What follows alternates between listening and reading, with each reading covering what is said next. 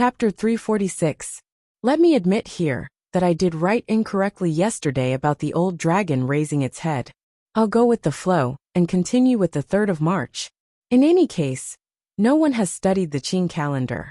Was I a bit shameless? However, today's chapter was written much smoother than yesterday's. On the 3rd of March in the Qing calendar, the dragon raising its head, a large ship, under the escort of the Jiangnan Navy, slowly approached the dock. The anchor was dropped and the ropes were released. The officers nimbly completed a series of actions. Immediately after, a gangplank that looked like a flight of stairs was placed between the dock and the deck. The officials on the shore quickly spread out a thick cloth to prevent their feet from slipping. A curtain of spring thunder rolled across the horizon, crackling as if welcoming the arrival of the imperial envoy. At the same time, firecrackers rang out on the dock. Gongs and drums filled the air. The soaring thunder that had been prepared on the shore was also ignited. The sound of the cannons was so loud that it even drowned out the might of the heavens. The officials on the dock furrowed their brows, but were too embarrassed to cover their ears. They could only turn their gazes to the gangplank. In a moment, a young official appeared on the deck and led a group of guards off the ship in silence. They split into 2 lines. After a while, a young and handsome official, wearing a purple official robe, walked out with a smile. He wore a crane cape over his official robe. The white color immediately diluted the deep purple of the official robe. It drew the gazes of everyone on the dock to his warm, friendly, and incomparably delicate face.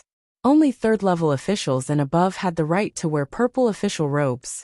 The officials on the dock knew that the Imperial Envoy Commissioner Fan they had been calling for was this person in front of them. They unconsciously squeezed forward a few steps and raised their hands in greeting. Fan Xian was not in a hurry to stop everyone from bowing. On the contrary, he stretched out his hand to the side and grabbed a small hand that stretched out of thin air. Holding the hand of a little boy, they stood side by side on the deck and stepped onto the ladder, descending the ship. The little boy was wearing a light yellow robe with a circle of fluff sticking out from the collar. There was a pair of cute yet unknown spirit beasts embroidered on the robe. Coupled with his beautiful face and lively eyes, he looked extremely adorable. The officials were shocked. They knew that this was the 3rd prince who had been chased by the emperor to Fan Xian's side. They quickly adjusted their direction and saluted the 3rd prince. The officials of Jiangnan Road greet your highness. The 3rd prince smiled and nodded. Using his voice that had yet to fade away, he said, "The weather is cold. Sirs, thank you for your hard work. I'm only here to study with my teacher, so there's no need to stand on ceremony." Reminded by the word teacher, the officials quickly bowed to Fan Xian again. They repeatedly thanked him for coming all the way here. As they bowed, the dozens of officials stole glances at the 2 men who walked down from the boat. They discovered that although their ages were quite different, their faces were extremely similar. Standing on the shore, the wind from the river fluttered the hem of the 2 men's clothes. Not only did they exude a noble aura, they also exuded a rare sense of harmony and transcendence. Everyone couldn't help but begin to suspect in their hearts. It looked like the rumor about Commissioner Fan's past was probably true. Thinking of this, they began to feel uneasy again. They didn't know if bowing to the 3rd prince first would make Fan Xian unhappy. After all, he was the true master. Furthermore, the status of an imperial envoy, according to the court system, was much more valuable than that of an underage prince.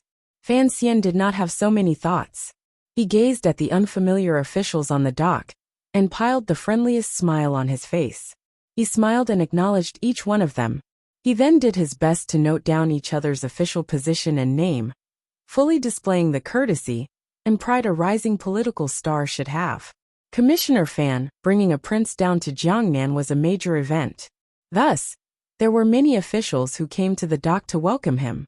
Among the civil officials, there were officials directly under the governor of the Jiangnan Road Governor's Manor, as well as the Zhizhou of Suzhou and Hangzhou, each leading 2 groups of people.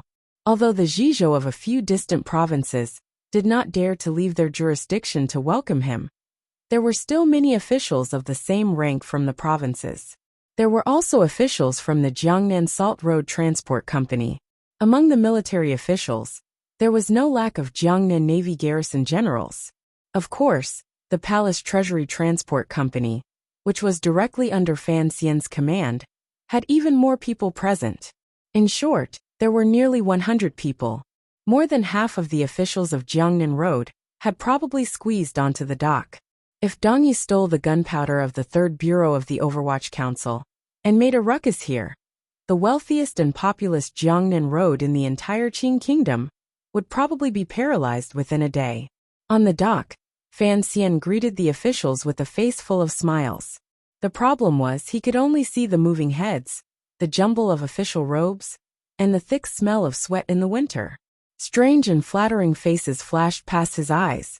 How could he recognize who was who? These officials did not know how he felt in his heart. Seeing that the smile on Sir Fan Jr.'s face did not diminish, they felt more and more that the gifts they had given along the way had an effect. They boldly squeezed to his, and the third prince's side.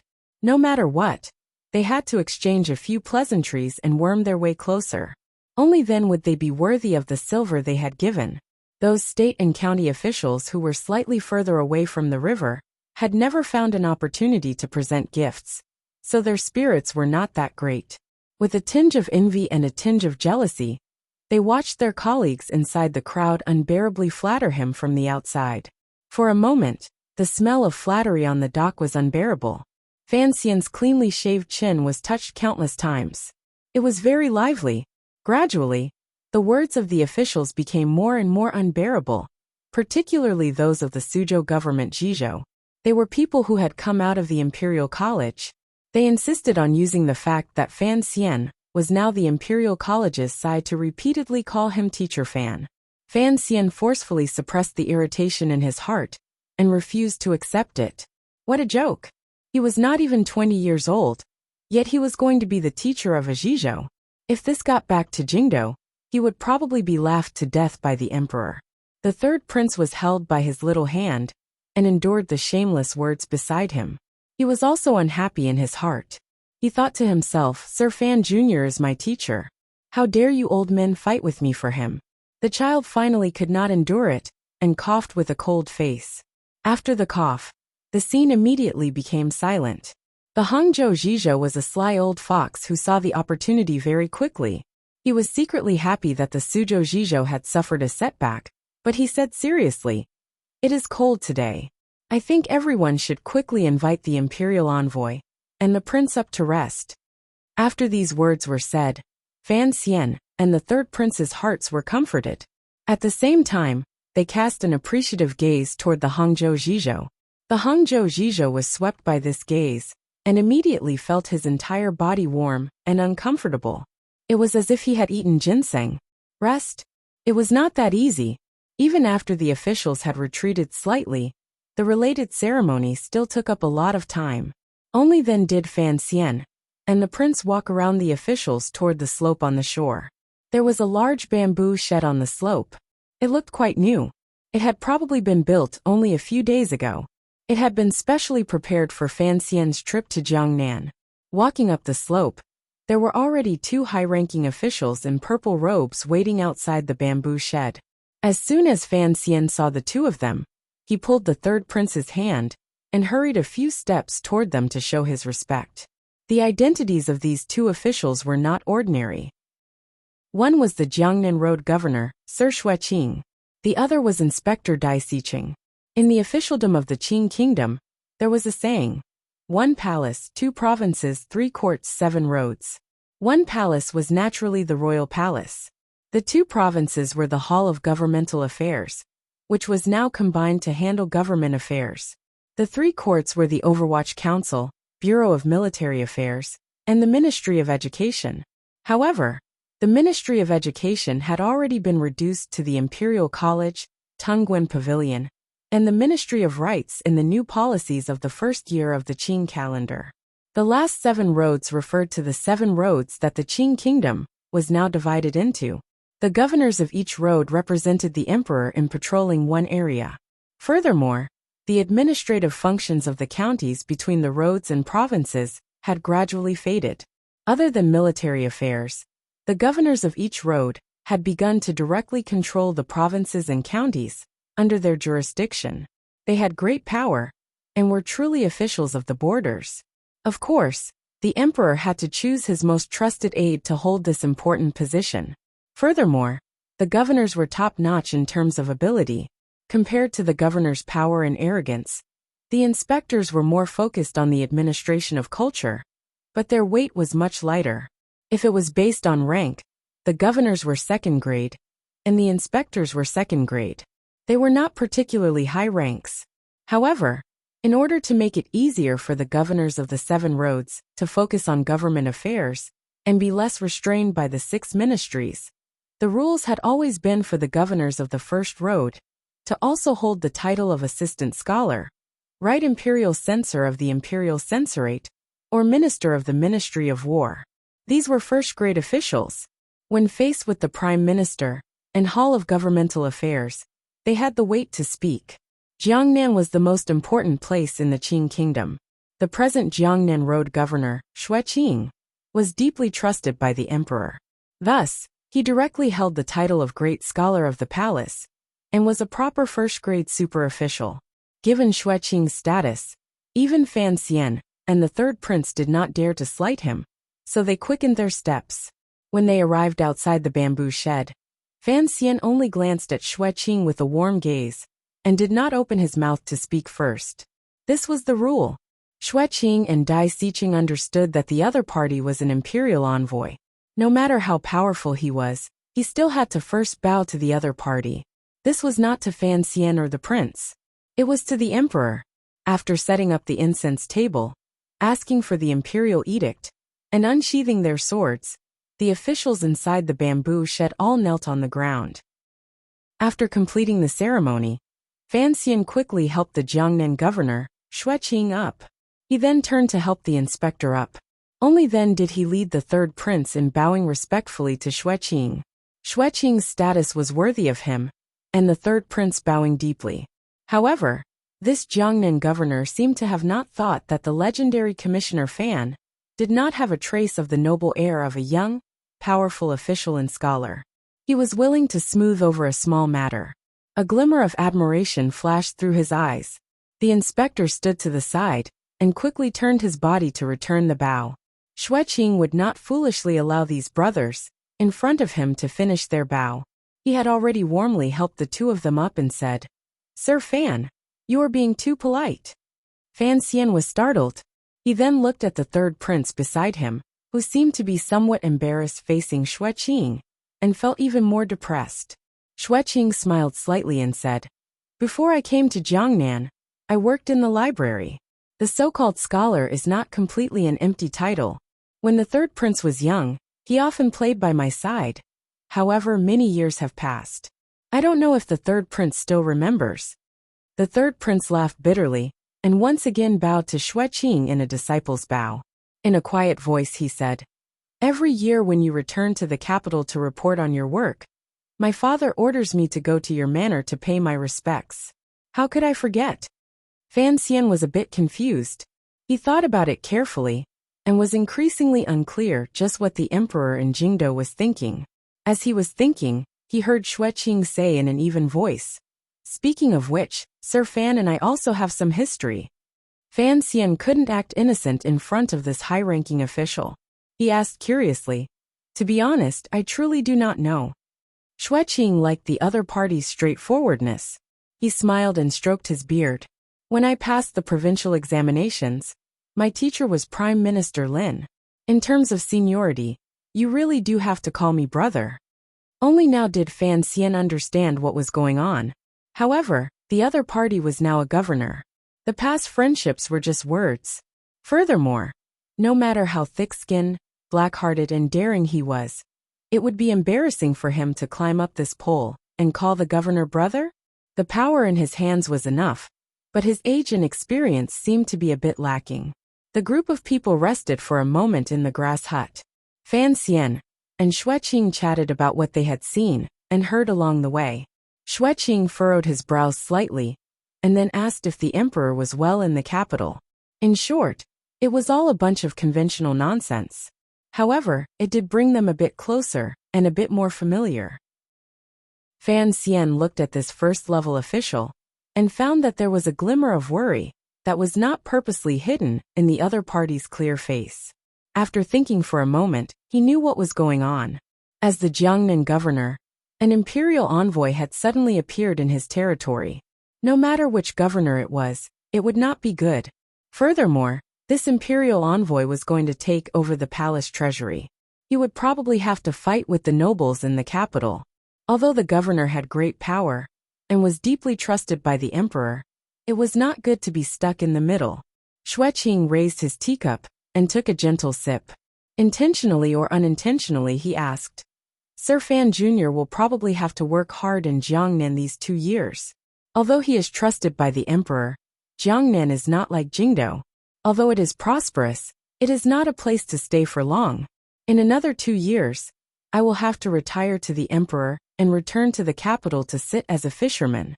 Being able to get closer to the emperor is always better than staying in Jiangnan. Fan Xian heard the meaning in his words and smiled in agreement. Sir Fan Jr. will be patrolling on behalf of the emperor. You have worked hard and performed well. Xueqing smiled slightly and said, Has Sir Fan Jr. decided where to live? There are many salt merchants in Suzhou. They are all willing to offer up their manors for you to choose from. Everyone under heaven knew the wealth of the salt merchants. Fan Xian didn't need to ask to know how extravagant the manors they offered up would be. However, he changed the topic and said, It is not good to be too disturbing. Furthermore, if it gets back to the capital, I will always feel uneasy. He spoke straightforwardly, and made Xueqing shake his head and laugh. He thought to himself that the Shi family had this bad habit of hiding everything they did. Why didn't you hide it when you were collecting silver on the river? Fan Xian asked sincerely, Sir, please give me your advice. In the past, the Palace Treasury Transport Company head envoys were arranged? Xueqing glanced at him with some surprise and said, Sir Fan, your status is not like the previous head envoys of the Palace Treasury Transport Company. Speaking of arrangements, the official residence the Palace Treasury has decided on is far away in Min. However, no head envoy has actually gone there to live in these dozen years. Just take your predecessor, Sir Huang, for example. He lived in Xinyang for a long time. When he said Xinyang, the Jiangnan governor glanced at Fan Xian, intentionally or not. Fan Xian furrowed his brows slightly and said, I don't have to live in the official residence arranged by the court? These words seemed suspicious and probing. Xueqing nodded. Fan Xian smiled and said, I dare not hide it from you. I have been living in Hangzhou this month, and have not come to Suzhou to visit you. It is my fault, however, that manner is not bad. If I could choose, of course, I would like to live in Hangzhou. Xueqing was slightly startled. He hadn't expected Fan Xian to bring up living in Hangzhou. He looked into Fan Xian's eyes, and was silent for a moment. It was as if he was guessing whether this popular young official's words were true or false. The Jiangnan governor's manor was in Suzhou. What he feared the most was that Fan Xian would also stay in Suzhou, not to mention interfering with government affairs. Just the situation of both sides being equal was enough to give the Jiangnan road officials endless headaches. It was a great hindrance to him in handling affairs. He looked at Fan Xian's sincere expression, and a strange light flashed through his eyes. He smiled slightly and said, Naturally, it is no problem. Wherever Sir Fan wants to live, you can live there. Fan Xian chuckled and said, Of course, even if I live in Hangzhou, I still have to come to Suzhou often to disturb you for a few meals. I hear that you use famous northern cheese chefs in your manor. The people of Jingdo are all envious. I also want to have the good fortune to eat them. Governor Xue laughed loudly and said, That is exactly what I like. I didn't think that Sir Fan would also be someone with the same interests. There is no need to wait. Tonight, my colleagues have prepared a welcoming banquet for you and His Highness. It is at the Jiangnan restaurant. Tomorrow, I will invite you to sit at my home. Receiving Fan Xian's promise not to interfere with his affairs, the Jiangnan governor found it difficult to stop himself from relaxing. These loud laughter immediately spread throughout the bamboo shed. The Jiangnan road officials followed the laughter and looked over. They saw the governor and the commissioner chatting happily. After their hearts relaxed, they secretly admired them. They thought that Sir Fan Jr. was indeed not a normal person. The competitive situation that everyone was secretly afraid of did not happen. They didn't know what he had said to make the governor so happy. They saw Fan Xian move closer to Governor Xueqing's ear and quietly say something. After a moment of surprise, Xueqing's expression immediately became solemn. In a moment of anger, he nodded his head and huffed coldly. Sir Fan, don't worry too much. Don't give me face.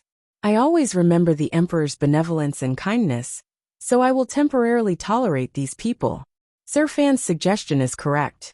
Fan Xian received the other person's nod and knew that Xueqing was returning the favor of him not staying in Suzhou. He sincerely expressed his thanks, and then slowly stood up. Fan Xian stood up. The bamboo shed immediately quieted down. At this moment, the sunlight above the river shone through the bamboo shed, spreading out a clear light. The river wind was slightly cool, and gave rise to a glimmer of solemnity. Everyone looked at him. They didn't know how this imperial envoy's declaration of office would begin. I am a person who does not act according to common sense. Fan Xian first glanced at the officials around him and smiled. Although I have never worked with you all in the past, presumably I have some reputation. Everyone knows a little about me. At best, my personality is always unconventional. At worst, I am a troublemaker who doesn't know the severity of things.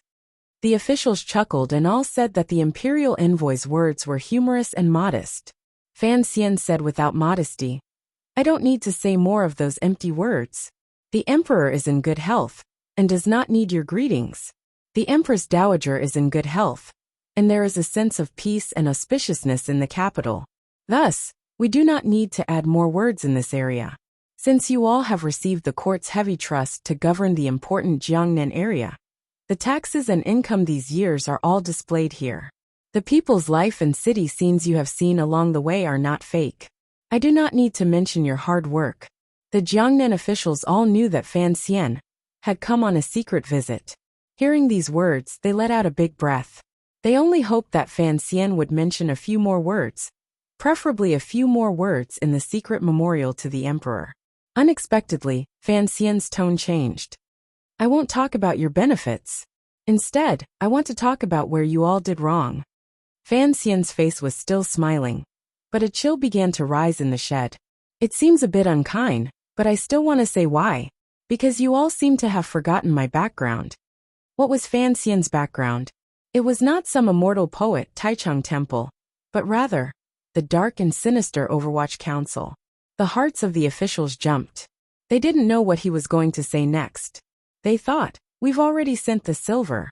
What else do you want? Even the Overwatch Council couldn't bully people like this. I came by land and passed through Shazhou and Hangzhou, while that ship sailed on the Yangtze River. Fan Xian narrowed his eyes. I heard that the Great River is a silver river. You have all sent a great deal of gifts and silver to that ship, and you have also worked a great number of commoners to pull the rope. I appreciate your great kindness. However, to bribe so openly, I admire you. You all have great courage. Without waiting for the officials to speak, Fan Xian turned around and bowed to the Jiangnan governor Xueqing. He smiled slightly and said, Today, seeing me in front of you, the governor flew into a rage and directly rebuked me. I couldn't help but feel a bit frightened, and not understand why. Fortunately, the governor sympathized with my ignorance and told me directly. Only then did I know that you all had secretly done such a daring thing behind my back. His voice gradually rose as he smiled coldly. The Overwatch Council monitors the governance of the country and catches corrupt officials. Yet you all have the audacity to bribe and give gifts to me. Do you all think that since I have left Jingdou, the knife in my hand will not be able to kill people? The officials were dumbstruck. They were so shocked by Fan Xian's words that they didn't know what to say. They turned their pleading gazes toward the governor, and found that he was stroking his beard and deep in thought, adopting an attitude of not being involved in the matter. Only now did the officials understand what Fan Xian had said earlier. He had said that these officials along the river had hidden the gifts from him, so he had easily brought him out.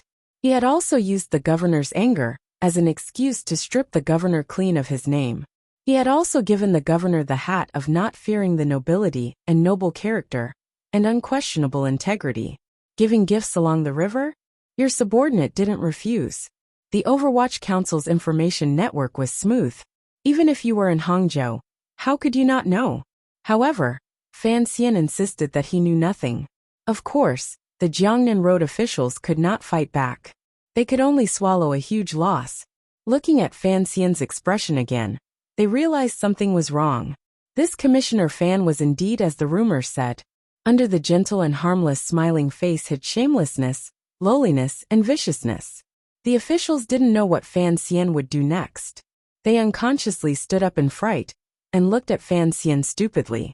They saw him clap his hands. The sound traveled outside the hut. An Overwatch Council official held a thick gift list in his hands and walked down from the Jingdo boat.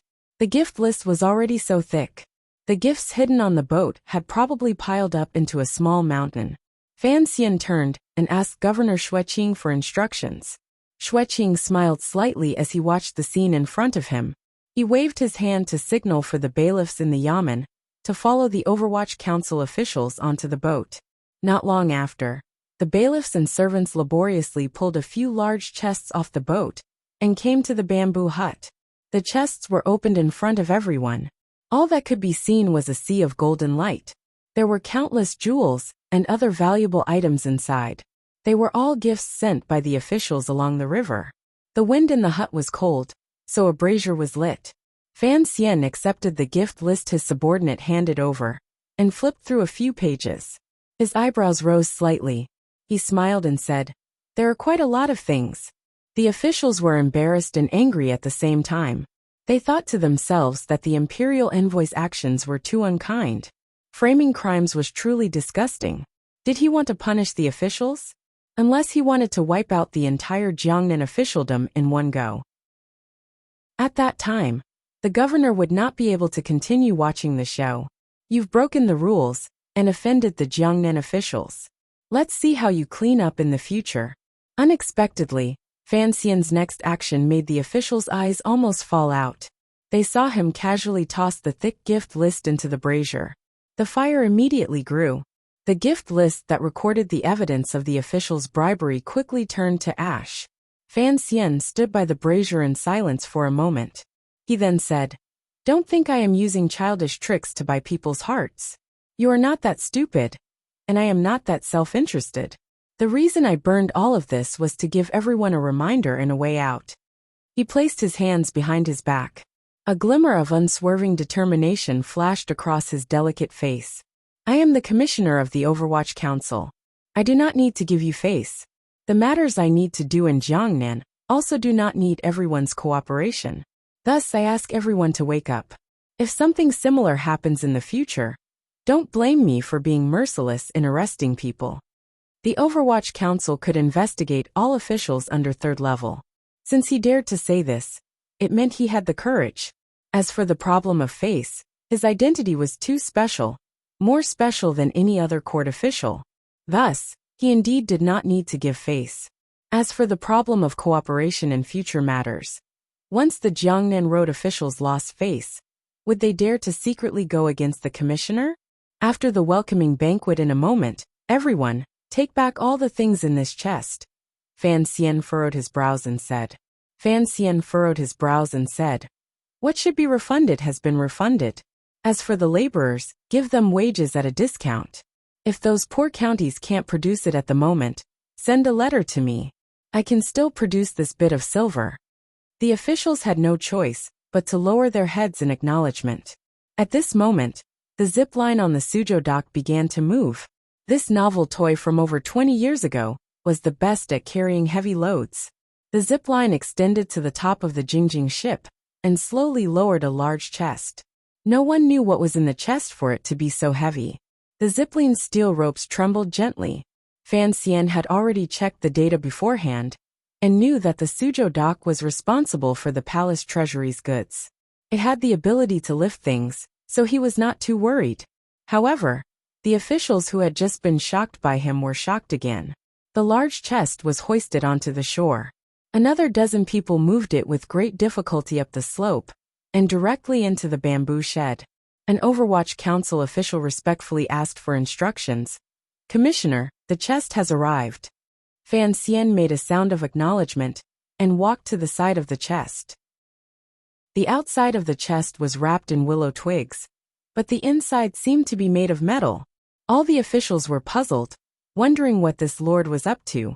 Even Governor Xueqing and Inspector Dai Siqing were interested. They all walked forward to see what treasure was hidden in the chest. Fan Xian took out the key from his clothes and opened the lid. Just like Su Wumei, who had seen the contents of the chest for the first time, after a silver light flashed inside the shed, all of the officials' eyes stared straight silver. Inside was full of dazzling silver. Who knew how many silver ingots were neatly stacked in the chest? In reality, the value of the gifts in the earlier chests was not necessarily any less than this large chest of silver ingots. However, since ancient times, people were used to using silver. Suddenly seeing so many silver ingots appear in front of everyone, the visual impact was too stimulating. After a long time, everyone reluctantly pulled their gazes back from the chest.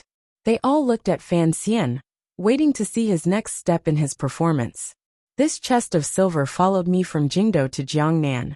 In the future, no matter where I become an official, I will always bring this chest of silver, Fan Xian said evenly. Why? It is to tell the various officials that I have plenty of silver. I'm not afraid of everyone laughing at me, but I, Fan Anji, was born with a golden spoon in my mouth. Anyone who wants to use silver as a weapon to bribe me should quickly give up on this thought. He continued coldly. Coming to Jiangnan this time, I will investigate the matter of everyone's silver. I will not interfere with any political matters. However, if anyone still dares to bribe, corrupt, or bully the people, don't blame me for being ruthless. There was a wise person who knew the terrifying consequences of corrupt governance, so he brought hundreds of coffins. He claimed that even if he had to kill all the corrupt officials, he had to stop this evil trend, Fan Xian faintly said. Fan Xian faintly said, I am not a person who likes to kill, so I will not bring a coffin. I will only bring silver. The officials were silent and terrified. There is a total of 138,880 liang of silver in the chest. I will say something in front of all the officials and the elders who have come to welcome me. Jiangnan is rich and populous. I cannot guarantee how much of this silver will be used on the people's lives, but I can guarantee that when I leave Jiangnan, the silver in the chest will not be an extra liang. Fan Xian swept his gaze across the officials' eyes and said, I hope all of you will think of this. After finishing this show, the welcoming party on the dock temporarily came to an end. Fan Xian sat back in his chair and felt goosebumps rise on his arms and his sleeves. He was secretly glad that he hadn't blurted out some bottomless abyss or minefields or other bold words earlier. In the afternoon in Suzhou, the study of the governor's manor was completely silent. First-level official, Governor Xueqing of Jiangnan, sat in the grand wooden chair in the middle with a smile on his face. Beside him sat two advisors who had followed him for many years. One of the advisors shook his head and sighed. Who would have thought that this imperial envoy is indeed a troublemaker? The other advisor furrowed his brows and said, It is very unwise. Sir Fan Jr. has completely swept away the face of the Jiangnan officials. Although given his status, he is not afraid of this matter, it still seems he is not mature enough. Xueqing smiled slightly and said, You too also feel that his showing off is a bit artificial? The two advisors looked at each other and nodded. Governor Xue sighed and said, Young people always have more of a desire to perform. The advisor carefully asked, What do you think of this Sir Fan Jr.? Xueqing was slightly startled. He thought for a moment and then said, A smart person, a very smart person. He can be made friends, can be deeply acquainted. The advisor was a bit surprised, wondering why this was different from the previous conclusion. Xueqing smiled self-mockingly and said, So what if it's artificial? How many people in this world can see the scene at that time? How could those officials in the library of Jingdo know the true situation during this month? Rumors are in the end rumors. When people pass them on from mouth to mouth, they will always, consciously or unconsciously, adjust the truth to suit their own inclinations. Sir Fan Jr.'s reputation among the people is very good. When the people spread this matter, they spared no effort. Because of their love for him, even if Sir Fan Jr. had done something inappropriate in this matter, it would be erased and ignored by those words. As for the scene of him not fearing the accumulated abuses of officialdom and berating an official to his face, naturally, they would write a great deal more. Ha ha ha ha. The governor smiled happily and said, hiding 100,000 liang in a chest and taking a boat down to Suzhou. Before long, it will probably be another story of praise in the Qing court. The people from the Overwatch Council are indeed clever. The other advisor was puzzled and said, since he is a clever person, there are clearly better ways to resolve today's matter. Why did Sir Fan Jr. have to choose such an intense and absurd method? Governor Xueqing glanced at him with a not-quite-there smile. What do you know? He closed his mouth and did not continue to explain. There were some things that even his closest advisors should not know. Fan Xian had exposed his knife and sword and offended an entire road of officials. Wasn't this also an expression of sincerity to him, the governor? The fact that he had taken the initiative to say he wanted to live in Hangzhou showed that he understood the tastes of officialdom. After scaring these officials, when the imperial envoy was in Jiangnan in the future, the officials would not surround the imperial envoy. He, the governor, would still be the number one figure. Xueqing suddenly thought of another matter and involuntarily furrowed his brows. His opinion of Fan Xian rose a notch. This young powerful official was showing off today. It was probably not as simple as expressing sincerity to him. From the spring examinations to Jiangnan, it looked like Fan Xian wanted to offend all the officials under heaven. These 2 years, the officials in court had seen clearly that Fan Xian wasn't even willing to take care of his father-in-law's old relationship. Was he going to be a lonely official? As the emperor's trusted aide, Xueqing had many eyes and ears in court. Of course, he knew that the rumors about Fan Xian's past were true. Thinking of Fan Xian's identity, he immediately understood why he stubbornly insisted on being a lonely official. This was to guard against taboo. Xueqing sighed and shook his head. He thought to himself that everyone was a hard worker. It looked like he should properly interact with this young commissioner Fan in Jiangnan. The warm afternoon sun slightly dispelled some of the coldness of early spring. The people of Suzhou were drinking tea and chatting in tea houses. The people of Suzhou were too rich.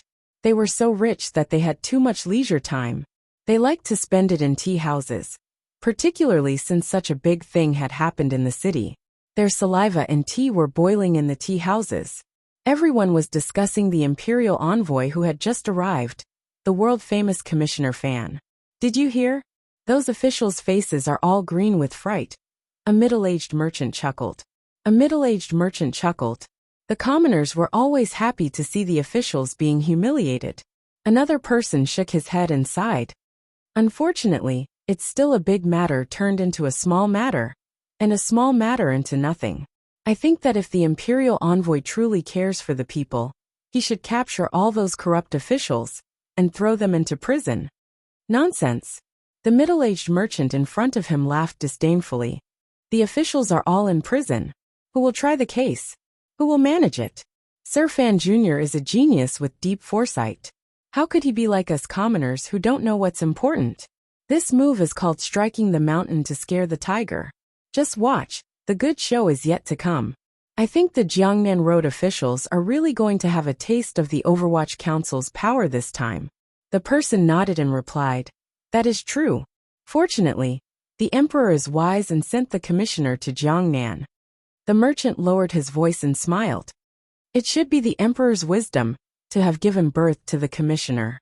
The tea table immediately quieted down. A moment later, a wave of light laughter exploded with tacit understanding. In the end, the merchant said, earlier, my shop assistant went to the docks to take a look. The commissioner was truly ruthless. Those subordinates who went down the river on the big boats were whipped 30 times. The person across from him replied, as if it was a matter of course, this is the right thing to do. Although it was the subordinates who hid Sir Fan Jr. from receiving the silver, the crime was already there. Now that the silver has been returned and the gift list has been burned, It is not easy to punish them. However, if the subordinates are not severely punished, how could the Jiangnan Road officials be convinced? Earlier, I also went to take a look. TSK. The whipping was truly ruthless. With one lash, it seemed to take off a few pieces of flesh. The bloody mess was very scary. In a salt merchant's manner that the imperial envoy was temporarily staying in, wretched cries rose and fell in a side room. Fan Xian looked at a few trusted aides who had been lined up in order, and looked at the whip marks on their backs. He placed the ointment in his hand on the table and laughingly scolded, "I'm not going to apply it for you guys. I sympathize with my subordinates, yet you guys are here wailing. When you were whipped, why didn't you cry out more wretchedly? Aren't you afraid of other people's suspicions?" Su Wenmao turned his head miserably and said, "I have to gain face for you. Of course, it's not good to cry out after being whipped a few times. However, sir, is there a problem with your ointment? Why does it hurt more the more I apply it?" Fan Xian smiled and said, "The whip is so light. Of course, I have to let you guys suffer a bit at this time." He rose and left, shaking his head as he walked. He thought to himself that what Wanli said was sometimes correct. He was not a good official, so he was embarrassed to ask his subordinates to be honest officials. It was not easy to twist the upper beam to the lower beam. To be continued. If you want to know what happened afterwards, please log on to www.cmfu.com. More chapters. Support the author. Support original reading. Chapter 347. That afternoon, Fan Xian cordially received the relevant officials of the Palace Treasury Transport Company in his temporary residence. The other officials of Jiangnan Road were scared by him and didn't dare to get close. But these Palace Treasury officials were his direct subordinates. They couldn't hide, so they could only brace themselves and come see him. Fortunately, Fan Xian had long shed his skin and bones as cold as by the riverside. He laughed and said a few words. He then set a date for departure, and amiably saw the officials out of the manor. For a moment, the officials of the palace treasury were confused. In the evening, there was a welcoming banquet prepared in Jiangnan restaurant. Due to the same reason, the officials of the counties along the Jiangzhou side only sat for a while, and then retreated. In any case, they had performed their etiquette. Furthermore, the rules of the court did not allow them to stay in Suzhou forever. It was easy to find a reason to stay as far away from Commissioner Fan of the Overwatch Council as possible. Only the officials of the Suzhou government could not go. They looked at the head seat with fear. In the head seat Fan Xian, Jiangnan Governor Xueqing, and the inspector drank and chatted merrily. The atmosphere was harmonious. The Suzhou Zhizhou present had a pained expression and forced a smile. It was the Hangzhou Zhizhou who knew that the imperial envoy would be stationed in Hangzhou in the future, so he thickened his face and stayed behind. Under the murderous gazes of the Suzhou officials, he endlessly flattered Fan Xian and the governor. This Hangzhou Zhizhou was truly a shrewd person. He was not afraid of Fan Xian's methods of turning his back on him. He was certain that currying favor with his superiors, no matter when or where, it would not be wrong. After the banquet, they first sent the governor onto the official sedan. The two of them then decided to go to the Shui Manor to harass him. Only then did Fan Xian raise his hands in farewell to the officials in the building and climb into his own carriage. His personality was still the same as before. He liked to sit in carriages and not in sedan. The curtains in front of the carriage were not blocked. Suzhou's night wind blew in, and the clear sound of silk and bamboo entered his ears. Jiangnan was rich and populous. The rich merchants kept many excellent performers. The brothels in Suzhou and Hangzhou were also famous for doing well. Fan Xian gently slapped his cheeks and allowed the night wind to blow away the slight warmth on his face. Although the zhenqi in his body had recovered a lot, his alcohol tolerance had not returned. After being advised by the officials, he felt a bit dizzy. The Hangzhou address has been decided. What about Suzhou? He asked quietly as he half closed his eyes to rest. Shi Chanli sat beside him and thought for a while before saying, "Sangwon won't arrive until the middle of the month, student."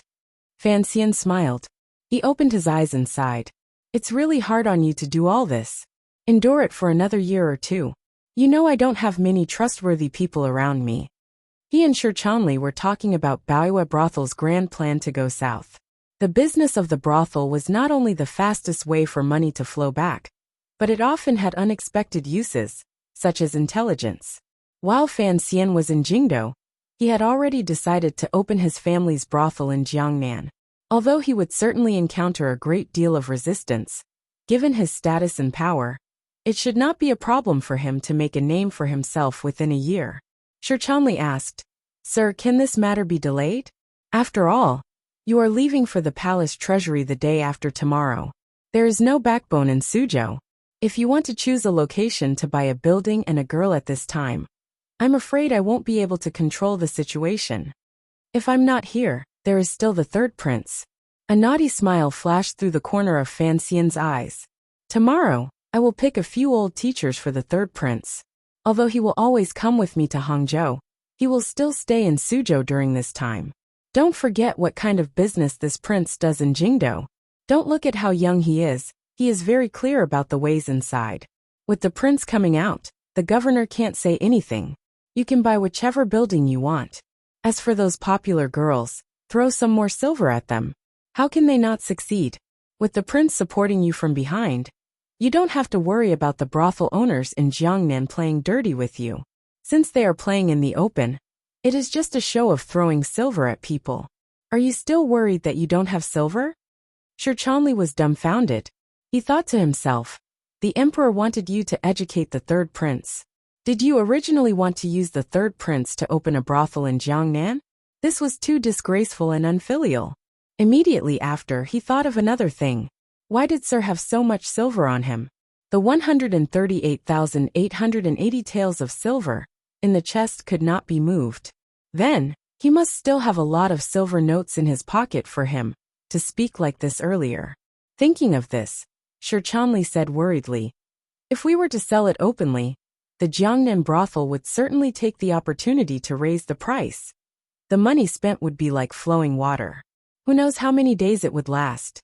At this time, the carriage rolled along the clean stone path in Suzhou. Passing through a door, it came to a bustling commercial area during the day. Even at night, the shop signs on this street were still incomparably bright. Suzhou was the largest port for the palace treasury's products to be exported. In terms of prosperity and commercial development, other than Dongyi, there was no other city in the world that could compare to it. Buying glass here was 4/5 cheaper than buying it in northern Qi, but Fan Xian knew the cost of something like glass. He knew that the Suzhou merchants had long earned their fill over the decades. Other than the various shop signs, the most eye-catching thing was a green cloth that would pop up not far away. What was eye-catching was not that the green cloth was dyed with a fluorescent material that glowed in the night. Rather, it was that the place where the green cloth was displayed was not a restaurant. The green cloth was painted with a pattern similar to the Fan family crest. On this street, there were 8 or 9 money houses. Fan Xian's carriage slowly moved along the quiet street. When it passed by a slightly new piece of green cloth, he pointed at the door of the money house and said in a low voice, "Even if you die of poverty, don't come to this money house." Hearing these words, Shirchanli went to take a look. He only got a general idea. After thinking for a while, he said curiously, "Merchants? Never heard of it. It's not Taiping Money House. Who would dare to have dealings with them?" Fan Xian smiled and didn't say anything. At that time, the world's commerce was gradually developing. It became difficult for large transactions to use silver to do so. Thus, banknotes gradually became something that merchants liked. Organizations such as banks and money houses also began to show their importance. However, for an existence like a money house, the most important thing to people was credibility and confidence. Thus, in this Jianghu, there was no problem of big fish eating small fish. After decades, there were still only a few big fish in the world. The 3 biggest fish were called the Qing Kingdom, Northern Qi, and Dongyi. The banknotes issued by the Qing Kingdom and Northern Qi were official banknotes. Of course, they were the most trustworthy. However, the officials in court did not realize the importance. Exchanging official banknotes was very troublesome, and the flexibility was appalling. Thus, other than storing money in coffins, Most merchants would choose the Taiping money house that Dong Yi had opened.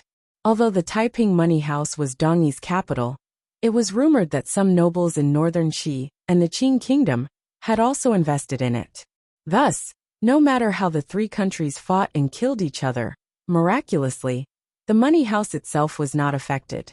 After 20 or 30 years, the Taiping money house had a first-rate reputation, abundant capital, and thorough service. It also had the secret protection of the upper echelons of each country. Naturally, it became the largest money house in the world. There was no other. The Taiping money house was the largest in the world. Even on this street, the Taiping money house had opened 3 branches. Fan Xian glanced coldly at the green cloth floating by outside the carriage and said, "Withdraw money from the Taiping money house." Shi Chanli made a noise of acknowledgement. "Withdraw as much as you want," Fan Xian calmly said. "Before I leave, I'll give you my seal and number. Don't be so stingy and reluctant to spend money." Withdraw as much as he wanted. How could there be such a good thing in this world? Shi Chanli smiled and said, "Is this Taiping money house opened by you?" Fan Xian scolded with a smile. "If I had that much money, everything would be easily solved. Why would I need to interact with those people?" Shi Chanli was his trusted aide, and knew he was talking about northern Qi. After a moment of nervousness, he didn't reply. However, he immediately thought of northern Qi and the palace treasury. He didn't expect the palace treasury to open in a few days. If Fan Xian wanted to help Xia Qifei and the Ming family win the bid, then he would need a terrifying sum of money. He furrowed his brows and said, "Sir, the palace treasury urgently needs money. If it's not convenient, I think we should delay the matter of opening the shop." Fan Xian shook his head. "The amount of silver you need to transfer, and the amount of silver the palace treasury needs to win the bid, are not of the same order of magnitude. So you don't have to worry. As for opening the shop, it needs to be done quickly. First, it is to take advantage of the fact that the prince is still in Suzhou. He is probably also interested, so it will be convenient. Secondly, he thought of his father who was still in Jingdou, and couldn't resist smiling. Secondly, the Jiangnan girls are still waiting for the Fan family to save them. The earlier we can do it, the better." These words were not false. Ever since he had set the rules for Baiwa brothel in Jingdou, and Lady Shi Qing'er had supplemented them, although the girls of Baiwa brothel were still in the flesh business, their lives were much better than before. Their commission was less, and there were regular visits from doctors. They had also signed a new labor contract. The girls of Baiwa brothel were truly grateful to Fan Xian. Once the influence spread, the entire brothel industry in Jingdou began to show a healthy and upward feeling of the rising sun. If Baiwa brothel could truly open a chain in Jiangnan, presumably the Jiangnan ladies would also be very happy with the arrival of Imperial Envoy Fan. Returning to the Hua garden that the salt merchant had happily given up, Fan Xian accepted the hot soup Sisi handed him and drank it. Other than sobering up, it also warmed his body. He bent over the table and read a few council reports from the council. He found that the world was peaceful and relaxed. He first let Sisi go into the inner room to sleep while he walked out. Putting on a thick jacket, he rubbed his hands and knocked on the door of another room. Not far behind him, the Tiger Guards and 6th Bureau swordsmen quickly hid in the darkness. The door opened with a creak, revealing Haitang's still sleepy face. Without waiting for Haitang to speak, Fan Xian said in surprise, "Sleeping so early?" Haitang smiled slightly and invited him into the room.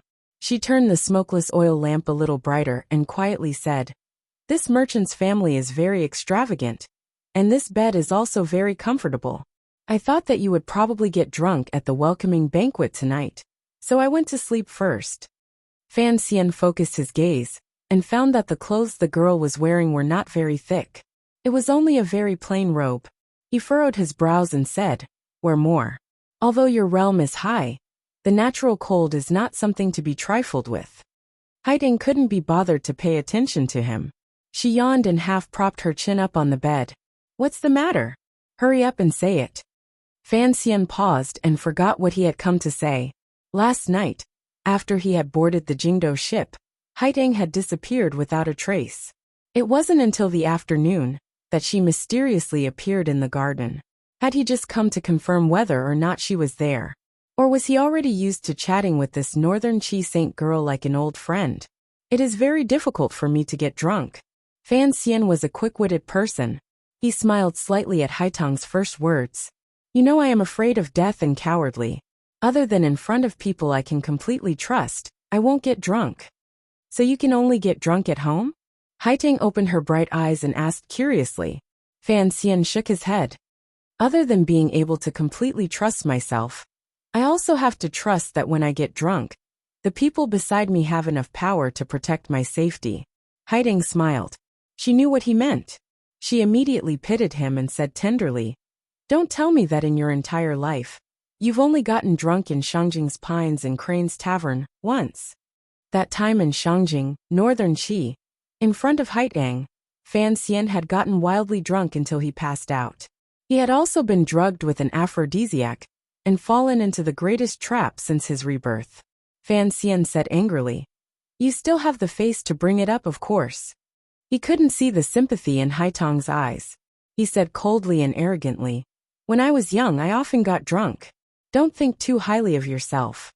Haitang smiled. At that time, that blind master was always by your side? Fan Xian didn't reply. Haitang suddenly furrowed her brows. Then the legend of you getting drunk and writing thousands of poems in the Qing royal palace. Was that also false? Fan Xian waved his hand. He didn't want to continue this uninteresting topic with her. He directly asked, Has the silver arrived yet? Haitang uninterestedly sighed and sat up. She looked into his eyes and nodded seriously. Since August, His Majesty has already begun making arrangements. You don't have to worry. Fan Xian laughed at himself. What can I do if I don't worry? I can't have the old man take out the silver from the national treasury for my own use. Speaking of which, Haitang furrowed her brows. You actually brought over 100,000 taels of silver with you. Isn't that too stupid? I don't believe that you're just trying to show off at the riverside. Fan Xian thought that he had no choice but to make this arrangement. How could he tell her the inside story?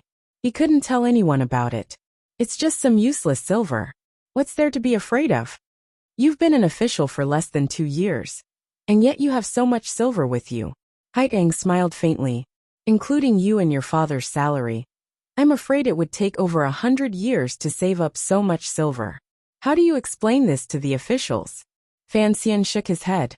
Don't forget, the Fan clan is a large clan. The clan property is where the money comes from.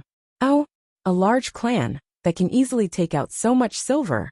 Don't tell me they don't run amok. Be careful, or the Imperial Censorate will report you. So be it. Fan Xian smiled. Even if the clan doesn't have that much money, the palace knows that my business has been big these past 2 years. They won't suspect me of anything. A brothel and a dozen bookstores. Can you make that much silver? Haitang asked doubtfully.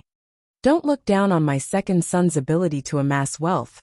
Of course, I've been an official in court for 2 years and have received a lot of benefits. Basically, it's all buried in that chest. You have to say, if I didn't have the old man to help me move it out of the treasury, I really wouldn't have been able to exchange it for such an orderly amount of silver when I leave the capital. Fan Xian smiled. After the matter is over, the so-called bribe silver will be mixed with this clean silver. The court won't be able to say anything about me. In order to gather enough silver, I searched all the liquid silver in the businesses under my name clean. Right now, Jingdo is really an empty shell. Only now did Haitang know that he had this plan. She couldn't help but feel a bit disdainful. Given your position, why are you so concerned about cleaning up the bribe silver? Mountain people have their own uses. Then you put all the silver in the chest and can't move it in front of everyone's eyes. What will you do when you need money in the future? Fan Xian smiled slightly. Don't I have you? Furthermore, there is also that adorable emperor. This time, the silver he sent into Taiping Money House is not a small amount. I'm sure he won't mind if I take a few to spend. Haitang paused. Only now did she know that when it came to fighting and scheming, she was not below Fan Xian. It could be said that when it came to stealing and playing tricks to earn money, There was a large gap between them and the Fan family. In the next few days, she would have to keep a closer eye on them. The scene was truly ridiculous. Fan Xian and Haitang, two figures recognized by the world as elegant and otherworldly, were quietly talking about silver, banknotes, money houses, money laundering, and other topics that reeked of money on a gloomy night in their room. In the main hall of the manor, bright candles hung high. The large chest of silver, that represented the spirit of Fan Xian's Jiangnan political declaration, was openly displayed there. The people walking by couldn't resist glancing at the chest. However, there were guards everywhere and swordsmen of the 6th Bureau protecting it in the dark. Although hundreds of thousands of liang of silver was enough to make one's eyes drool, if one wanted to steal this chest of silver, the great bandits or greedy thieves might as well just charge into the government treasurer's office and steal the official silver. That way the chances of success would probably be higher. The chest was open like this, naked and exposed in front of everyone. Inside the chest was a snow-white silver ingot. It gave off a soul-sucking and soul-devouring light. Faintly, a dangerous coldness seeped out from inside. After a few more days, the imperial envoy Fan Xian, who had stirred up all of Jiangnan Road, finally left Suzhou. Taking his people and subordinates, they traveled on the official road toward where the Palace Treasury Transport Company was located in the southwest. Although the third prince was still in Suzhou, the officials all let out a big breath. They thought that as long as Commissioner Fan was not there, how difficult would it be to fool a child? The third prince did not know what these officials were thinking. Otherwise, given his sinister nature and his temper that was about to explode, who knew what new tricks he would come up with? These 2 days, he had been angry in his heart because Fan Xian had not taken him to the palace treasury. The palace treasury was once the property of the Yi family. It indirectly supported the Qing kingdom's stability and ability to expand. It could even be said that the Qing kingdom relied on the palace treasury to support itself. Thus, that place naturally became the most heavily guarded place in the Qing court. The restrictions were even stricter than in the royal palace. In the legends of the people, it was as if the 5 thunders patrolled the outside, and the gods guarded the center. To be able to go to the palace treasury to see the scenery was the lifelong wish of countless commoners. Although the third prince had the honor of a prince, he was still very curious about the palace treasury. Without the emperor's special permission, a prince did not have the right to go to the palace treasury. He had thought that following Fan Xian to Jiangnan this time, he would be able to fulfill his wish. Unexpectedly, Fan Xian had left him in Suzhou. With a slap, a middle-aged scholar, who looked like a learned scholar, crawled out in a wretched state, crying and howling uncontrollably. The third prince followed him out and cursed viciously. Father wants Fan Xian to be the teacher. He dares to run. I dares to kick people. The servants in the manor were as silent as cicadas in winter. The imperial envoy had left. Who would dare to offend this young master? He even dared to kick the teacher the governor's manor had carefully invited. If they said a few more words, wouldn't they be dead for sure? The third prince was angry. Out of the corner of his eye, he saw a person sneakily walking down the corridor. He quickly stopped him and walked over to take a look. He found it was Fan Xian's trusted disciple, Shi Chanli. Although he was arrogant and ruthless, for Fan Xian's sake, he couldn't do anything to Shi Chanli. Curious, he asked, "Where are you going, Sir Shi?" Shi Chanli seemed to jump in fright and said fawningly, "Greetings, Your Highness. I'm going out for a walk." The third prince paused and said, "I haven't seen any fun places in Suzhou. You have to take me." Shi Chanli begged for mercy. "Your Highness, the teacher has strict orders. He has assigned all the homework for the next few days. If you don't finish it, what will happen? Besides, letting teacher know that I brought Her Highness out to play is a great sin." The third prince furrowed his thin brows and huffed coldly. "If you want to do it, then do it. Only," he looked at Shi Chanli's flickering gaze and smiled. "I have to tell you, if you're not going with the teacher to the palace treasury, what are you doing in Suzhou? And where are you planning to go at this time?" Shi Chanli was stumped by these words. He hesitated for a moment, wanting to say something but then stopped. A moment later, he lowered his voice and smiled bitterly. It's not like your highness doesn't know. I am a pitiful student to be ordered by my teacher to do that trade.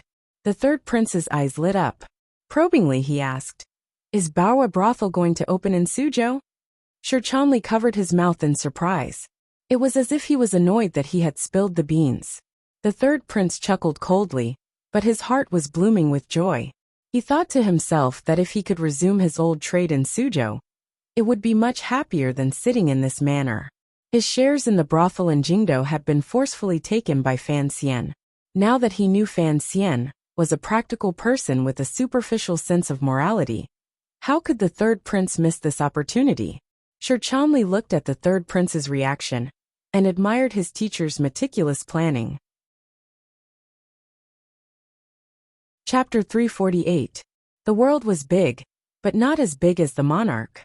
When the monarch was not present, the teacher was great. When the teacher was far away, the gentleman was the greatest. The so-called gentleman was not the opposite of a petty person. Rather, it was a proper son of the monarch. In other words, the third prince, who was still a petty person, was the greatest in Suzhou, so Shirchanli was not worried. After pretending to be distressed for a moment, he finally agreed to the prince's request. The third prince fiercely ordered the old nannies and eunuchs, who had just hurried over from the palace, to stay in the manor. He casually brought Shirchanli and a few guards out of the manor. Seeing the young master disappear through the door, the eunuchs and nannies all trembled in fear. They thought that the commissioner was not here, and the world was about to turn upside down. They couldn't resist silently praying for the commissioner to hurry back. They had no idea that Fan Xian was going to use the third prince's identity to suppress them.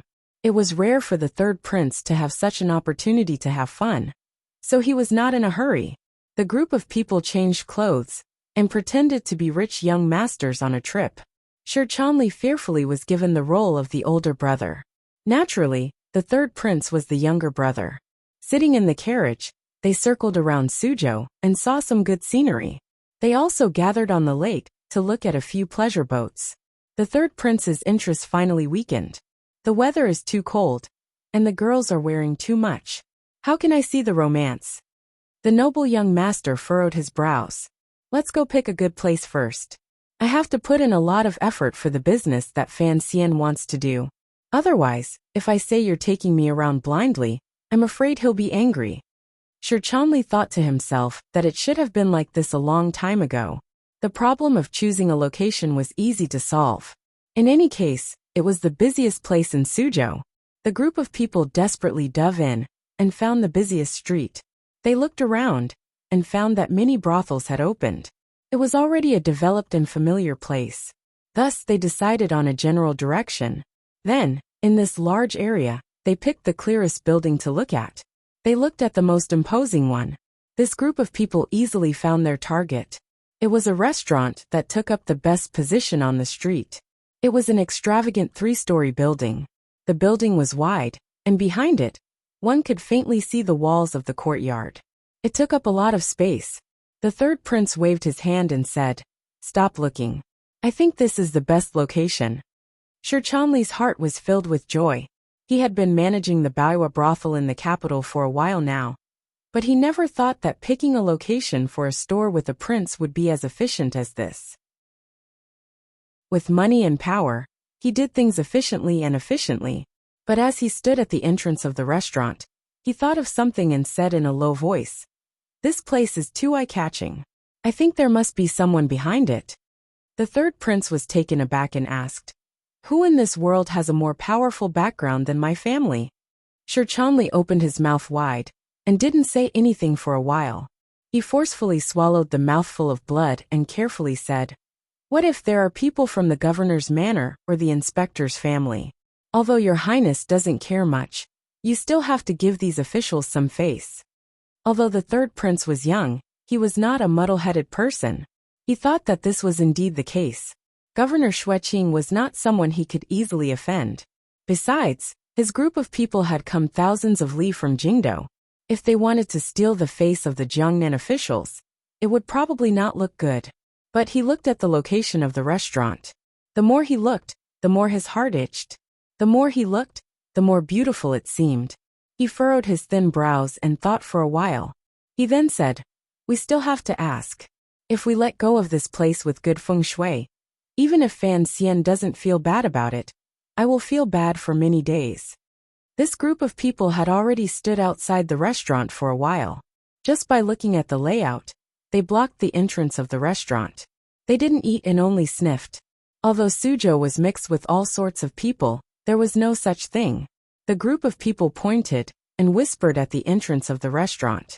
They immediately attracted the attention of the people on the street. However, seeing the other party's bright clothing and powerful guards, they did not look like Jianghu figures. Thus, the merchants on the street restrained their gossiping hearts. Only the shopkeeper of the restaurant had no choice but to walk out.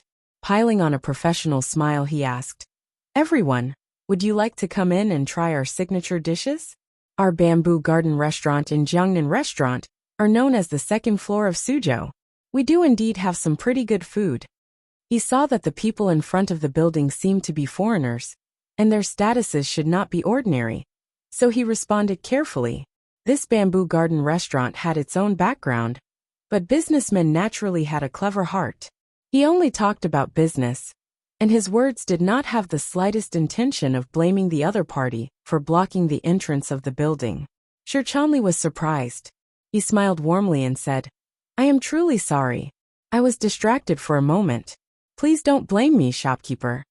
The shopkeeper quickly said, "You are too polite." The third prince was impatient to take things so slowly and said, "Let's go in and sit and talk." He led the group of people into the restaurant. At the end, he threw out a few words. "Shopkeeper, arrange for a quiet room. There are some things I would like to ask for advice on." The shopkeeper was surprised. He thought, "Your elder brother hasn't said anything yet. Why did I speak first?" Shi Chanli coughed a few times to cover it up, and followed him into the restaurant. The group had yet to sit down in a room in the restaurant when the shopkeeper personally came in to greet them. The third prince didn't waste words and asked straightforwardly, "Shopkeeper, are you selling this restaurant or not?" The shopkeeper was quite surprised today. He thought to himself that this young master's tone was not small at all. However, he had dealt with many difficult matters in this life.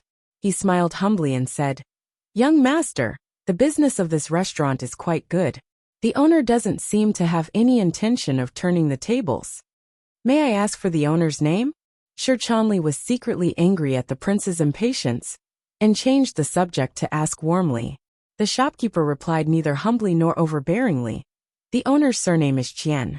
After the shopkeeper left, Shi Chanli furrowed his brows and said, "This is my first time in Suzhou. I have no idea what the relationship is, and I don't know who the Qian person is." The third prince stood up and pushed open the window in the room. His expression couldn't help but freeze, as if he had seen something strange. Shi Chanli was suspicious and walked behind him to look out the window. For a moment, he couldn't help but freeze where he was. Outside the window was the back garden of Zhiyuan restaurant. In the garden was a flat lake. Although the surface of the lake was not wide, it was quiet and secluded. There were courtyard walls on both sides that separated it from the busy market. The grass in the courtyard was not green, but one could imagine the beautiful scenery of spring. It really is like. The two of them opened their mouths and sighed at the same time. The like here was, of course, referring to the setup of the back of the building that was very similar to the setup of Baiyue brothel in Jingdou, particularly on the grass. If a few quiet and secluded courtyards were built, they would probably become twins with Baiyue brothel in Jingdou. Looking at the back garden of Zhiyuan restaurant, the two managers of Baiyue brothel were both moved. They had to buy this building. Buy it. The third prince and Shi Chanli spoke at the same time, with great tacit understanding. They then chuckled. The rest of the matter was simple. After they returned, they would think of a way to find out the background of this Zhiyuan restaurant. They could only hope that the other party's background was not too powerful. If it involved high-ranking officials, the matter would be more troublesome. The third prince was young, but it was unknown where he got all these size from. If Fan Xize was here, I'm afraid he would have to fight a lawsuit with the owner of this restaurant. He would point at their nose and scold them for shamelessly copying their design. Shi Chanli thought about it. Second young master Fan was indeed like this. He couldn't help but burst into laughter. "What are you laughing at?" The third prince glared at him. "My second cousin is even more sinister than my eldest cousin. Of course, neither of them are kind people.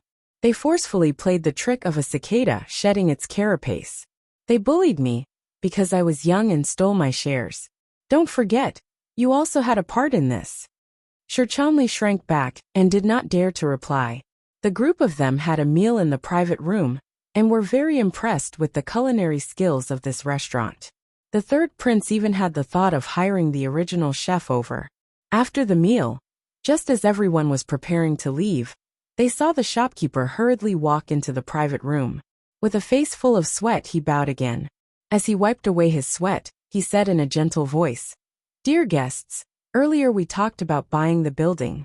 Could we discuss it again?" The third prince and his group were very strange.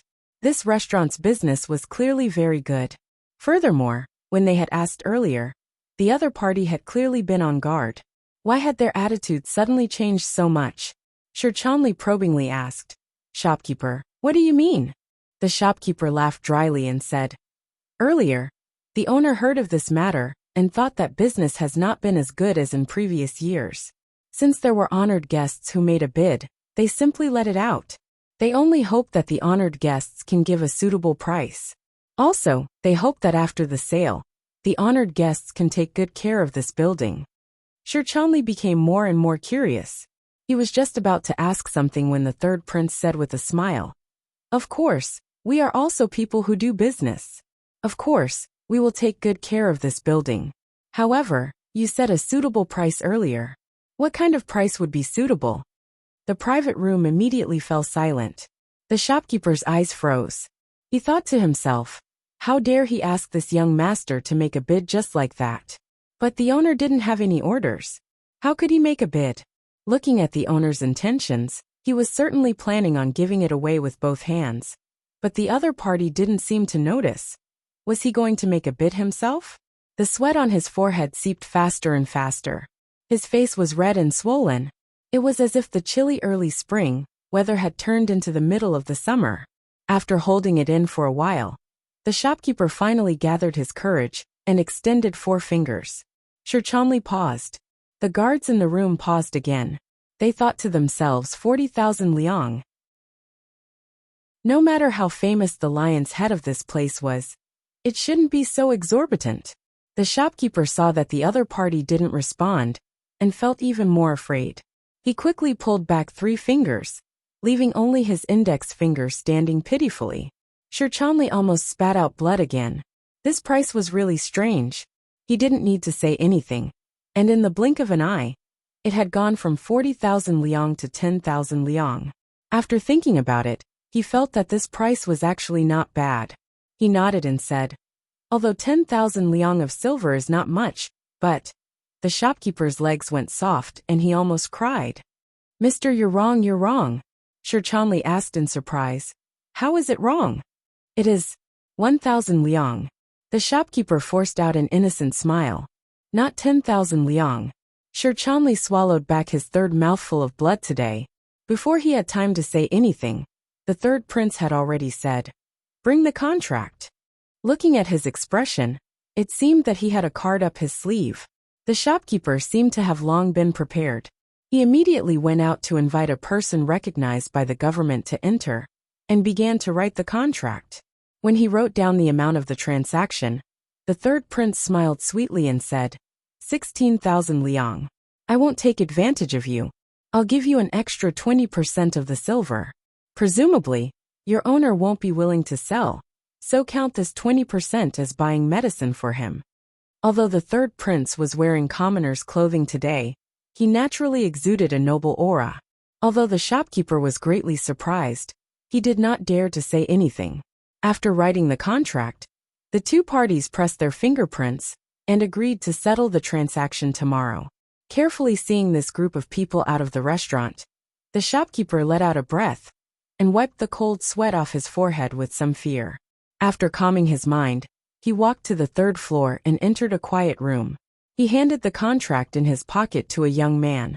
This young man's face was clear and upright, and his eyes were warm and spirited. It was the young master of the Ming family, who had appeared at the Westlake restaurant in Hangzhou, Ming Lanshi. He accepted the contract and glanced at it.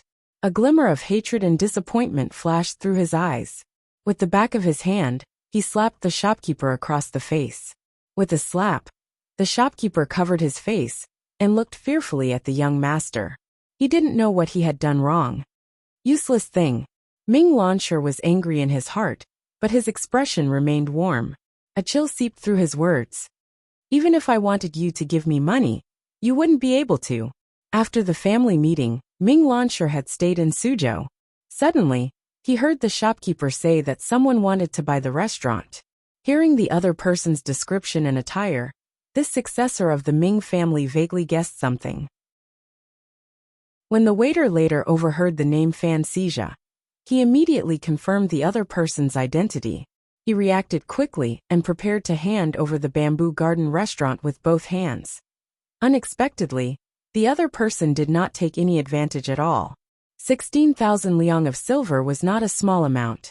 Not only did this amount not take advantage of the Ming family, on the contrary, it was much higher than the market price. But how could the Ming family lack this little bit of money? Ming Lanshi wanted to take advantage of the fact that the third prince did not know who the owner of the Bamboo Garden restaurant was to be the first to give this restaurant away, even if it was sold cheaply. His main goal was, of course, to curry favor with the other party. If the other party did not acknowledge this small favor in the future, sending this contract to Jingdo would be proof that Fan Xian and the third prince were using their power to forcefully buy private property. In the future, it would be a good reason for the eldest princess to sue the emperor. Who would have thought that the young third prince would not be willing to take advantage of this? Were the rumors in Jingdo false? Was this prince not as greedy and ruthless as the rumors said? Ming Lanshi sank into deep thought. He once again realized that the people the family was going to face this time were truly difficult to grasp. He closed his eyes and thought for a moment. In a quiet voice he ordered, "Sir Fan's thoughts are very simple. He wants to open a brothel. Send down the order. No brothel is allowed to sell girls to them, no matter how high the price." The shopkeeper made a sound of acknowledgement and immediately smiled bitterly. "Young master, it's only our own girls that are not for sale. There are many people in this business in Suzhou. Those people would certainly not want to offend Sir Fan. Do they have good girls in their hands?"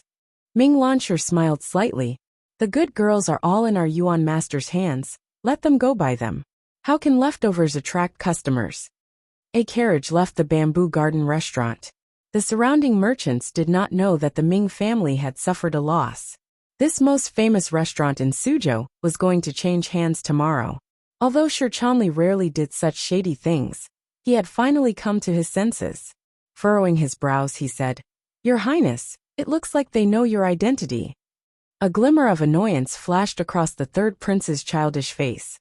"At least they are smart." Shi Chanli thought for a bit, and couldn't resist opening his mouth to ask, "Your Highness, the price they offered earlier was 1,000 liang. Why? Why do I have to raise the price myself?" The third prince smiled coldly. "Those who are unaccountably solicitous are hiding evil intentions. After guessing my identity, they wish they could offer up this restaurant with both hands. What about in the future? I'm afraid what they are asking for is not as simple as this restaurant. If they put on a smiling face, of course, it would not be good for us to slap them in the face. But there is also no need to put our faces up to be intimate with them. How many people in this world have the right to make friends with me?" Shi Chanli shook his head and said, "I wonder who the owner behind that restaurant is. They sure see the opportunity quickly." The third prince said, "Who cares who they are? If they want me to take advantage of them, they must be someone who wants to take advantage of me. You have to remember this. In the future, when you go out, don't randomly take advantage of others. Be careful of bringing trouble for Fan Xian." Shi Chanli admired the little prince in front of him from the bottom of his heart. He sighed in admiration and said, "Your Highness's words are simple, but they are very deep." The third prince scolded in a clear and childish voice, "Don't flatter me. It's not easy for me to pretend to be a commoner, and now I've been seen through. I don't feel good about it." Shi Chanli thought to himself, You want to buy the restaurant as soon as you enter at such a young age. Is this the tone you should use to hide your identity? He also thought that the prince in front of him was so young, yet he was able to resist not taking advantage of tens of thousands of liang of silver. It seemed to be a far cry from the sinister personality he had when he was in Baoyue brothel. A glimmer of doubt involuntarily flashed through his eyes. He didn't know if the third prince saw his expression, but he continued. Fan Xian once said, "Whenever I take advantage of the people of this world, in the end, the people of this world will take advantage of the court, and if the court is taken advantage of by others, then I am an idiot who is willing to take out my own silver for others to spend." Shi Chanli was silent. He was secretly worried for his teacher. As a prince, he had established this kind of thinking. Naturally, it was telling this prince that the interests of the court would be his own interests in the future. What did this mean? The crown prince was still on the throne. Not noticing the fear in Shi Chanli's heart, the third prince smiled shyly and said, "Teacher once said that a gentleman loves money and takes it in a proper way. The wealth of a ruler is hidden under the heavens. Why take it?" Shi Chanli swallowed back the fourth mouthful of blood from his hidden injury. His eyes stared at the green banner that floated endlessly outside the carriage window, forcefully suppressing the hidden fear in his heart. He pretended he hadn't heard these words. Doing business can be seen as a hobby, the third prince chuckled. The third prince chuckled and said, "Old Shi, your courage is much smaller than that of my two cousins. You are not made for doing business." Shi Chanli shifted his body to let the slightly damp clothes on his back breathe in. Smiling bitterly, he replied, "Your Highness is right." The third prince called for the carriage to stop and said, "We have arrived at the money house. You go do your work. I will return to the manor first." A sinister smile rose to the child's face. No one knew what he was proud of. Watching the carriage leave into the distance, Shi Chanli quietly let out a breath and called for the two guards following him to wait outside. He tidied up his clothes slightly and walked toward a branch of Taiping Money House. Not far behind him was the Zhaosheng Money House that had just opened a few months ago. Although the entrance was cold and deserted, it exuded an aura of nobility. The brand new green banner seemed to be mocking Shi Chanli's pedantry and ignorance. "Chicken has two yolks. Eat half first."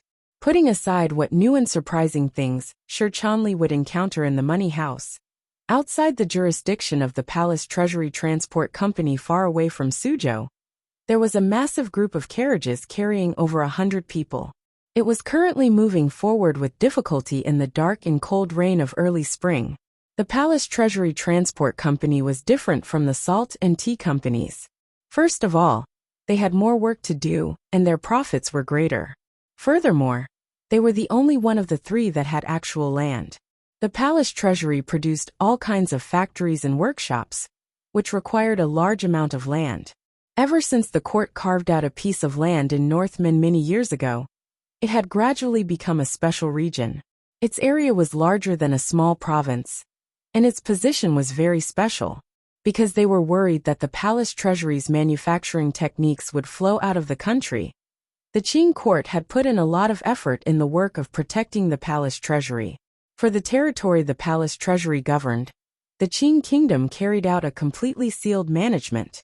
They had set up a total of 5 blockade lines. The outermost line was the local Jiangnan Army and Navy. The inner 4 lines were each set by the Qing military and the Overwatch Council. They monitored each other like a multi-layered fruitcake. As for the transportation lines going out, other than the strict supervision on the surface, there were countless spies planted in them. Countless eyes, whether in the light or in the dark, were watching the Cui family, the Ming family, or some other giant agent merchant. Even though the Qing kingdom had spent so much power, it still could not stop the greedy gazes of other countries. During these decades, countless things had happened to the palace treasury, and the Qing kingdom had paid a heavy price for it. First, it had to spend a great deal of silver each year to station troops and defend. Secondly, during these decades, for the sake of the Qing kingdom's prosperity, thousands of lives had been lost. The battle of stealing intelligence and anti-commercial espionage was particularly bloody in this world. It seemed that this battle would never end. The Overwatch Council was the organization that had paid the greatest price in this battle. No one knew how many spies had died in the dark. Fortunately, it ensured that the palace treasury was still safe up to this day. The previous head of the 4th Bureau, Yin Ruahai, and the current head of the Jingdo garrison, Qin Heng's brother Qin Shan, were the people in charge of setting up the defenses. The two of them had once boasted that other than being unable to do anything to a great grandmaster, not even a mosquito that had been stained with perfume could fly out of the palace treasury's defenses. The group of carriages was undergoing the last inspection. Fan Xian lifted the curtain and looked at the hydraulic machinery by the river not far away. His eyes narrowed slightly. Although it was just some initial and crude industry, the need for power could not be separated from water. A chill appeared in his narrowed eyes. He didn't turn around. Warmly he said, "I brought you in for my own safety. I don't want you to go into the various workshops to watch the excitement. If you are discovered, you should know how serious the consequences are. Even if you are a superior 9th level ace, you may not be able to escape the pursuit of the power here. Furthermore, although my injuries are only half healed, I will still personally act." Behind him, Haitang, disguised as a serving girl, smiled slightly and glanced at Cece beside her. She didn't say anything. "Want a monthly ticket, want a monthly ticket, want a monthly ticket, want a monthly ticket P." Chapter 349. Fan Xian's gaze leaped over the green trees by the side of the road, the endless fields behind the trees, and the flowing river not far away. He moved further and further, as if he wanted to see through everything here. Finally, his gaze landed lightly on the large workshop where the river flowed to. There was smoke rising into the air, but it was not the faint green smoke of a farmhouse. Rather, it was black smoke with a familiar smell. Was it a blast furnace? The commoners of this large area had all been recruited by the court to work in the palace treasury. The wages were much higher than growing grain, so there was less interest in taking care of the fields. In the large fertile field, weeds and first rice struggled to grow. It looked somewhat messy. Fan Xian took a deep breath and smelled the fresh scent in the air. He relaxed. It seemed that the environmental pollution here was not as bad as he had thought. Of course, further away in the Tangshan mine, the environment was certainly much worse than here. Looking at the scene in front of him, it seemed that a feeling that had left him for many years gradually returned to his mind. However, that feeling was still gentle and not turbulent. It made him feel somewhat lost. Last September, he had always felt that there was something deep in his heart that he longed for, but he had never been able to find it. Seeing that he was lost in thought, Haitang's hands were in her sleeves like an old man's. She furrowed her brows and looked at the handsome face by the window. She also sank into deep thought. What did this young and powerful official want to do? "How do you feel?" She saw that Fan Xian's mood was not at peace today and asked with a smile. Fan Xian said quietly, "I should be the one asking you that." Haiding smiled. "It is indeed a rare sight. I had never thought that the Qing Kingdom's palace treasury would be so large. I couldn't even name the things I saw earlier." Fan Xian replied, "Look at it. I don't think you'll be able to go back and make one." A strange light appeared in Haitang's eyes. She smiled and asked, "You have that much confidence in the palace treasury?" Fan Xian was slightly startled. He then quietly replied, "It's not that I have confidence in the palace treasury. It's just that these things should not have appeared in this world. If you can learn to make them just by looking at the outside, then there's something fishy." She seemed to have thought of something and fell silent. After a while she said, "The people in the palace treasury are all trusted aides of Xinyang. How do you plan on taking over?" Fan Xian raised his eyebrows, and a faint smile appeared on his face. "No matter whose people they are all mine now." Haiding glanced at him suspiciously. "Do you really intend to fight to the death with him?" Fan Xian fell silent. A moment later he said in a heavy voice, "This question of yours seems to have come a little too late." Haiding furrowed her brows. "I believe that your mother-in-law isn't a foolish person. She can't see the current situation clearly. Logically speaking, both you and her have the desire to renegotiate and live together. Moreover, with benefits at hand, It seems that neither side wants to see you and her shed all pretense of cordiality. If I don't shed all pretense of cordiality with her, I think you and the Northern Qi Emperor won't be willing to see it. Fan Xian smiled mockingly and said, Relax. I won't join forces with my mother-in-law again to bully the orphans and widows in the north. Haiding was silent. She didn't know if she believed him or not. Fan Xian wasn't worried about Northern Qi's attitude. After all, as long as the palace treasury existed, the Northern Qi people would have to rely on him. As for what Haiding said earlier, it wasn't without reason. In the eyes of the important figures who played politics, any hatred from the past could be cast aside in the face of a large enough bargaining chip. This was especially true when Fan Xian and the eldest princess had one acting as a lubricant between them. In the eyes of the common people, as long as the eldest princess was willing to make concessions, Fan Xian had no reason not to accept the peace talks.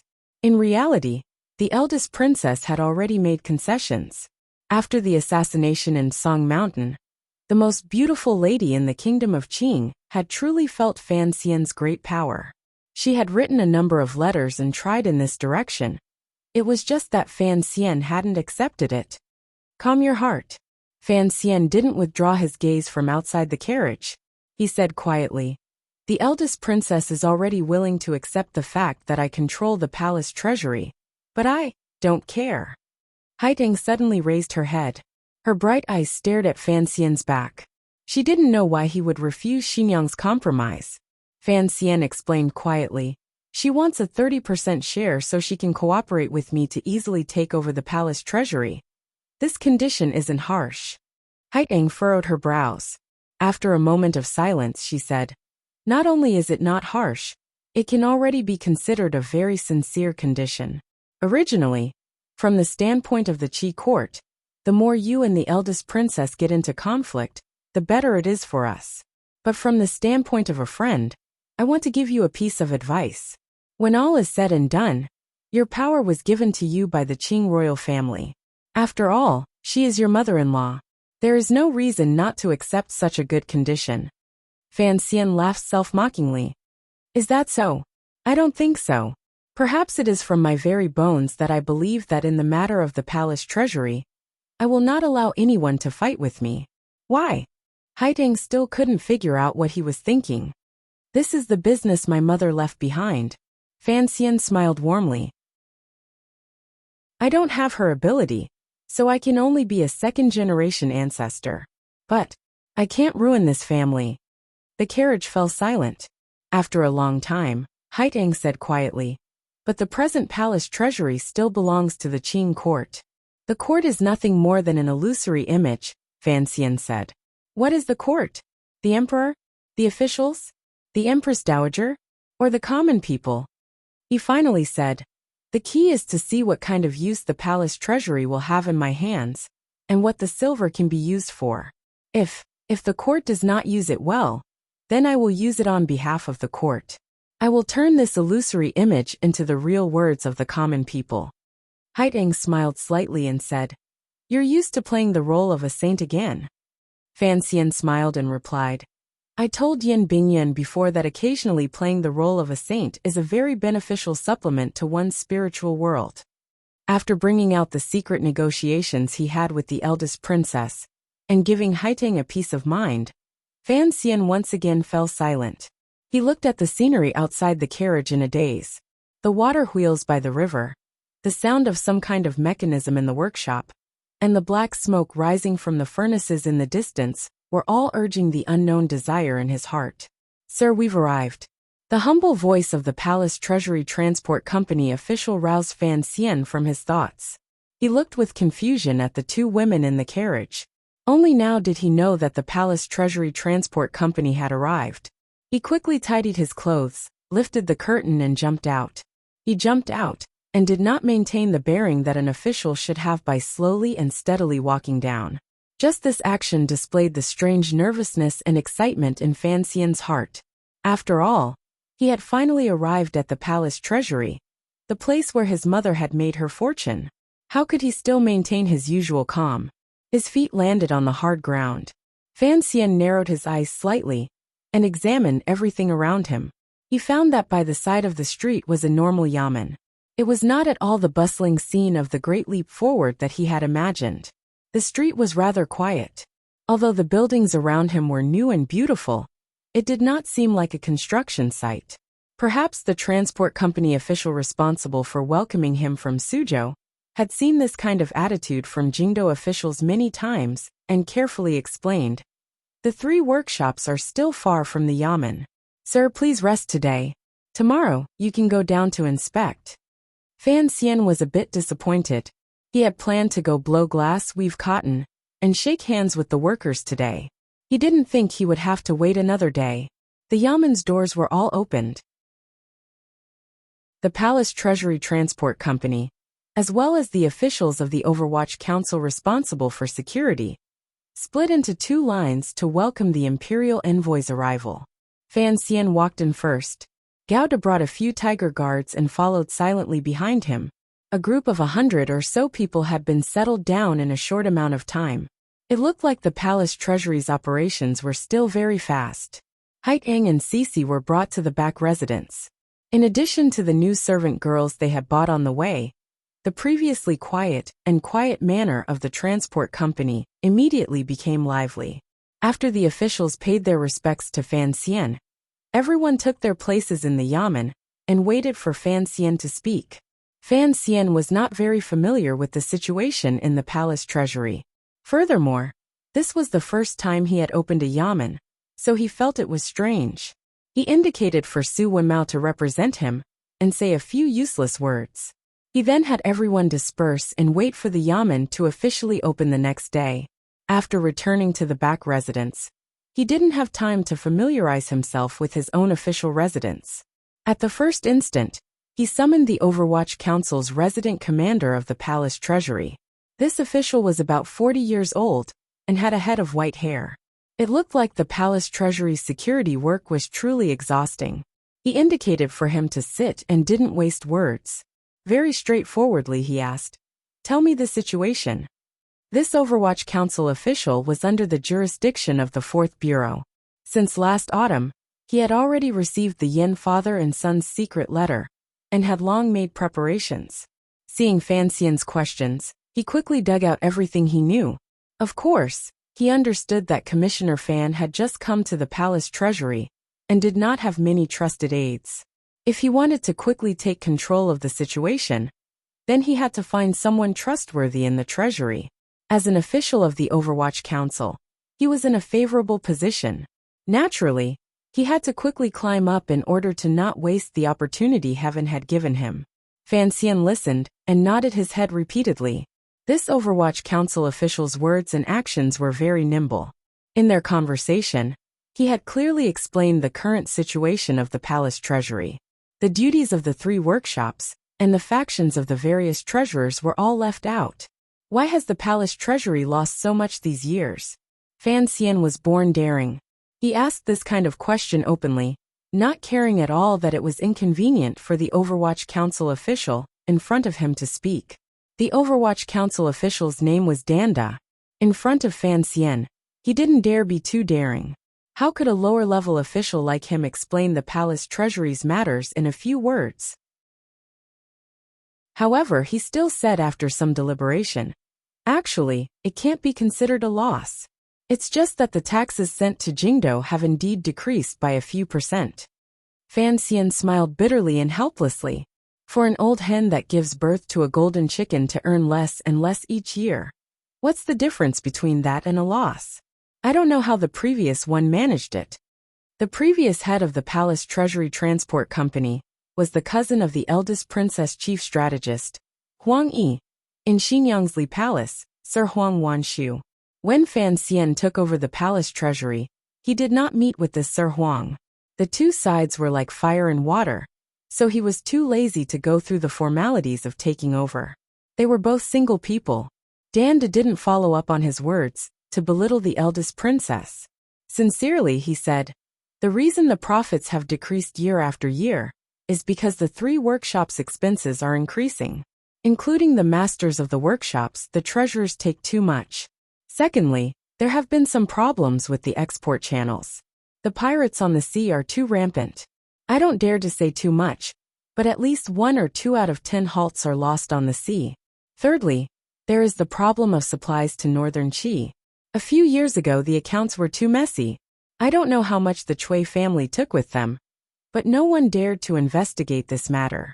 Fortunately, the commissioner made a move and investigated the Cui family before the year. Just this alone could save the court a lot of losses. Fan Xian listened with interest, but he knew very well in his heart that what pirates?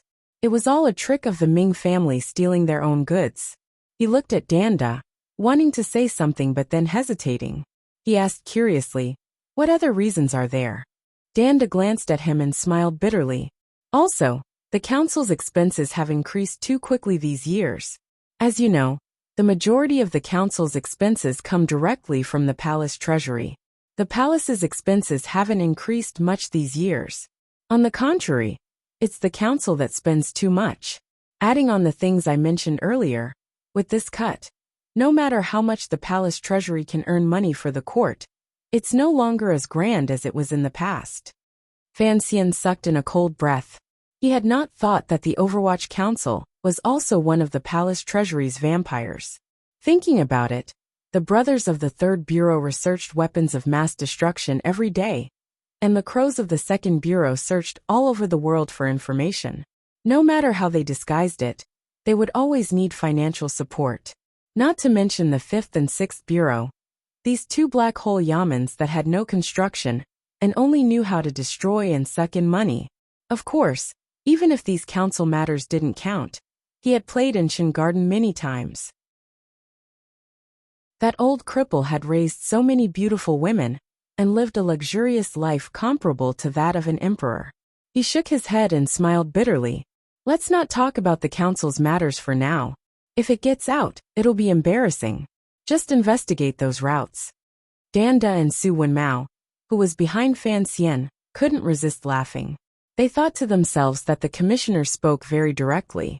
I'll take care of the problem of the distribution channels and the problem of the pirates. Fan Xian stared into Danda's eyes. 2 out of the 4 evils have been removed. I just don't understand how the treasurers of the 3 large workshops can be mentioned in the same breath as these abuses. Those officials stay in Jiangnan for a long time and are not allowed to leave without permission. It is indeed hard work. It is right that the court gives them a generous salary. Danda didn't dare meet his eyes. He lowered his head and said, "The 3 large workshops are responsible for all production in the palace treasury. Those goods were all made by them, so. So what?" Fan Xian smiled coldly. "Do they dare to use this to threaten me?" "Naturally, they don't dare to threaten me," Danda replied with a bitter smile. "But the court's management of the palace treasury is strict. All the processes, ingredients, and recipes are only known to the upper, middle, and lower levels of the treasurers. The things in their heads are like the court's silver production machines. As long as they use a bit of cunning, they can reduce the output of the palace treasury. Thus, their positions in the palace treasury have always been special. The court also looks at them differently, so much so that they are somewhat arrogant." "Oh." Fan Xian narrowed his eyes in amusement. He thought to himself, even those little helpers from the Yi family had now become technocrats who monopolized and became rich? If this isn't threatening, then what is? Fan Xian increasingly felt that this matter was absurd and funny. He chuckled and said, "Then, how did the eldest princess deal with these treasurers in the beginning?" Danda thought for a bit and furrowed his brows. The eldest princess only wanted the output not to drop. She basically did her best to satisfy the requests of the treasurers. She also raised their positions very high. Of course, if there were any treasurers who didn't know their limits, the eldest princess would have her methods.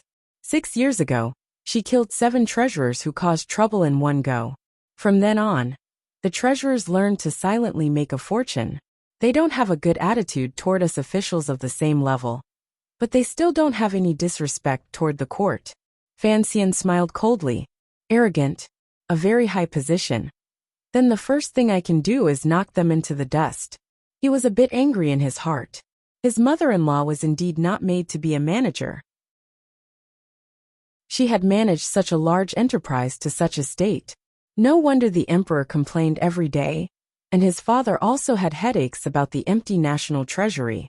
Danda jumped in fright. He thought to himself that the commissioner was still young. If a new official took on new responsibilities and calmed his anger with lightning, he would truly offend all of the treasurers. Putting aside the palace treasury's distribution channels, it would probably be difficult to guarantee their own output and the quality of their goods.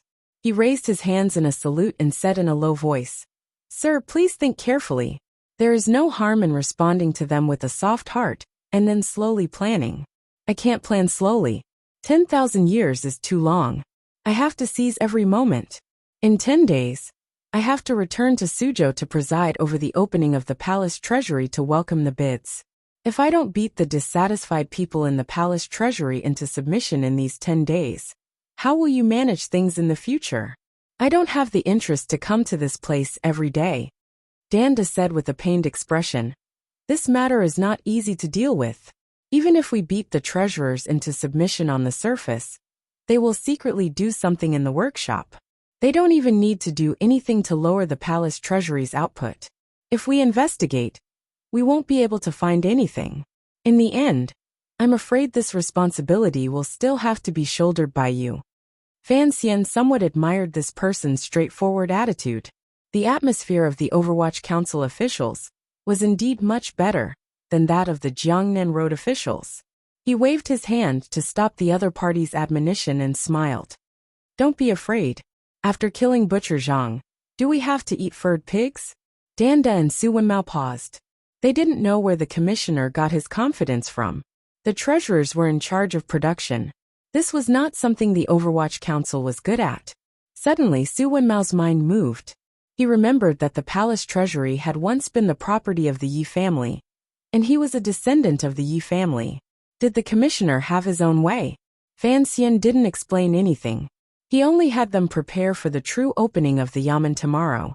He himself went to the rear courtyard and ate 2 bowls of porridge unhappily. He then sincerely invited Haitang to walk with him to the 3 large workshops at night. A subordinate had already helped him get a pass. Even if he didn't reveal his identity at night, there shouldn't be any problems. The reason he had called Haitang to go with him was not because he was kind and wanted to extend the glory of the palace treasury to northern Qi. It was purely because he needed a powerful bodyguard like Haitang. The rooster crowed, and the sky turned white. A shadow floated by the back wall of the palace treasury transport company's manor. Fan Xian and Haitang had finished a night of exploration and returned to the study. Fan Xian's face was heavy. He furrowed his brows and said, "Singing every night, corrupt management are these 2 words." Haitang was still immersed in shock. Tonight, she had followed Fan Xian around the 3 large workshops. Although she hadn't come into contact with the military or anything like that, she was still shocked by what she had seen and heard. So cotton was made using that kind of spinning machine. Furthermore, it didn't use human power, but water power. How could the power of a river be so tamed? Thinking back to what she had seen and heard tonight, she felt even more admiration for the mistress of the Yi family, who had long disappeared in the long river of history. Her gaze toward Fan Xian also burned a little hotter. Wasn't Fan Xian the son of the mistress of the Yi family? Fan Xian was not as shocked as she was. His initial sense of novelty had worn off. Although he still felt the joy of admiring his mother's legacy, the treasury of the Qing kingdom was probably not even as good as the village enterprises of his previous life. It was just some very basic things. If it were not for the Qing emperor's intelligence and how he kept a close eye on all the industries, they would probably not be as valuable as they were in the past. However, it was just shunned, and they couldn't even produce refrigerators. How could Fan Xian be surprised? What he was surprised about was another matter. The treasurers of the palace treasury indeed lived extravagantly. His heart couldn't help but itch. If he swallowed the silver these people ate into his stomach, how much money would that be? As for the things that the eldest princess was worried about, he was not too worried. What *T technical monopoly? It wasn't a particularly difficult way to survive.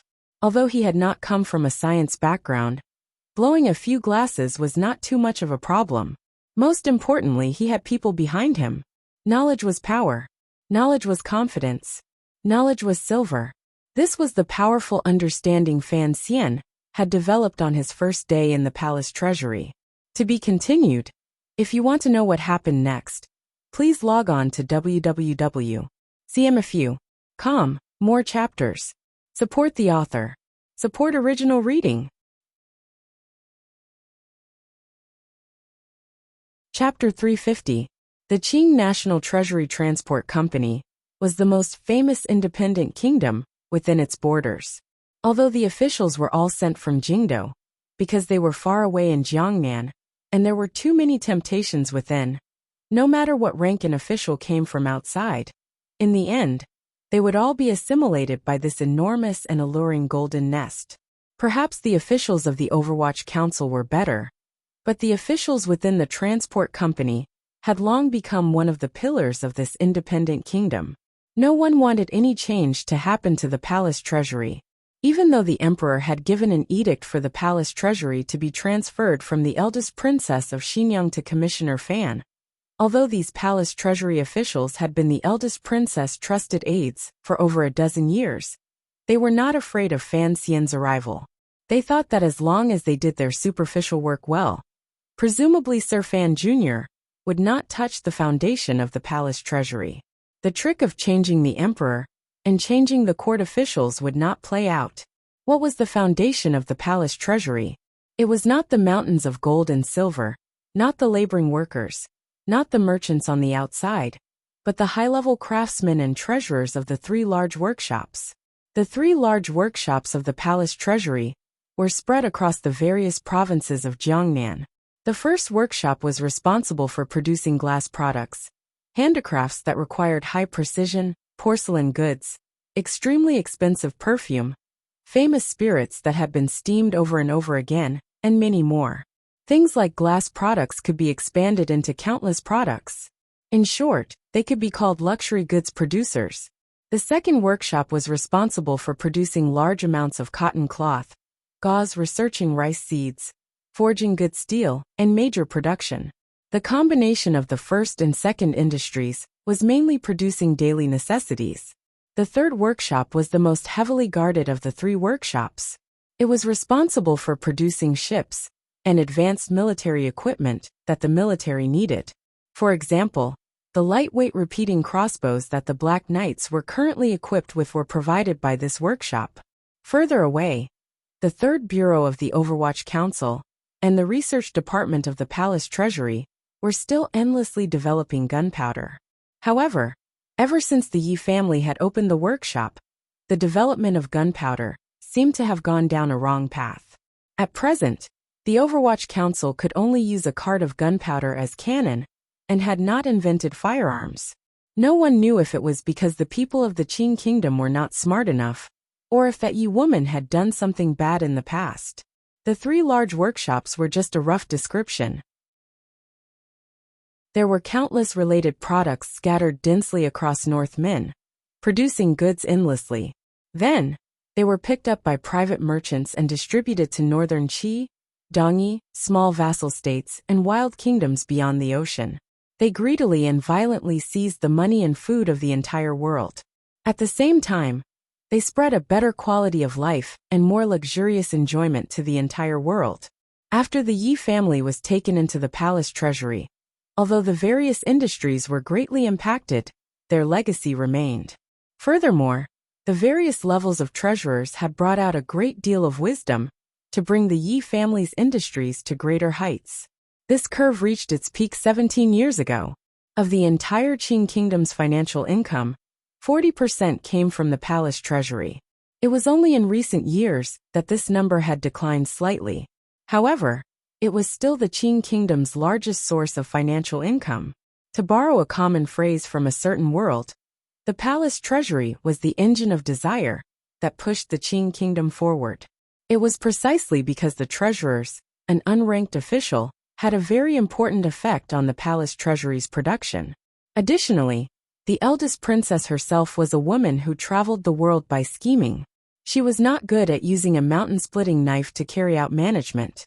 Thus, over the years, all kinds of situations had overlapped and made the treasurers the most special group of officials in the Qing kingdom. The lowest level of workers in the palace treasury did not earn much money. Even the officials responsible for management were not very arrogant.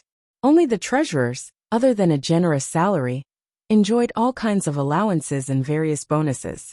It had to be said that this was the result of the eldest princess raising wolves with high salaries. It also had to do with the chaotic management of the court these years. In the Palace Treasury Transport Company, the treasurers were truly like local tyrants. Although they did not appear arrogant on the surface, they secretly took money, exploited workers, and scattered the money they obtained through the money houses on the periphery into the wilderness. They had already taken up a lot of land in the surrounding provinces. As for how many shameful methods they had used, no one knew. Additionally, these treasurers in the palace treasury bullied the lower-level workers and took advantage of men and women. The higher-ranking treasurers paid attention to their face, but the middle-ranked 30-year-old treasurers were naked and shameless. One of the treasurers, Fan Xian, found in the middle of the night, had 12 concubines at home. As for how those 20-year-old concubines came about, who could say? They only knew that every year, there would be workers making trouble. As for those who complained, they could not be counted. However, the palace treasury was special. Often, the victims of these complaints could not leave the palace treasury. Even if they were lucky enough to make it to Suzhou, they would always be fooled by the court. Offending good people was a small matter, but offending the treasurers was a big matter. This was the consensus of the Jiangnan road officials.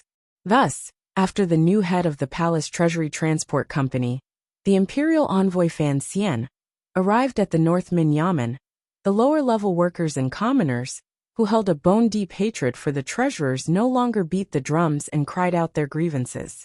Instead, they looked coldly at the door of the Yamen. A glimmer of dark fire flashed through their eyes. The moment the fire appeared, the sound of firecrackers rang out, and red confetti filled the air. The front door of the Northman Palace Treasury Transport Company Yamen slowly opened.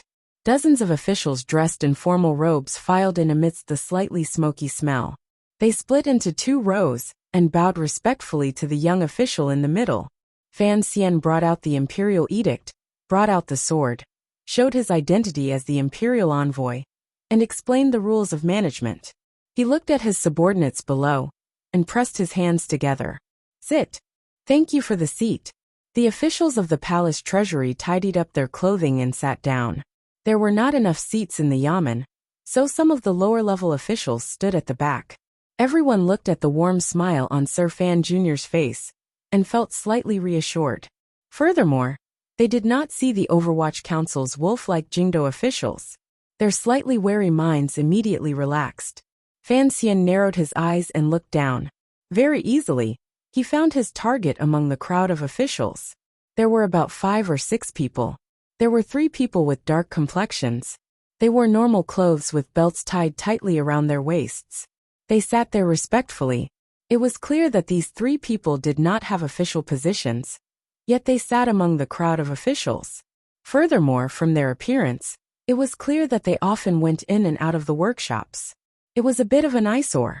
Fan Xian's eyes were particularly sharp. He saw a glimmer of indifference and disdain toward him in their seemingly respectful and cautious manner. It was an expression of great confidence. He smiled slightly. Someone as calm and sinister as him would not be angered by the other party's expression. However, since the other party had been raised by the eldest princess for so many years, and he wanted to completely control the palace treasury, he had to knock them down a peg or 2. He first put aside the 3 people and told the officials about the court's intentions. He then chatted a bit with the military representative sitting to his right. This military official was a distant relative of the Yi family. Although the Yi family seemed to have been forced to the second prince's side by the emperor, due to the existence of Yi Linger, the relationship between Fan Xian and the Yi family was still passable. Thus, the Yi family general was particularly respectful toward Fan Xian. Presumably, the family in the capital had given him some orders. After all the official matters had been said, Fan Xian suddenly quieted down. He raised his teacup and took a sip. The Qing kingdom did not have the custom of serving tea to send off guests. The officials knew that Sir Fan must have something important to say, so they all quieted down. Everyone already knew that Sir Fan Jr.'s inaugural speech in the bamboo sheds at the Suzhou docks beside the river had already shocked all of the Jiangnan Road officials. They couldn't help but be curious about his words today. The palace treasury is truly a strange place, Fan Xian said with a smile. The officials also smiled along. The deputy added, "In the wilderness, there is only knocking and banging. Although it is annoying, it is different." Fan Xian also smiled. "I thought the reason it was strange was because, on this trip south by imperial edict, every time I opened the yamen and revealed my identity, there would always be a local victim who would beat the drum and cry out their grievances, saying that the local officials had done many illegal things. I didn't expect that after opening the yamen for half a day, in such a large place, there would not be a single commoner who would submit a petition." The officials paused and silently cursed. "You've been stealthily heading south. What kind of grievances are there?" But for Fan Xian to say this, there must be something else. They couldn't help but feel their hearts rise. Of course, Fan Xian's words were nonsense. It was just a prelude. "I am greatly gratified that under the governance of my colleagues, the palace treasury is clean and tidy. There is no illegal activity. It is truly rare." The officials' faces heated up. They repeatedly said they didn't dare to. Fan Xian's face did not darken. He only smiled and said, "But there is another question. I don't know if there is truly nothing wrong with the palace treasury, or some officials have too much authority. So even if the commoners and workers have complaints in their hearts, they don't dare to say it to me?" These words were too careless. It was an undisguised attempt to frame someone for a crime. Regardless of faction, the officials were all local officials of the palace treasury. Their hearts froze and a glimmer of disgust grew in them. They thought, even if you want to burn 3 fires, you can't use such an absurd method. With the deputy in the lead, the officials all stepped out and said in a loud voice, "Sir, there is no such thing. There is no such thing." Fan Xian lowered his head. His fingers gently rubbed the cuff Cece had just sewn and asked, "There is no such thing." "I heard that these years, the 3 large workshops owe their workers a great deal of wages. Last year, there was even a major incident. Is there such a thing?" The officials paused. Last year, because the treasurers had exploited them too harshly, the workers of the 3 large workshops had indeed caused a commotion, and 2 people had died. This matter had long been hidden by the officials of the transport company. Unexpectedly, the news had traveled to Jingdou. Since Sir Fan had already said it, then he must have received accurate information. It would be difficult to hide it. The deputy quickly went forward and smiled apologetically. Before the year, the return of funds was a bit slow. The wages were only paid 3 days late. In the end, those unruly people took the opportunity to cause trouble and caused the 3 large workshops to stop work for a day. It brought irreparable damage to the court.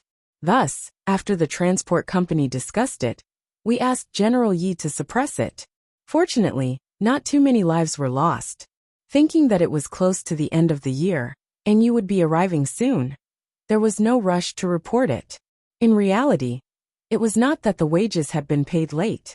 More accurately, it was that the treasurers had taken too much of the wages they had given out. Under the accumulated anger, the public's anger gradually rose, and the workers began to make trouble. The officials of the transport company did not want to offend the treasurers, nor did they want to take out public silver to make up for the debt. Thus they pretended to be deaf and dumb. Only when the matter grew did they mobilize troops to suppress it. Fan Xian turned around and quietly said a few words to General Yi. The general's face revealed an awkward expression and quietly responded. Presumably, the role he played in this matter was not honorable. Fan Xian furrowed his brows and gently knocked on the table beside him. Everyone, to put it bluntly, this palace treasury is a business. However, it is the emperor's business and the Qing court's business. Since it does business, then the most important thing is the people who do it. Year after year, delaying the workers' wages. Who would be willing to work for you? Even if they did work, how could they be willing to put their heart into it? In the end, isn't it still the court that loses out? The officials repeatedly voiced their agreement. They all said that in the future, they would strictly follow the rules of the palace treasury, and that there would be no more delaying of wages.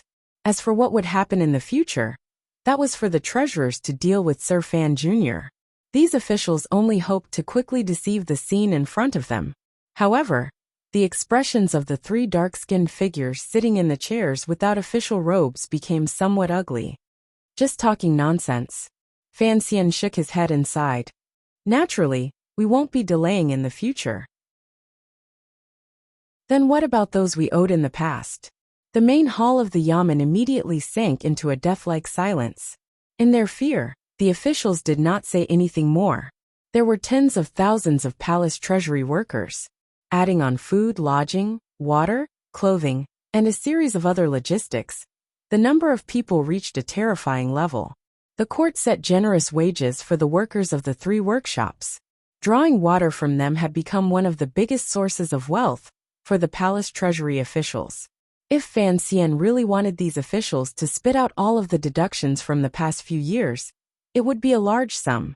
These officials knew in their hearts that they were hindered by the Qing law and the Overwatch Council's investigation, so they never dared to eat openly. It was only a small gift from the treasurers after they had eaten. Sir Fan was probably targeting those treasurers. Thus, the gazes of the officials swept, intentionally or unintentionally, across the three of them. It was as if Fan Xian did not sense the turbulence in the dark. In an even voice he said, "The court cannot owe its people. The debts from the past few years will have to be gradually made up. However, the matter is complicated and cannot be rushed." Cannot be rushed. The hearts of the officials once again relaxed, but they were greatly frightened by what he said next. 3 days. Fan Xian smiled slightly and extended 3 fingers. Gazing at the officials, he said, "I give you all 3 days to fill in all of the debts for me. Make up all of the wages owed to the workers below. Remember, use the interest from Taiping Money House as the basis. After 3 days, if there are still workers who come to me and say they have not received their wages," Fan Xian said.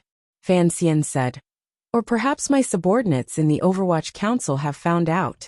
Sorry everyone, I will have to show some ruthlessness." Although he was smiling, the officials could already feel a chill beginning to spread around them. The 3 brothers who had been sitting calmly finally could not sit still. With humble expressions they stood up and said, "Sir, I have something to report." "Speak." Fan Xian glanced at him with great interest.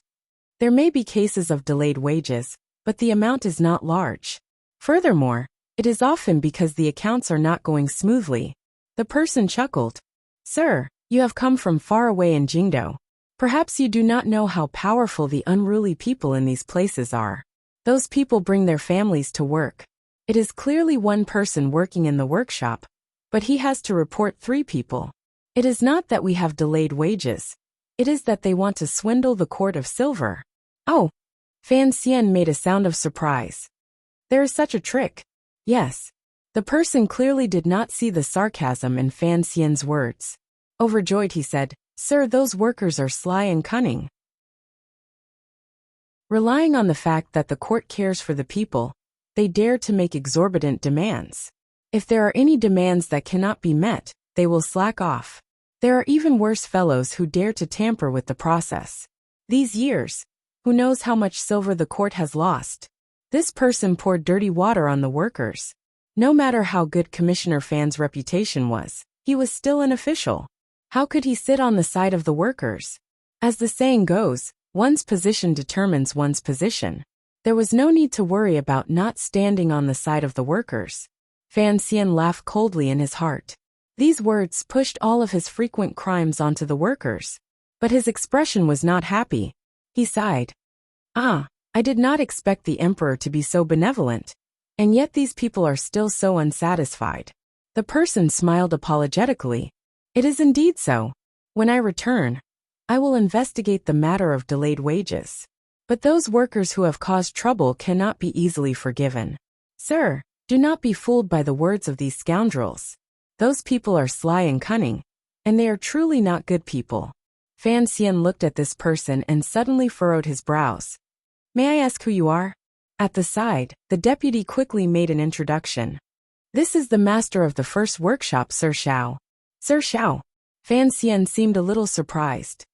Master of the first workshop? The head of the treasurers? The master of the 3 workshops, surnamed Xiao, quickly bowed. That is me. Fan Xian stared at him for a moment, and suddenly opened his mouth. You are a mere master, nothing more than a little treasurer. The court has given you an unranked rank. You don't even have an official position. How dare you call yourself a lowly official in front of me? Everyone was startled. His voice suddenly became cold. You keep calling yourself a lowly official. What kind of official are you? This is the first time the yamen has opened its doors. You, a mere master, are not waiting outside to be summoned. Instead, you dare to barge into the hall and sit among the court officials. How dare you? Dare I ask, what kind of bastard and daring thing are you? The hall was silent for a long time. It was not until a long time later that the officials heard clearly that Sir Fan was cursing. Immediately, the hall exploded with a roar. How could this be?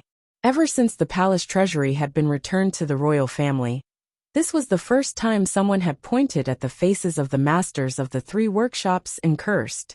Even the eldest princess, who had come to the North Min Yamen for the first time, after taking over the palace treasury, was very gentle toward the 3 masters of the 3 workshops. How could Sir Fan dare to curse them? The master of the first workshop, Sir Xiao, was also stunned. He had not thought that even if Sir Fan did not want to win him over, he would not give him face and curse him so fiercely. He gave a muffled grunt, and his expression immediately became ugly. However, facing a proper prince, he did not dare to say anything. He resentfully raised his hands in a salute, and returned to his seat to be a quiet bodhisattva. Remove his seat. Fan Xian narrowed his eyes and furrowed his brows into a beautiful little circle. In an even voice he said, There is no seat for him in front of me. Sir Fan. The master flew into a rage. Before his buttocks had even touched the seat, he straightened his body again. Forcefully suppressing the anger in his heart, he said, Don't go too far. Fan Xian completely ignored this person. He drank his tea and chatted with the awkward-looking General Yi and the deputy beside him. As they spoke, the Overwatch Council officials beside him had already gone down. They pushed Sir Xiao to the side and removed his seat. Thus, the matter became serious. Not only did the officials below all come out to plead for leniency, even General Yi lowered his voice and said by Fan Xian's ear, Young Master Fan, leave them some face. Leave them some face.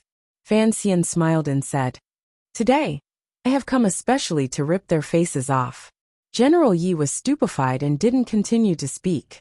Ever since the opening of the palace treasury yamen, the masters of the 3 workshops all had their own seats in the yamen. Their positions were special, and no one had ever humiliated their existence like this. Seeing the master of the first workshop being humiliated, the other 2 masters of the 3rd workshop could no longer sit still. They rose to stand beside Sir Xiao and said to Fan Xian in a cold voice, Since you think there is no place for us in the yamen, why don't we remove it together? In any case, the 3 workshops are nothing more than lowly people. They were not acting out of spite. They were using the 3 workshops to pressure others. Fan Xian raised his head and looked at the 3 masters standing in a row in front of him. He smiled slightly and said, Of course, we will remove it together. Do you think there will still be a place for you? Of course, the 3 workshops are not all lowly people, but since you have all admitted it, I will believe you. Sir. The masters of the 3 workshops had not expected Fan Xian to press forward step by step. His words did not leave any room for retreat. Only now did they know that he was not only trying to establish his might, he was trying to kill them all. But what confidence did Fan Xian have? Did he really want to see the 3 workshops collapse? The tone of the masters of the 3 workshops once again became ruthless. Sir, how have the 3 workshops offended you? Exploiting wages, bullying men and women, using skills to threaten the court, disrespecting me, of course. Fan Xian stared at the 3 of them and said, You have not offended me. You have offended the workers in the 3 workshops, as well as the court and the people who support you. If you wish to incriminate someone, you can always find a pretext.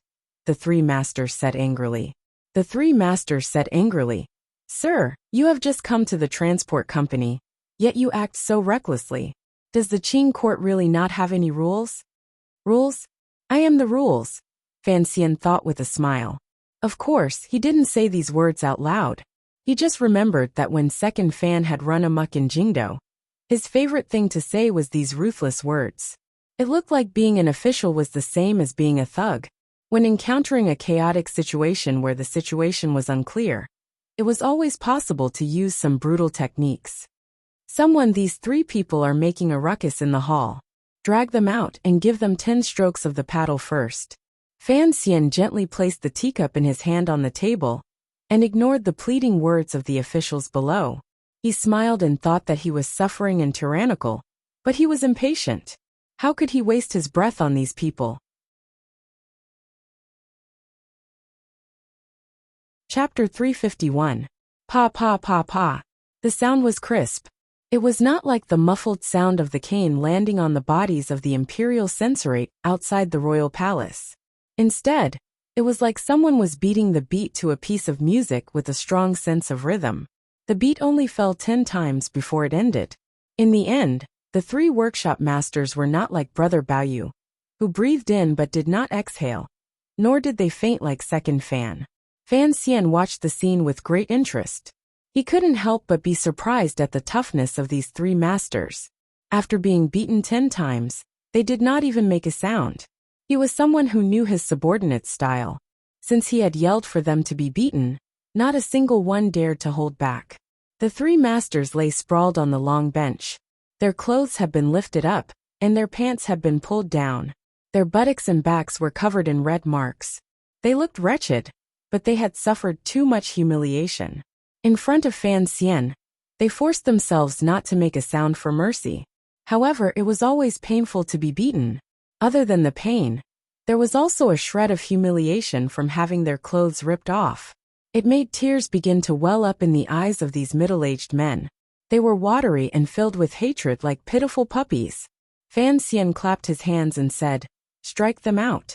"Yes," his subordinates replied in unison. They helped the three masters up and walked out of the yamen. Behind these three masters, who had long been humiliated beyond measure, Fan Xian did not forget to call out like a merchant. 3 days, 3 days, don't you forget." The yamen immediately quieted down. The gazes of the officials looking at Fan Xian grew a glimmer of fear. Everyone under heaven knew of Fan Xian's reputation, but they were not from Jingdo. These officials had not personally experienced the coldness hidden within Fan Xian's clean and scholarly reputation.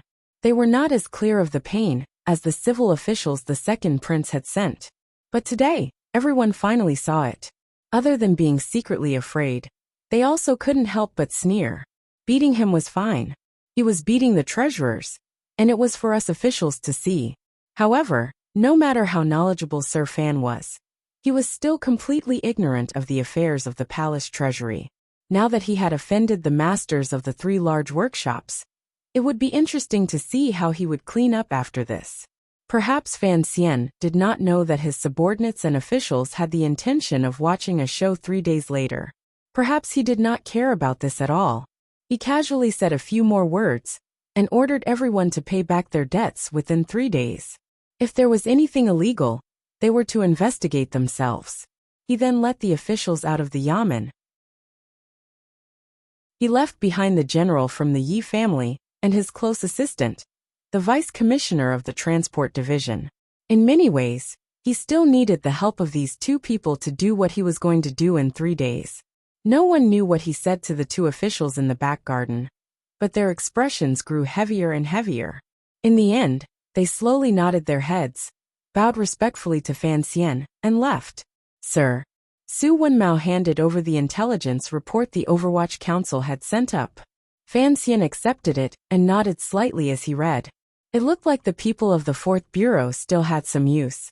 However, these years, they had been suppressed by the eldest princess and the treasurers from top to bottom, and hadn't had a chance to display their skills.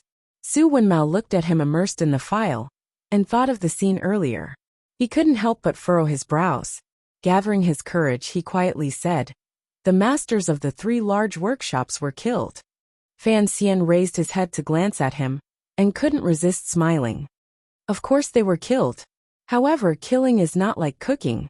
If you can eat, you can eat. If you can kill, you don't have to be in a hurry to kill. Sir was too gentle earlier. Su Wenmao came from the first bureau of the Overwatch Council. When it came to managing officials, he was always vicious and merciless. He truly felt that Fan Xian's earlier punishment had been too kind. It was merely 3 masters. If they were killed, then they were killed. Since they wanted to establish their might, then they had to strike like lightning. How could he speak for so long and only give them 10 beatings? He unhappily said, "Sir, you only gave them 10 beatings earlier. That was too light. I'm afraid it will make these people feel dissatisfied." Fan Xian waved the Overwatch Council intelligence report in his hand and calmly said, "Based on the evidence in my hand, if I chopped off those 3 heads with one stroke, no one would dare say anything." Su Wenmao was startled. Since this was the case, why had the thunder and rain been small earlier, and let go of those 3 people who had no law in their eyes? Fan Xian smiled and explained, "Thunder and rain, they are all grace. If I had punished them harshly earlier, although the officials and the treasurers would not be satisfied in their hearts, and would even grow jealous out of fear, they could only agree. Furthermore, they would be intimidated by the sharpness of the executioner's knife, and would become obedient. These 3 days, I'm afraid that in less than a day, the officials will all make up for the deficit. As for the treasurers, they will crazily send silver to the yamen. Isn't this the situation you want to see?" Su Wenmao became more and more confused. Fan Xian waved his hand. "Wrong. Suppressing it for a while, and only killing the masters of the 3 workshops. What fundamental change can there be for the palace treasury? It's like hunting monkeys in the mountains. If you kill the Monkey King, the monkeys will scatter in all directions. You also know that it is impossible for me to, and I do not want to guard the palace treasury for a long time. What will happen in the future after we leave? Those monkeys will run out from the mountains again, and steal our corn to eat." Su Wenmao's heart jumped.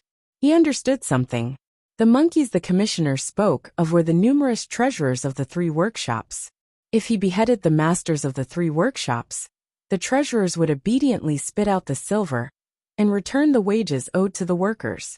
However, in that case, the commissioner would lose the opportunity to strike again. In the future, when the commissioner left North Min and returned to Hangzhou, far away from Shannon Road, the treasurers would probably become active again. The workers of the 3 workshops would probably have to face even more tragic revenge. "This is squeezing out pus," Fan Xian said with a smile. "Your face looks flat, but the pus is still inside, so we don't rush to scrub first. Instead, we need to open up the pores and squeeze out all of the pus." Su Wenmao was startled. It was clear he had never taken beauty classes, but he understood Fan Xian's meaning. He smiled and said, "The complicated you speak of, isn't it to lure the snake out of its hole?" "Lure what?" "This is called beating the snake to startle the snake." Fan Xian touched his smooth hair, and found that his description was not very appropriate. He couldn't resist smiling and said, "In any case, in 3 days' time, the humiliation of the 3 workshops being flogged 10 times. Presumably, those arrogant and willful treasurers would not be able to endure it no matter what. What if someone makes up for the silver? What then?" Su Wenmao asked with confusion. He was worried that after the commissioner's reputation spread, those little monkeys would not have the courage to jump out. "Learn from past mistakes to avoid future mistakes. Cure the illness and save the patient," Fan Xian said seriously. Fan Xian said very seriously, "As long as the treasurers who have not violated the Qing law completely return the silver, I will naturally give them a chance to turn over a new leaf. I am here to manage the palace treasury, not to break it." "Understood. When it comes to enemies, we have to divide them, carry out order, treat them separately, and unite all that can be united. Let's see who jumps out in 3 days, and we'll know who is rejecting my good intentions." Fan Xian smiled slightly. "Not only are we targeting the treasurers, presumably, the trusted aides the eldest princess left in the palace treasury will not let go of such a great opportunity. From Xinjiang's perspective, If I offend all the treasurers, the palace treasury will naturally sink into paralysis. At this time, they will certainly jump out. Have the people of the Fourth Bureau keep a close eye on them for the next 2 days, and finally draw up a list. I will ask these unstable elements to leave one by one. Su Wenmao finally understood everything. The commissioner was going to do a thorough cleanup. He thought back to the conversation in the garden earlier and carefully said, "Only sir, the deputy is someone from Ren Qian's clan, so he can be trusted. But the Yi family?" Fan Xian knew what he was worried about. According to the news from Jingdo, a few days after the Great Prince married the Great Princess of Northern Qi, Yi Linger finally married the second prince. The second prince had also used this opportunity to be released from his house arrest with the Empress Dowager's intervention. "Don't worry about anything, I didn't say too much. I just had General Yi pay attention to the routes out of the treasury. I'm not so arrogant as to think I can subdue the Yi family with just a few words."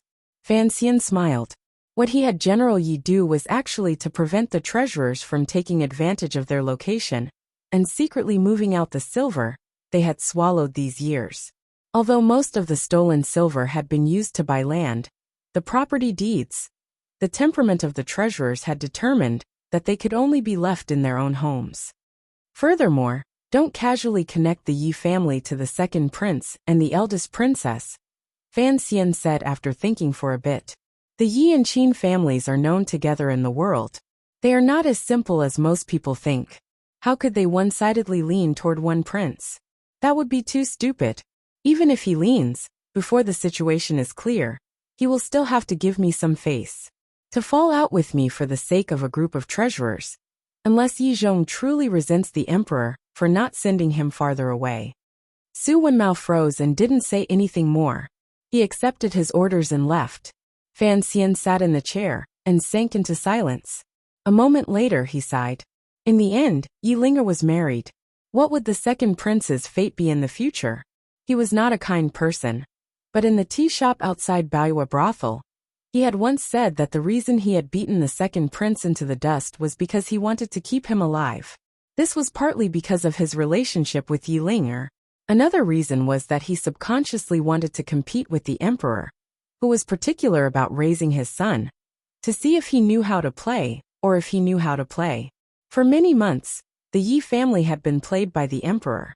With no other choice, they could only get closer and closer to the second prince. Thinking of this, Fan Xian had a belly full of anger. Perhaps the emperor's deep planning and foresight was true, but as an emperor, his paranoia was even more true. It seemed that people sitting in different positions all had their own limitations. The emperor sitting on the dragon chair. His limitation was that he was too paranoia. First, he used the bestowal of marriage to test the waters. Then, without reason, he gradually raised his guard and shamelessly framed the Yi family, forcing them to stand against the crown prince. The crown prince? Then why did the third prince follow him out of the capital? The emperor was truly not someone who ate porridge. He always played tricks that people couldn't see through. Fan Xian was a bit vexed. He immediately comforted himself that he, a little bastard, couldn't understand. Perhaps the old bastard was also messing things up, and he himself didn't understand. As for why Fan Xian was so determined not to reconcile with his mother-in-law, it was not because he had been bullied by his son-in-law during the course of their relationship. It was also not just because of the reason he had told Haitang to look after the family business. The most practical reason was that if Fan Xian and the eldest princess truly joined hands, the combined power of the two sides would reach a terrifying level.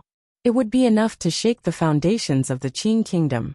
This was something the Qing emperor would definitely not allow.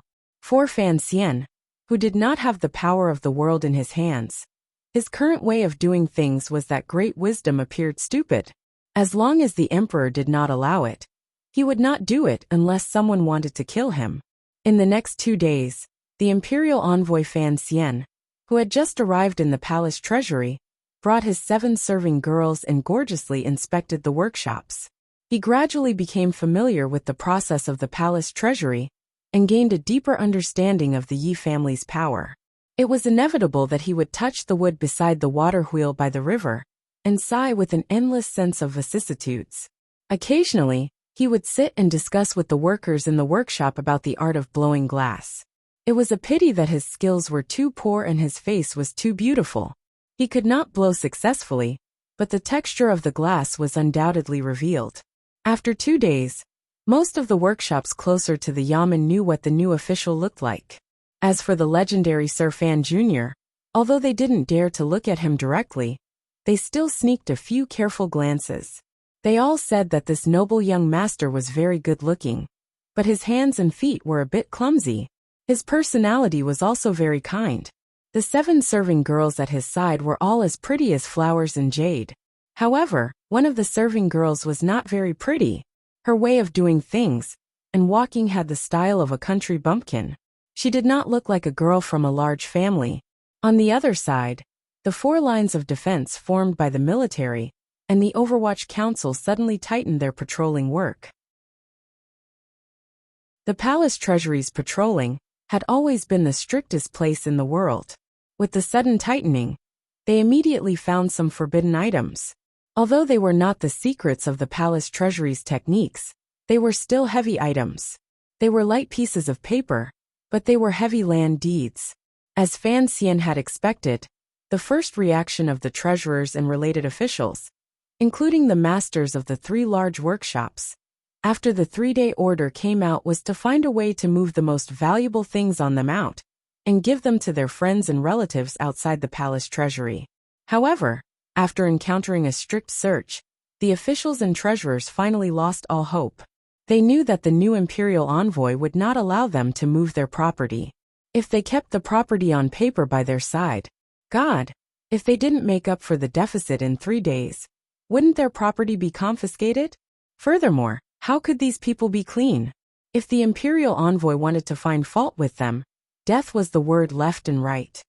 Danda and General Lin's work was clearly effective. From the 2nd day onwards, no one tried to move their property.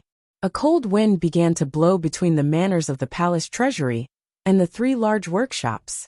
As for who the source of the wind was, naturally, there were spies sent out to quietly find out.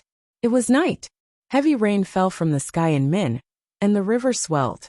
Although there were no problems because of the dam, the cold wind howling angrily, and the turbid waves rising into the air, had already begun to make many people feel strange. The treasurers, who felt a strong sense of danger, began to link up. From top to bottom, there were more than 200 treasurers. They all had their own plans in the face of the 3-day order. Some of them still had a conscience, and were prepared to return the stolen money and start anew. Some of them were afraid of Fan Xian's power, and began to secretly prepare to report their colleagues' illegal actions to fight for their innocence. Even more people began to gather in the manor of the masters of the 3 large workshops, and secretly discussed how to handle this matter. After the 3 masters of the 3 large workshops were beaten, they could only lie in bed. Although they were in 3 different places, the hatred in their hearts toward Fan Xian and the bitter resentment in their eyes were of one heart. In any case, they were not willing to lower their heads to Fan Xian because they had done too many bad things. Even if they lowered their heads, they would probably not be able to escape death in the future. Among the collusion of these treasurers, the confidant that Xinyang had left in the treasurers also played a vital role. Using the name of the princess far away in Jingdo, he assured the treasurers that the court's first concern was still the production and profit of the palace treasury, and not the small pieces of silver that they were greedy for. What about 1 chopstick?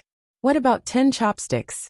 In any case, most of the treasurers finally huddled together tightly and began to smash like bowling balls toward Imperial Envoy Fan Xian, who seemed to know nothing and only knew how to take a beauty with him. On the last day of the 3-day order, Fan Xian followed the rules of the previous 2 days and stayed in the yamen to discuss matters in the morning. Although the treasurers had not voluntarily handed over the stolen goods and admitted their guilt, many of the officials had returned some silver. As for whether or not they had returned the full amount, that was a matter for the future and could be discussed later. At least on the surface, they had acted respectfully. There were also some treasurers who secretly admitted their guilt and took the initiative to climb up to the Overwatch Council to be tainted witnesses. Naturally, Fan Xian accepted them with a smile. It looked like the other party was indeed not a piece of iron. The palace treasury's casting skills were indeed not up to standard. He drank his tea and looked at the fine rain outside the hall in a daze. He slowly thought of the heavy rain last night. Would the Qing kingdom suffer another flood this year? It looked like he had to hurry. Otherwise, before the silver his father wanted could be transported to the banks of the Yangtze River, the banks would collapse again. Sir! An extremely panicked voice exploded like a muffled thunder, waking Fan Xian from his thoughts of a saint. Fan Xian looked with bewilderment and saw a group of officials in completely drenched robes run in. These officials were all people who had gone to each workshop to announce the 3-day order's deadline. Why had they all run back? The person in the lead was the second in command of the palace treasury, the deputy of the transport company Ma Jie. With a face full of shock, he pulled at the front of his robes and rushed in without a care for the dirty water and wet shoes. Sir Ma, why are you so panicked? Fan Xian looked at him and furrowed his brows slightly, putting on a chow air. Sir, it's not good. Although Ma Jie had long known that the treasurers would certainly retaliate against the 3-day order, suddenly hearing of this matter, he couldn't help panicking and quickly came to report to Fan Xian. The 3 large workshops are on strike. Fan Xian was slightly startled and stood dumbly on the stone steps. Ma Jie thought the imperial envoy had also been shaken by the sudden bad news. He wiped the rain from his face and smiled bitterly. This is good, this is good. The 3 large workshops were on strike. This was something that had never happened since the Qing kingdom had taken over the palace treasury. In reality, Fan Xian had not killed anyone. The methods he had used were not as bloody as the eldest princesses. However, the problem was that Fan Xian had issued the 3-day order and had the power of spies in his hands that the eldest princess did not have. He had also blocked the treasurer's plans to transfer their family property. It was the same as preparing to swallow up the money the treasurers had harshly withheld these years. What was money? Money was the life of most people. Thus, the treasurers dared to use such a shocking move as a strike to fight Fan Xian to the death. Fan Xian was only slightly startled and immediately came to his senses. A faint smile rose to the corners of his lips. In reality, he was not shocked by the intensity of the treasurer's reactions. He was just thinking that this world also had a strike. Sir, what do we do? Should we first take back the 3-day order? Ma Jie asked with a face full of hope. He did not approve of Fan Xian issuing the 3-day order. Now that the treasurers had truly gone on strike, and the 3 large workshops of the palace treasury stopped work for 1 day, how much silver would the court lose? Who would be able to shoulder such a large crime? Even if Fan Xian's family background was different from normal people, and he was not afraid of the opinions of the people, the emperor would not easily forgive him. Contrary to the expectations of Ma Jie and the other officials, Fan Xian gently stroked the glossy strands of hair on his head and stretched his neck. A faint trace of excitement appeared on his face. As expected, they did not disappoint me. They made a big commotion. This is good. When I catch up, I will kill them all. Ah! The officials stood stupidly in the fine rain. On the wooden beam of the yamen, a pair of swallows danced gently. In the sky full of rain, Fan Xian wore the black robe of the Overwatch Council and led the officials of the transport company, a total of over 20 people, hurriedly to the first workshop that had called for a strike. The officials stood outside the workshop and found that they could not hear the sizzling sound of the furnaces. There was also no black smoke coming out of the workshop. There was a death-like silence. Everyone couldn't resist casting their gazes on Fan Xian, thinking, how exactly was he going to deal with this silent protest? No one knew that the Qinian unit and the swordsmen of the 6th Bureau, who had followed Fan Xian to Jiangnan, were already wearing raincoats and waiting silently not far from the workshop for orders. Even further away, General Ye's face was heavy as he clenched his fists tightly. His heart was perturbed as he spoke with Su Wenmao beside him. His mind was completely on the workshop that was on strike. Behind the two of them, a battalion of soldiers with knives and spears in their hands were waiting. The people on strike in the first workshop were all gathered in this large workshop. There was still the remnants of heat from last night inside the workshop. This was where they were responsible for making glass. Fan Xian walked with steady steps into the workshop and raised his head to glance at the tall roof of the workshop. He sighed in admiration and said, "The rain protection is done well." The workers were huddled in twos and threes at the back. Their faces were full of fear. These lower-level workers did not know why they had suddenly stopped work. Looking at the newly arrived imperial envoy, their hearts were filled with fear. In front of the workshop, a dozen green-robed treasurers forced themselves to remain calm and bowed to Fan Xian. "Why hasn't work started?" "Good to let you know." Master Xiao, who was still injured behind him, glanced at Fan Xian with a hateful gaze. "Last night, the rain was too heavy and extinguished the furnace. It washed away the molds, so there is no way to start work." The master and treasurers were not idiots. They knew they couldn't openly say they were on strike. Otherwise, if Fan Xian really went crazy and raised a knife to kill them all, they could still justify it. Thus, they could only find some reasons. In reality, they were still using the strike to threaten the other party. Perhaps this was the so-called art of negotiation. In terms of poetry, Fan Xian could be said to be an artist, but his job was often to destroy art without any sense of beauty. With a heavy face he said, "The molds are ruined, and the furnace is wet. What about the second workshop? Could the molten steel that could burn people to death have also solidified? Can a spinning machine also rust?" Without waiting for Master Xiao to reply, he narrowed his eyes and said, "I think you treasurers are the ones whose brains have truly become rusty." There was no such thing as negotiation. Fan Xian only needed someone to make trouble. It was necessary to change the technical director of the palace treasury. How could he miss this opportunity? "Come, cut off this Master Zhao's head for me, and use his blood to warm the furnace." Fan Xian clapped his hands and said evenly. Master Xiao paused as if he didn't understand the meaning of the imperial envoy's words. Just as Fan Xian's voice fell, the Overwatch Council officials wearing raincoats had already walked into the workshop. A subordinate lifted up a chair for Fan Xian to sit. A few others had already cleanly kicked Master Xiao to the ground and pulled him to the side of the furnace about 50 feet away from Fan Xian. Fan Xian waved his hand. The officials of the transport company behind him broke into an uproar. Deputy Ma Kai's anxiety attacked his heart, and he cried out in fear. "Sir, you can't." Master Xiao, who had been pushed to the mouth of the furnace, finally came to his senses.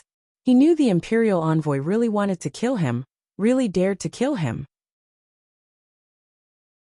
He began to struggle with all his might. His feet kicked against the dirt on the ground, making a rustling sound. With a sobbing tone he cried out, "Spare me, sir, spare me."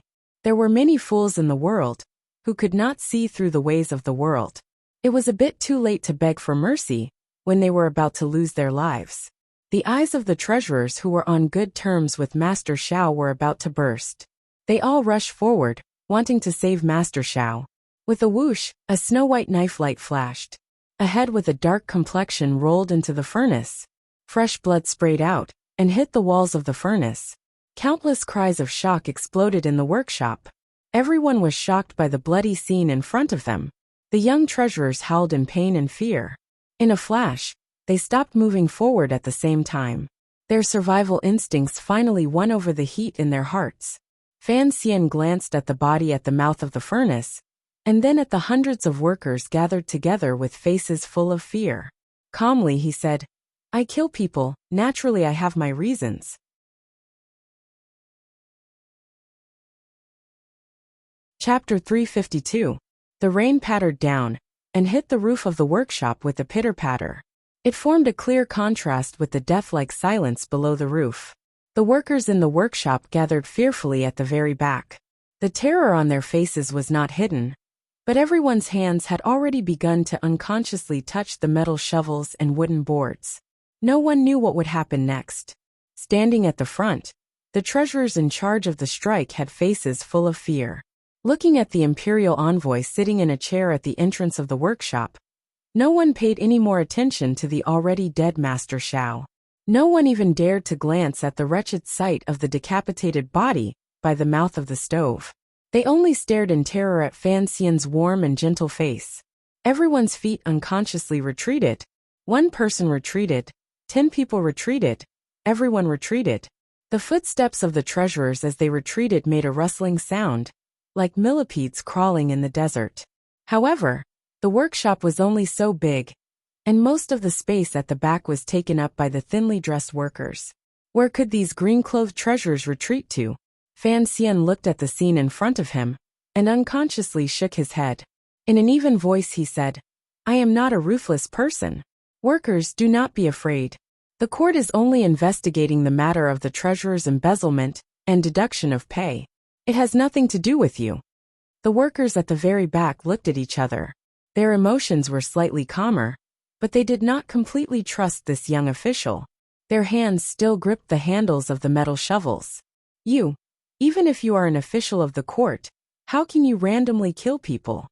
One of the treasurers finally could not stand the pressure of this silence, and cried out in a sharp voice.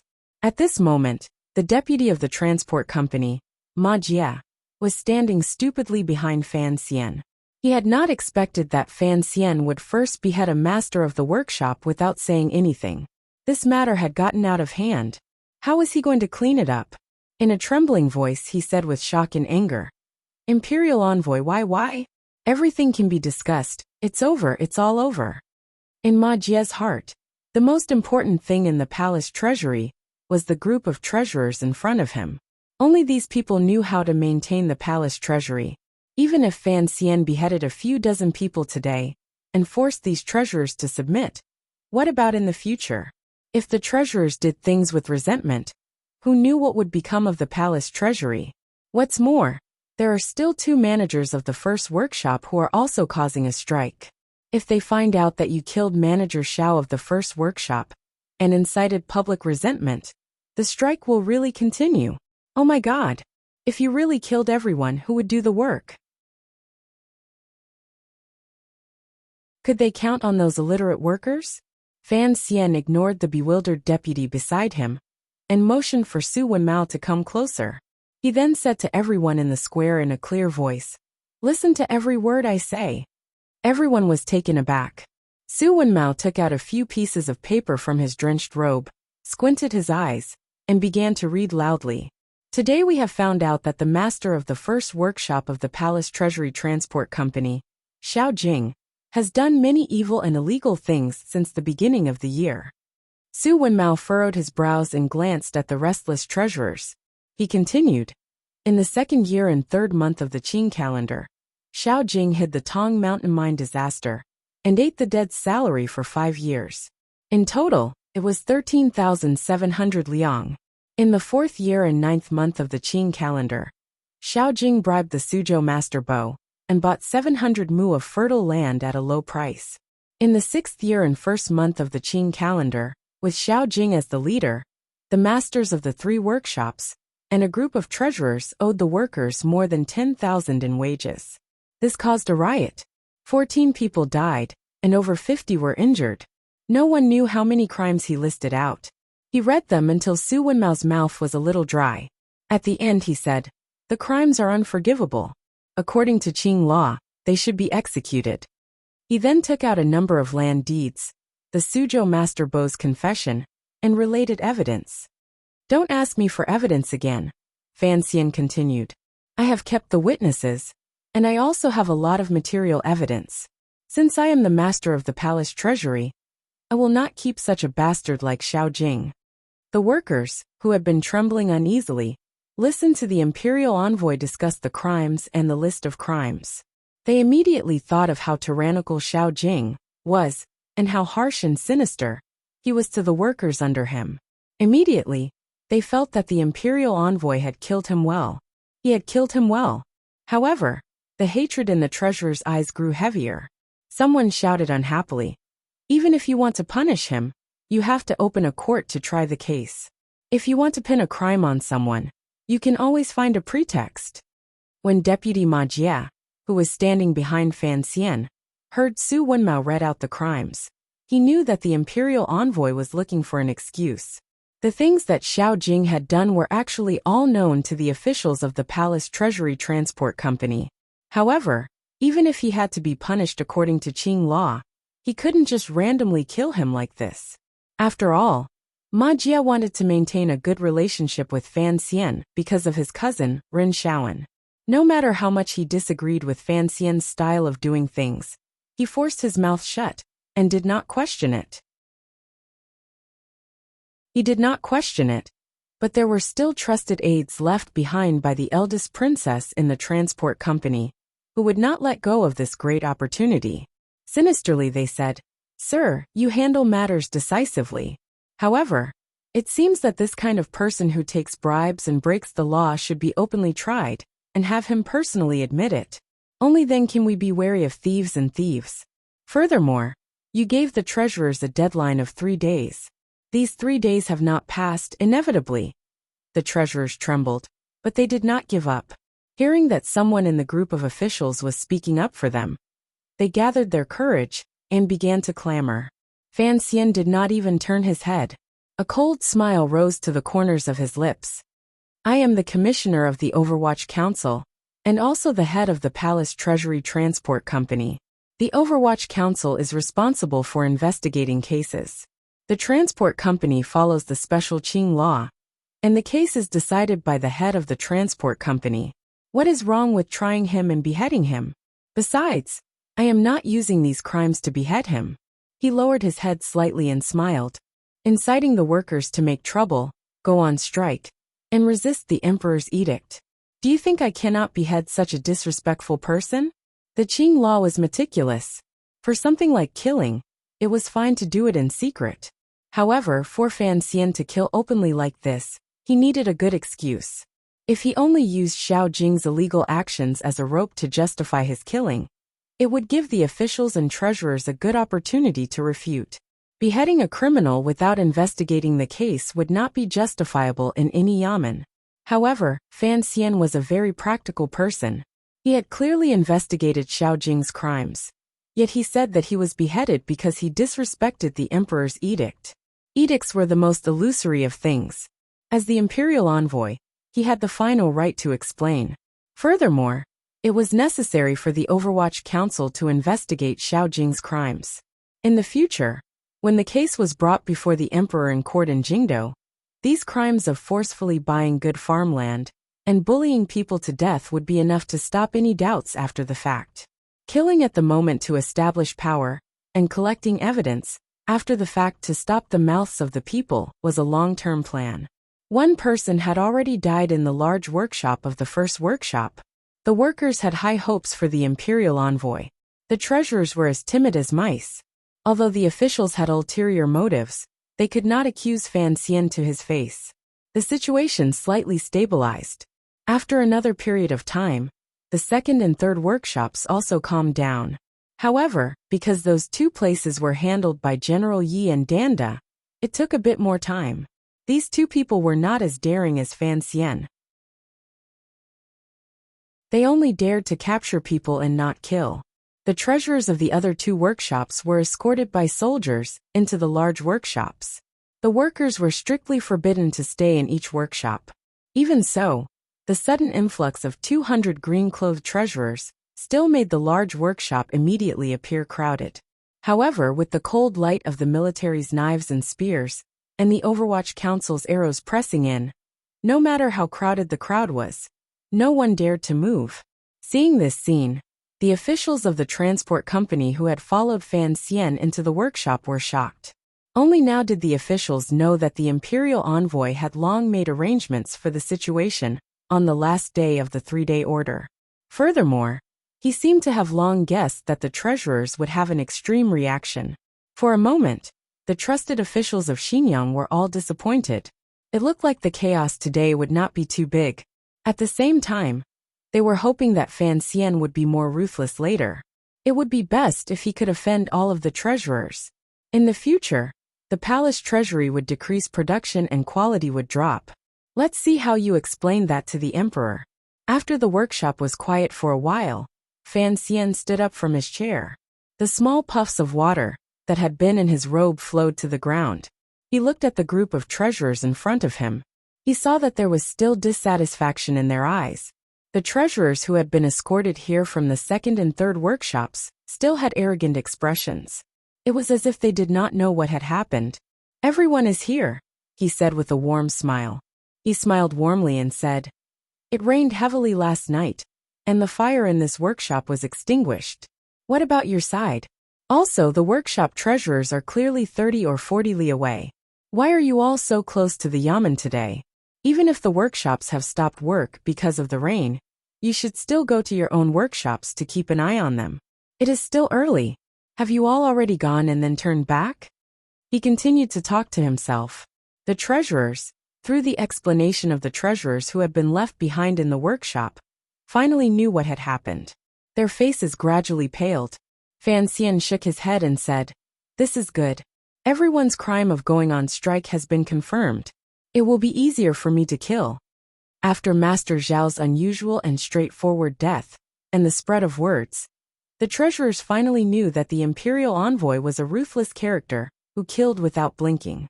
Hearing these light words, the treasurers exploded with a buzz.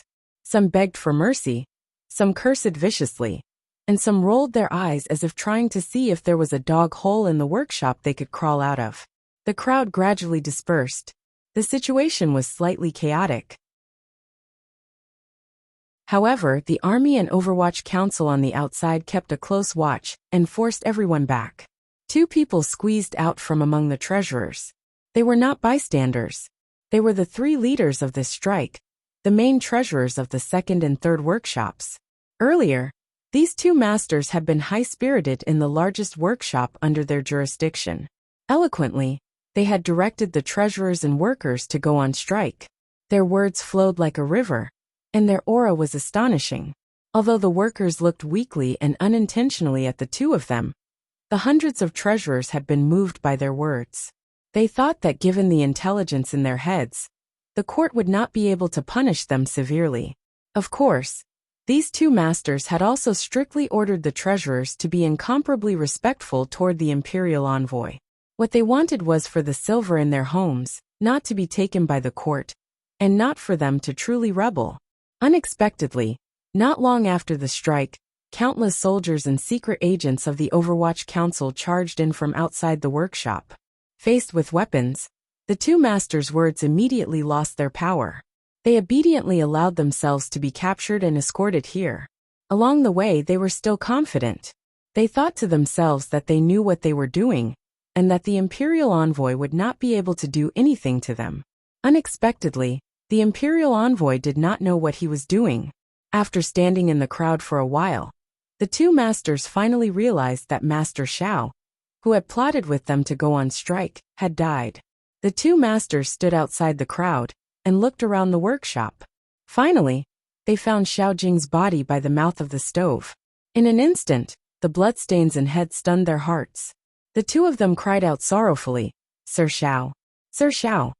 There were knives and spears all around them, so they didn't dare to go to the side of the stove and cry out. However, they still raised their heads and glanced at Fan Xian with a venomous gaze. They knew that they would probably not be able to escape today.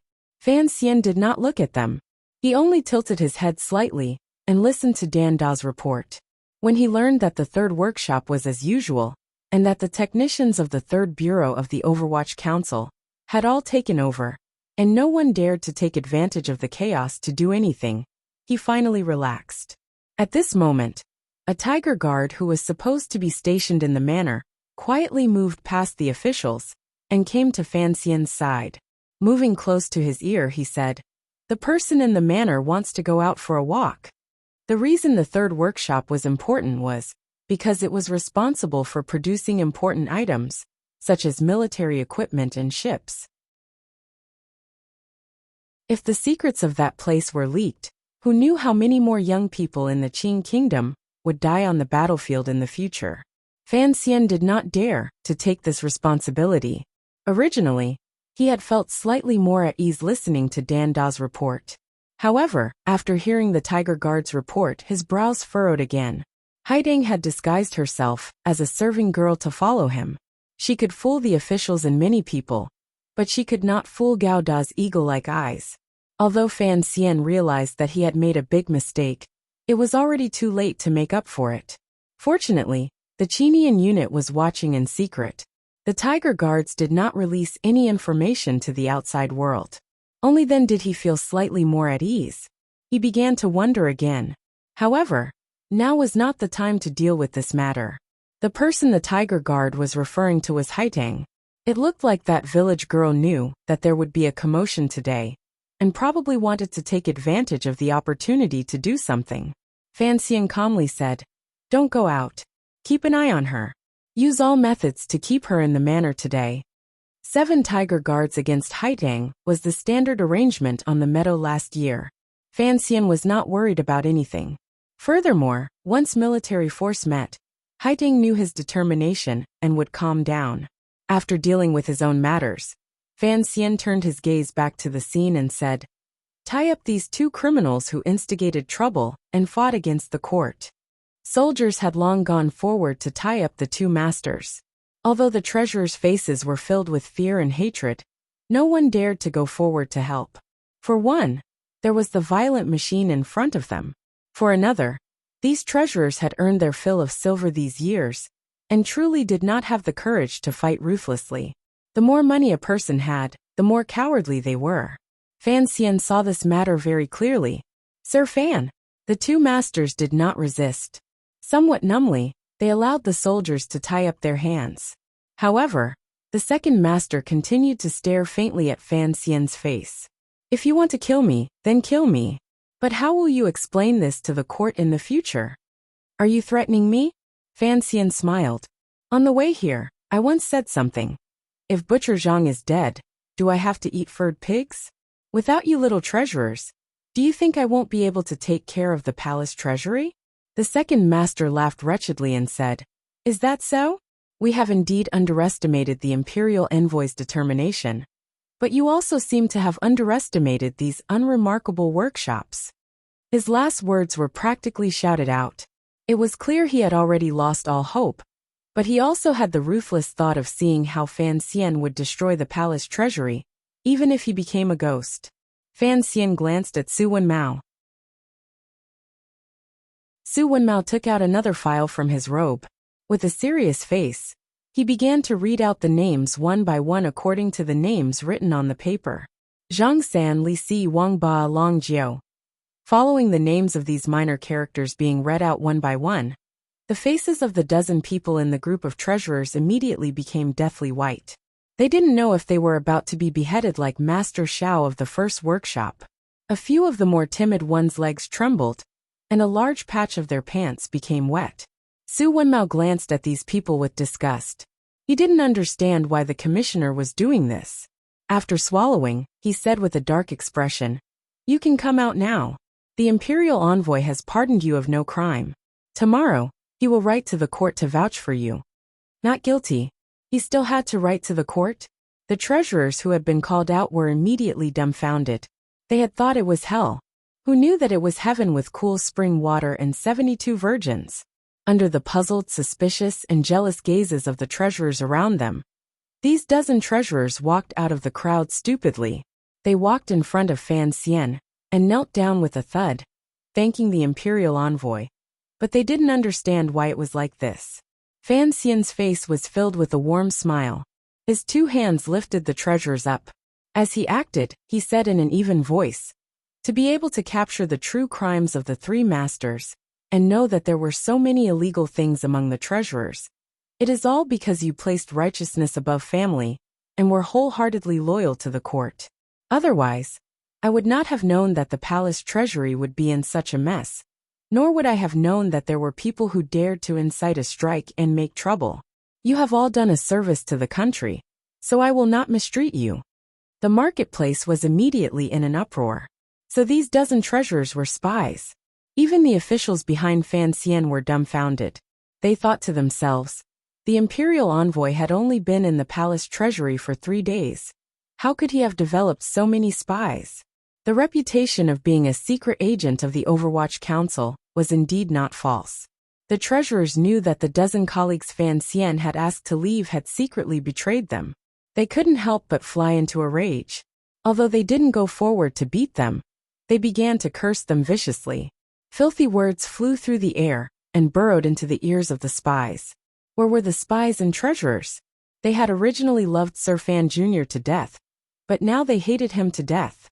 Yes, they had secretly returned the treasury silver, and secretly said a few things they had heard.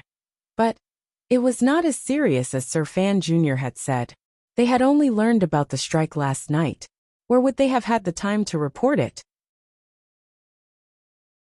As for Master Shao and the other two masters, God, they just wanted to be a pretty fence-sitter. How would they dare offend the head of the treasurers? These treasurers, who had been condemned by thousands of people, looked at each other. They wanted to cry but had no tears. Even if Fan Xian let them go today, he had publicly pointed out their shameless and betrayal in front of everyone. How could they face their 200 colleagues in the future? How could they face others? Zhang San looked at Li Si. Wang Ba looked at Long Jiao. With sorrowful eyes they asked, "You're also a spy?" "Yes, we're also a spy." What Fan Xian said next shocked the people in the workshop. These 13 treasurers bravely exposed the abuses and have done the country a service. I have decided that from now on, they will be the deputy masters of the 3 workshops. Fan Xian smiled warmly and asked the deputy beside him, "Sir Ma, what do you think of this proposal?" Deputy Ma Jia was still worried about how the palace treasury could produce normally and felt depressed.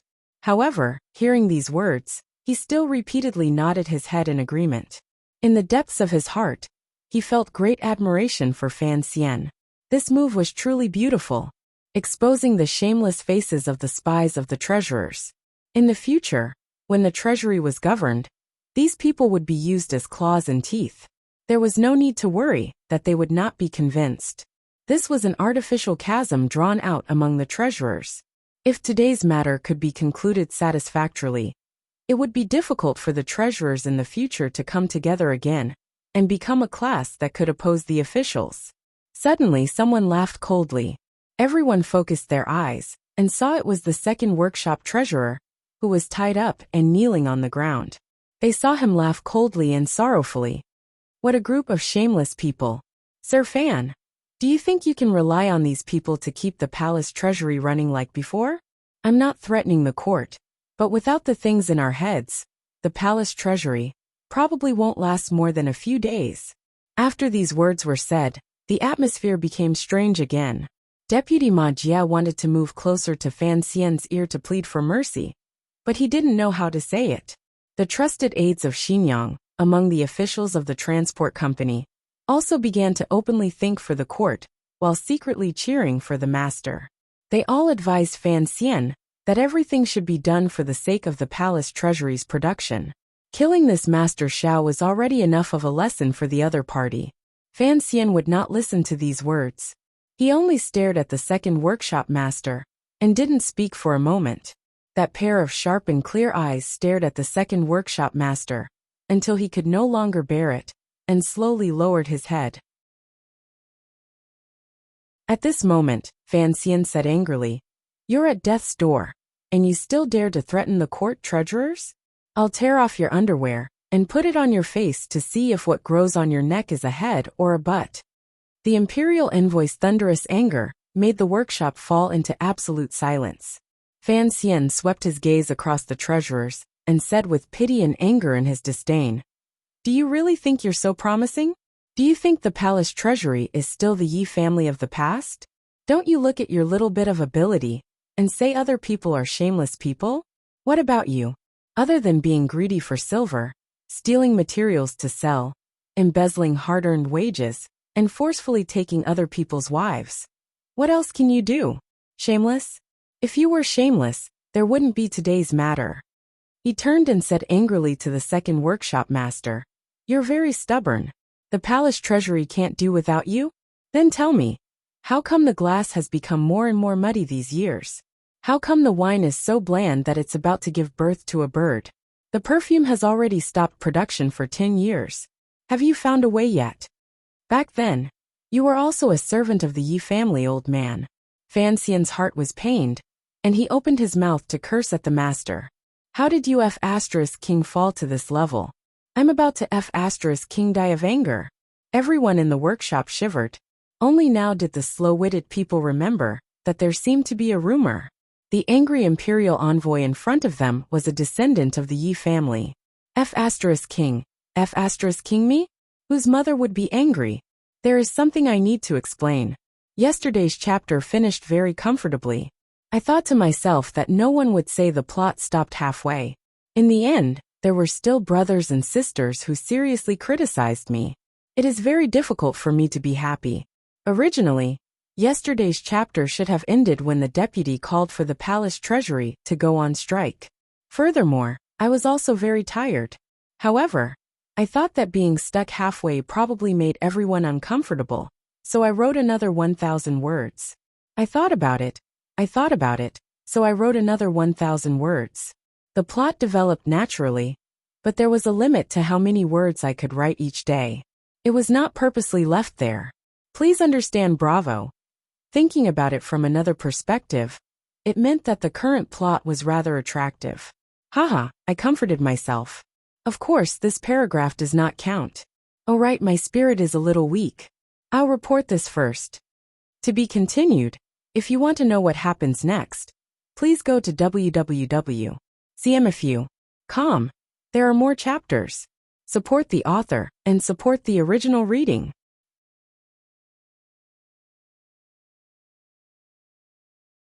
Chapter 353. The master knelt on the ground. His face was red and white. Hearing the words Yi family, he remembered the true identity of the person in front of him. A sliver of memory that had been hidden for many years slowly rose. It made him feel ashamed, angry and afraid. The feeling of shame was easy to understand. After all, back then, he was just a little beggar by the side of the road.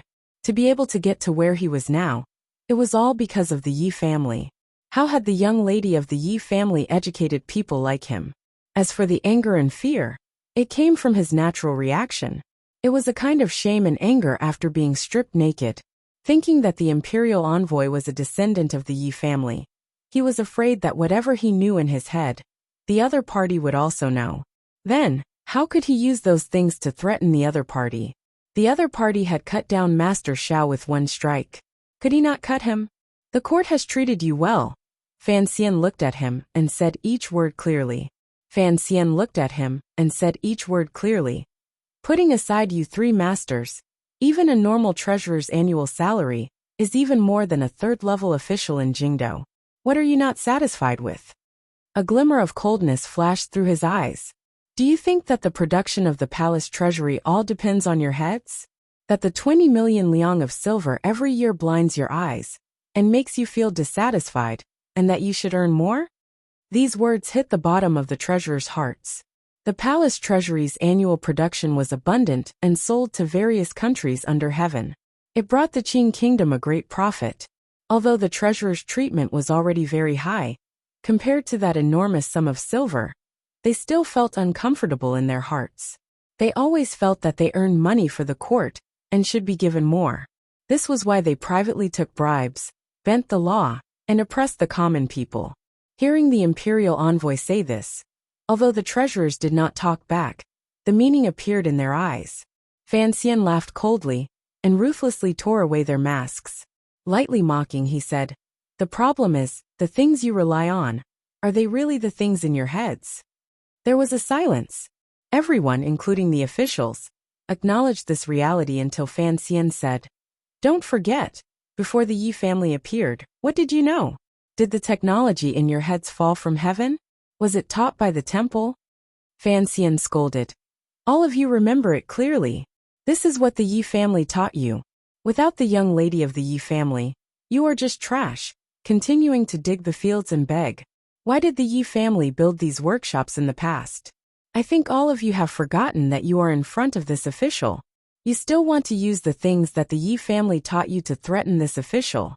Do you have any shame? Do you have any shame?" The officials behind him looked at each other. Although the court had long stopped pursuing the matter of the Yi family, and Sir Fan Jr.'s past was gradually known to the people of the world, to speak of the Yi family so openly was still somewhat taboo. Fan Xian could not care so much. He was angry, but he wanted to use this opportunity to clear his name. In this world, No matter what you did, you had to be justified. Fan Xian had scolded the treasurers and beheaded them. Disregarding the benefits, he had first taken the flag on a moral level. The manager of the second workshop finally softened. He knelt on the ground and wailed, "My lord, this lowly one knows his mistake. Please, my lord, give this lowly one a chance. Let this lowly one use the skills I learned in the past to serve the court." Although this master was wailing in pain, Fan Xian's sharp eyes did not find any traces of tears on his face. On the contrary, the corners of his lips were pressed tightly together. He couldn't help but smile coldly. He knew that the others still thought he wouldn't continue killing, and that the things in his head were still useful. Fan Xian gently clapped his hands. When the clapping was about to end, 4 old men around 50 years old were escorted into the workshop by Overwatch Council officials. These old men were not bystanders. They were the shopkeepers of Qingyu Hall, who had come back from the Central Plain via Danzhou. The Overwatch Council officials set out 4 chairs. Fan Xian rose and, expressionless but deliberately respectful, invited the 4 shopkeepers to sit. The officials, treasurers, and workers were all confused. They wondered who these old men, who seemed like they would be blown over by the slightest breeze, had the right to sit side by side with the imperial envoy. Although the deputy Ma Jie didn't say anything, he was muttering in his heart. He thought, "Even I am standing behind the imperial envoy. How dare these commoners?" Fan Xian's finger slid across the robe on his body and dipped into some icy rainwater. He smeared it between his brows and slowly rubbed it. He asked, "Do you still recognize who these 4 are?" Nearly 20 years had passed since the Yi family's collapse. The workers in the palace treasury workshop were no longer the same as before. Even the treasurers had never seen the high and mighty 23 head shopkeepers of the Yi family, so they did not recognize who these 4 people were. Even though there were old men from back then, they were too far away and could not distinguish clearly.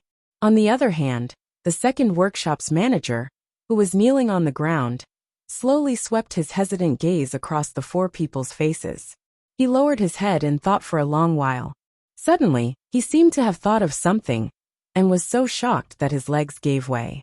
His originally kneeling posture, he immediately sat down on the muddy water. It had been 20 years since they had seen each other.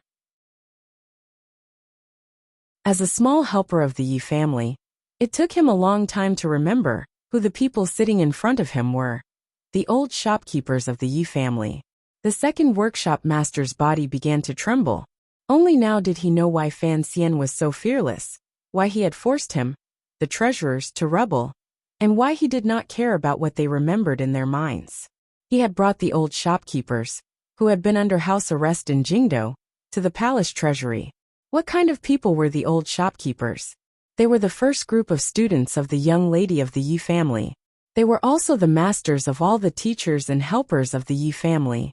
They were also the ancestors of the present palace treasury treasurers. With such a group of old men at his side, the imperial envoy did not care about the problem of lost craftsmanship, nor did he have to worry about the quality of the palace treasury's products. Truthfully speaking, the palace treasury had been single-handedly built by these old shopkeepers. How could they not be managed? Thinking this through, the master's face was full of despair, but there was still a glimmer of hope in the depths of his heart. Opening his mouth, he struggled to crawl toward Fan Xian and wailed, "Teacher, please ask for leniency on behalf of your disciple." Everyone was startled, and Fan Xian was also slightly surprised. He knew that this person was not asking for leniency from him. Following the master's gaze, he found that he was looking at 7th Yi. He couldn't help tilting his head and asking curiously, "7th Yi, was he your former disciple?" 7th Yi's face darkened. He stared at the master's face and said in a raspy voice full of resentment, "He learned from me for a few days." Fan Xian smiled slightly. He understood 7th Yi's feelings. After the Yi family collapsed, the 23 old shopkeepers had been captured by the court from various places and placed under house arrest in Jingdou. Some of their disciples had resisted and died, while others struggled at death's door. Of course, this was all people's own choice in the face of impending disaster. No one blamed them. However, for someone like the second master who had climbed to such a high position, his behavior back then must have been very bad. Hearing the second master call out teacher, the third master, who had been standing silently to the side, froze to the side like he had been struck by lightning. Looking at the four old men sitting beside the imperial envoy, he completely couldn't believe his ears. The remaining members of the Yi family among the treasurers confirmed the identities of these four people. Amidst their shock, there were also some people who still had old memories. They all stood up and knelt in front of the four old shopkeepers with shock, joy, and fear. Fourth master, Uncle 12th, I am Juzi. Greetings, old shopkeepers. Back then, I was a worker in the Chuzhou branch doing odd jobs. Although most of the treasurers did not have much of a relationship with these four old shopkeepers, the palace treasury meeting to recognize relatives was already bustling with activity. Fan Xian's face darkened and he said in a cold voice, I'll come back to recognize relatives in a bit. Although his expression was unhappy, his heart had calmed down. With the 13 spies as deputy masters, and the remaining power of these old shopkeepers, his plan to reform the palace treasury should be able to proceed smoothly. Meeting again after 20 years, the atmosphere in the workshop immediately became somewhat sad. This kind of sadness perfectly diluted the earlier tension. Only the officials of the transport company felt uneasy, and some of the Xinjiang people laughed coldly to themselves. If the scene in front of them got back to Jingdo, the emperor would probably have some opinions about Commissioner Fan. The second master lowered his head and knelt on the ground. He also felt slightly comforted in his heart. Looking at this situation, at most he would receive some punishment. In a moment he would desperately admit his mistake. For the sake of the old Yi family, the imperial envoy probably wouldn't make things too difficult for him. He glanced sideways at the body of Master Xiao in the distance at the mouth of the furnace, and felt a lingering fear in his heart. Fortunately, Xiao Jing had stepped forward first. He also felt some sympathy for that bastard. He thought to himself that a person who had no connection to the old Yi family had indeed died cleanly under the hands of the imperial envoy. Unexpectedly, after Fan Xian had repulsed the treasurers, a faint smile rose to his face and he said, Take this person away and behead him. Yes, sir. The second master raised his head and looked around with a perplexed gaze. For a moment, he didn't understand who to behead. Shouldn't things be like this? It was not until he was dragged up by the Overwatch Council officials that he realized the imperial envoy still wanted to kill him. He had wanted to open his mouth to cry out for his innocence, but a clump of dirt blocked his mouth. Seeing the Overwatch Council officials drag the limp master out of the workshop and the water stain on the ground, everyone in the workshop, regardless of whether they were officials or commoners, shopkeepers or treasurers, became deathly silent. They all turned their gazes toward the imperial envoy sitting in the middle. It was as if Fan Xian could not feel the countless gazes and lowered his head slightly. Outside the workshop came the muffled sound of a metal weapon striking a neck, as well as a muffled grunt.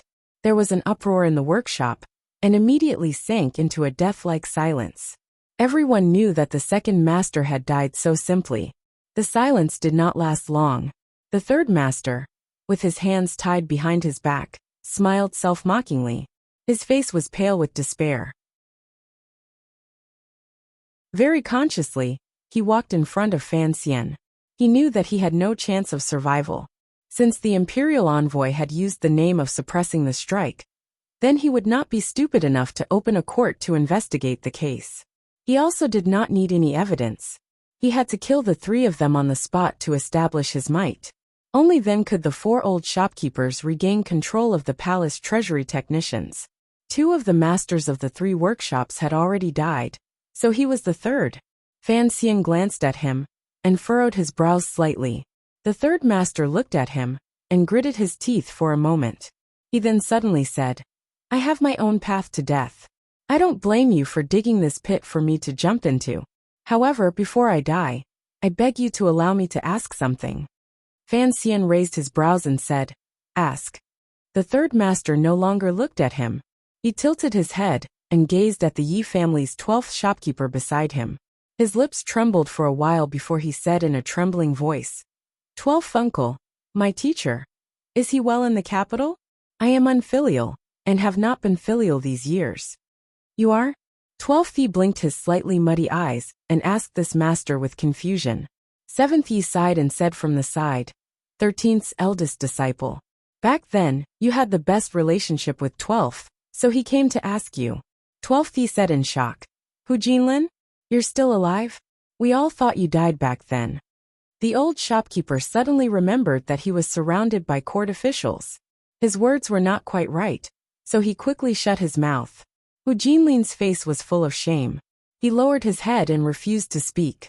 12th Yi sighed and said, The young lady once said that living is better than dying. Us old bones are all struggling at death's door. How can we blame you? Only you asked 13th, ah. The shopkeeper shook his head and said, He already passed away a few years ago. Of the 23 people who entered the capital, there are only 15 left now. Hearing that his teacher had passed away, Hu Jinlin completely forgot that he was about to die as well. A great sorrow appeared on his face. Fan Xian listened quietly to the side. He also felt a strange emotion in his heart. The elders of the Yi family were gradually being battered by the wind and rain. The year he first entered Jingdo, there were 23 shopkeepers and 17 people. In less than 2 years, another 2 had died. He looked at the materials piled around the workshop and abruptly became distracted. He thought to himself that time flowed like water. When would he be able to rebuild the name of the Yi family? When would he be able to have the people who should die, and have the people who should live again in the hearts of the Qing people? In a very short time, he had already woken up. Looking at the third master in front of him, he said mockingly, Although I don't know if you are acting or if you really still have feelings for me, I never planned on killing you. So don't think that you can live, because I'm soft-hearted. Hu Jinlin, who thought he was going to die, had no hope of getting lucky after the tragic deaths of his 2 masters. Suddenly hearing these words, on the contrary, he was so shocked he didn't know what to say. Fan Xian said expressionlessly, Those who are guilty are beheaded, and those who have committed minor crimes are forgiven. I'm not here to settle old grudges. To be continued. If you want to know what happened afterwards, please log on to www.cmfu.com. More chapters. Support the author. Support original reading.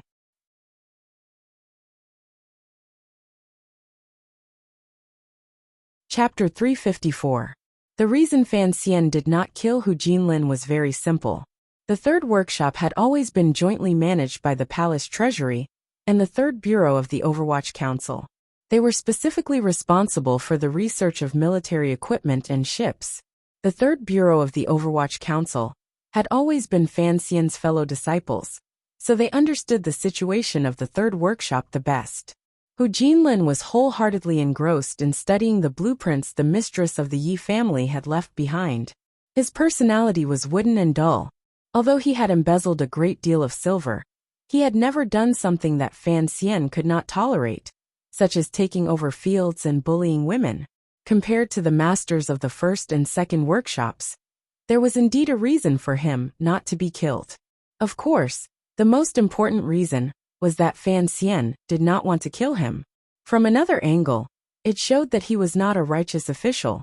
The master of the third workshop was taken away. There were still many treasurers left in the workshop. These people looked at each other. At the beginning of the strike, everyone was secretly anxious in their hearts, but they still had some confidence. It was not the first time the treasurers had banded together to oppose the officials of the court's transport company. In the past, as long as their requests were not excessive, the matter would always be resolved peacefully. In their eyes, they only wanted to protect the silver they had extorted and harshly withheld over these years. It was indeed a reasonable request. However, no one had thought that the new imperial envoy would be so vicious and merciless. After pointing out the nature of the palace treasury and inviting out the 4 old Yi family shopkeepers, the treasurers all knew that all of their trump cards had lost all effect in front of this young official. At this moment, the treasurers were just a flock of chickens waiting to be slaughtered. It was just a matter of how many Fan Xian wanted to slaughter. Not many. Following Su Wenmao's naming and statement of crimes, another 3 treasurers were pulled out from the crowd. These 3 treasurers had done many evil things, and secretly colluded with the officials of the Suzhou government. The matters they had handled had violated countless Qing laws. Killing them 16 or 17 times was not enough. Fan Xian accepted the file in Su Wenmao's hands and glanced at the treasurers in front of him, who had wet his pants and couldn't even stand steadily. He furrowed his brows and said, "You're the one who married 12 concubines." The treasurers didn't even have the strength to nod. He was terrified. Fan Xian shook his head and mockingly said, "Marrying 12 concubines only shows that you are rich and have a lot of confidence in the bed between husband and wife. But out of the 12 concubines, 9 of them were taken by force. That is very shameful." Stealing someone's wife and killing their own husband? Impressive, impressive. You are even more arrogant than the most famous hedonistic playboy in the capital. Although the other 2 treasurers did not commit such a crime, they still deserved to die. Fan Xian waved his hand. The Overwatch Council officials dragged the 3 treasurers out. Following the sound of 3 knives and 3 wretched cries, 3 lives were lost. Killing people without a change in expression was something the Overwatch Council officials could do. Even the soldiers by the side of the workshop could barely do it. However, the officials of the Palace Treasury Transport Company could not take it anymore. Their backs were drenched in sweat. Some of them smelled the blood inside and outside the workshop and wanted to vomit. Deputy Ma Jie was still relatively calm, but the sweat on his face began to drip furiously. Pitifully, he moved closer to Fan Xian's ear and said, "Sir, in a few days, the Palace Treasury will open for bidding. Killing people is inauspicious. Killing people is inauspicious." Naturally, there was no way to save the people who had been killed. But Ma Jie was afraid that Fan Xian's vicious nature would explode and continue to kill. Fan Xian smiled and said, "Sir Ma, don't worry. 6 years ago, Ma Yu, the eldest princess, personally came to the palace treasury for the last time. How many treasurers did she kill?" He extended his thumb and pinky finger and said, 6. "I am a junior, so naturally, I won't kill too many. I've already killed 5. That's enough." Hearing these 2 words, the hearts of the officials behind him relaxed involuntarily. The treasurers in front of them were wild with joy. Regardless of who it was, they were all frightened by the 5 bloody heads until their legs felt weak. Only Su Wenmao suppressed the displeasure in his heart after a moment of surprise and didn't say anything. Deputy Ma Jie furrowed his brows, thinking that there was more to the imperial envoy's words. The eldest princess had killed 6, and he had only killed 5. If this matter went wrong in the future, and the imperial censors reported him for violating court law and killing indiscriminately, it looked like there would be an explanation. It seemed that although this imperial envoy was young, his thoughts were ruthlessly meticulous. He could not miss the path that his cousin, Ren Shaoan, had painstakingly paved for him. After thinking through this matter, Deputy Ma Jie solemnly agreed to Fan Xian's following appointments and measures, without a trace of evasion or conflict. Although some of the officials of the Palace Treasury Transport Company were unhappy, since the head and deputy had set the rules, they could not oppose it. In Fan Xian's plan, the masters of the 3 large workshops were either dead or imprisoned. It just so happened to free up the 3 most important positions for the 3 old Yi family shopkeepers to temporarily hold. Additionally, the traitor treasurers, who had reported their colleagues' crimes to the Overwatch Council, would take on the positions as assistants. It could be considered making up for the old shopkeepers' lack of familiarity with the palace treasury after not returning for 20 years, killing first and planting spies among them. With these arrangements, the entire group of treasurers could be considered stabilized. In the future, the traitor treasurers only had to guard against the treasurers below them feeling discontent and purposely picking on their mistakes. When they did things, they had to be particularly careful. Once the group stood, these deputy masters would be particularly vicious and stare at the subordinate treasurers. The 2 clashed. Presumably, the things that Fan Xian did not want to see would gradually decrease. 3-day order, there's still half a day, Fan Xian said. Don't look at me, I know you can all read. Go back. Some of the workshops that you should be in are hundreds of li away. If you don't hurry home to raise the money, and then returned to the workshop to work. Are you going to continue standing here like clay figurines? Fan Xian said. Those who didn't die, spit out the silver and give me a clear account of what you have done. Write a note yourself. His voice gradually became cold at the end. After saying this, he walked out of the large workshop under the terrified gazes of the treasurers. The soldiers General Yi led gradually dispersed. The Overwatch Council officials all returned to their positions. It was still unknown who the spies placed in the workshops were. The officials whispered among themselves, but no one knew what they were talking about. The workers had watched a great show. After the treasurers had been taught a lesson through blood and fire, they became particularly obedient and terrified. The heavy rain outside gradually stopped. A lively palace treasury strike incident ended in such an absurd and nonsensical manner under Fan Xian's knife and the shopkeepers' old faces. The treasurers and officials returned the silver smoothly. After Fan Xian had examined them one by one, he also gently raised his noble hand. As long as they did not hide it too far, he left them some face and did not squeeze everyone dry of their family property. Being an official was only for money. If they were all swept clean, the officials of the palace treasury would not be able to show it on the surface, but they would certainly have a great knot in their hearts. When they did things, they would be incomparably lazy. Even with all 5 fingers spread open and pulling at the silver, the Yaman's 3-day order still recovered a large amount of silver.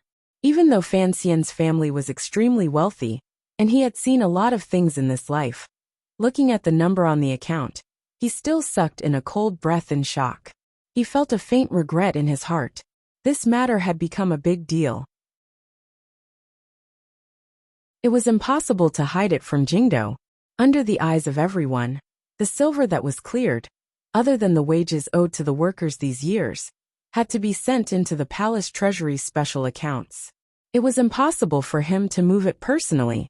If he had known earlier that the treasurers were the fattest corrupt officials in the world, perhaps Fan Xian would not have organized such a purge. Instead, he would have directly had the swordsmen of the 6th Bureau of the Overwatch Council be thieves. Other than things like land deeds, he would have stolen the rest of the banknotes into his own private hands. He was currently short of silver. If he could have this large sum of silver, he would no longer need the help of the North, and it would prevent new problems from arising in the process. More importantly, it would also allow his father to stay out of the matter, so that he would not be implicated in the future bidding. Returning to Haitang, after that day of the strike, Fan Xian returned to the manor and bitterly complained to this girl. Other than righteousness, he analyzed the current situation in detail and warned her that the Qing emperor probably already knew that the two of them were together. If she dared to go peep in the workshops in front of the tiger guards, he probably wouldn't be able to sit in his position in the palace treasury for more than 2 days.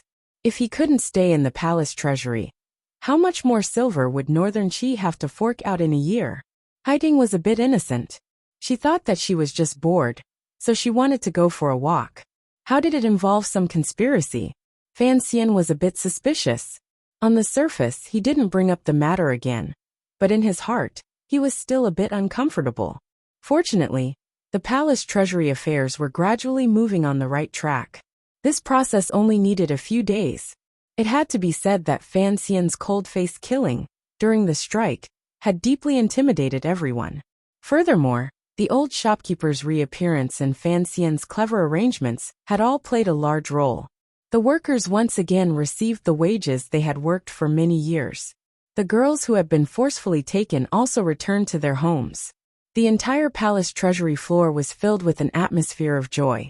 Amidst the joyous atmosphere, there were also some discordant notes mixed in. Although Fan Xian's thoughts were meticulous and had long guessed some of it, he had used the power of the government ahead of time to suppress those bitter stories from happening. The Qing kingdom's common people's own stories were always complicated. The common people did not like those women, but they were used to living happy lives with the little treasurer. Once the situation changed, they were not used to it. The treasurers did not have sex in the middle of the night, so there were not many cases of forcefully taking concubines. Although there were not many cases, it involved matters between men and women. It created a bad influence among the people. Fan Xian was vexed, but he didn't have any good ideas. It was difficult for an upright official to resolve family matters. He, a ruthless official, was also not that strong, so he could only toss it aside. However, these were just small interludes. On a larger level, the authority of the new head of the Palace Treasury Transport Company, Imperial Envoy Fan Xian, had already been established. Furthermore, in the hearts of the tens of thousands of low-level workers in the Palace Treasury, he had firmly forged an image of being upright and outspoken, incorruptible and wise. Presently, he no longer needed the help of the 8th Bureau. With his reputation as a civil and military official, Fan Xian had long become familiar with these methods. The Palace Treasury gradually calmed down. However, the strike had ended, but Fan Xian's plan had only just begun. To beat the snake to scare it, one half of the two-headed snake had been ruthlessly killed by him. With the other injured, it was time to begin moving. Is there any new news from Ziyue? Fan Xian asked casually as he sat in a chair and looked with narrowed eyes at today's council reports. Su Wenmao replied, "Not so fast. According to your orders, even if those Xinjiang officials send the news out, it will take at least a month for them to come and go." Fan Xian sighed. The imperial censors in the court do things too slowly. Su Wenmao smiled bitterly, thinking, how could there be someone like the commissioner in the world who waited for the imperial censors to come and report him? It was only because his background was strong enough that he could sit so calmly. We can't wait anymore. Tomorrow, we'll capture those people, Fan Xian said. The target of these words was, of course, the trusted official Xinjiang had left in the palace treasury. At the beginning of the 3-day order, these officials had secretly stirred up the emotions of the treasurers and incited them to oppose Fan Xian. After Fan Xian demonstrated his bloody methods, these officials were as happy as if they had eaten a sweet jujube. Throughout the night, they thought of ways to send out memorials without asking. Of course, it was to report to the officials of the eldest princess faction in Jingdo. At the beginning, Fan Xian had allowed the treasurers to link up for 3 days and finally form a strike to force the emperor to abdicate. It was for the sake of making the pustules in the palace treasury grow more plentiful and to see who was playing tricks. Before and after, the Overwatch Council's secret agents watched the many officials in the transport company with great caution. These people had no way of escaping the net Fan Xian had laid out. Let's do it, Fan Xian said with a pained smile. We're all leaving. We can't keep them here to eat porridge.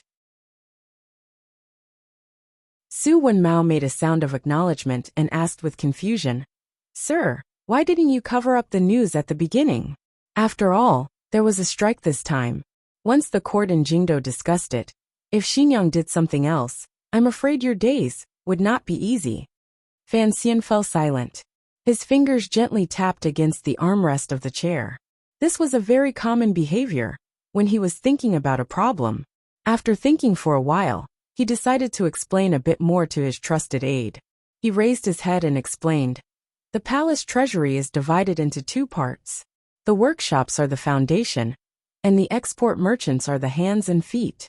If I want to break someone's hands and feet, I have to first lay down a solid foundation. I have never been used to planning for a situation that takes too long, so I chose to force these people in the palace treasury to overreact first. Only then can I strike heavily and find an excuse to chase the Xinjiang officials out. Su Wenmao nodded, but he thought that this could not explain his earlier question. Looking at the commissioner's expression, he knew he had a sense of propriety, so he listened patiently. I want to force the enemies in the palace treasury to act, Fan Xian said with a slight smile. Isn't the eldest princess also waiting for me to force her? Given her eyes in the court and palace, how could she not know that the old shopkeepers had followed me to Jiangnan? And she has never told this matter to the officials in the palace. It is clear that she does not want those officials to know my bottom line and not dare to stand out bravely. Think about it. If everyone knew that the old shopkeepers were with us, how could this strike have happened? Naturally, it would not have happened. Su Wenmao furrowed his brows. If they knew that you had old teachers from Qingyu Hall at your side, those treasurers would not have dared to stand out and make irresponsible remarks. But the question is, why would the eldest princess hide this information and wait for the palace treasury officials to secretly make connections, thus giving you a good opportunity to establish your might?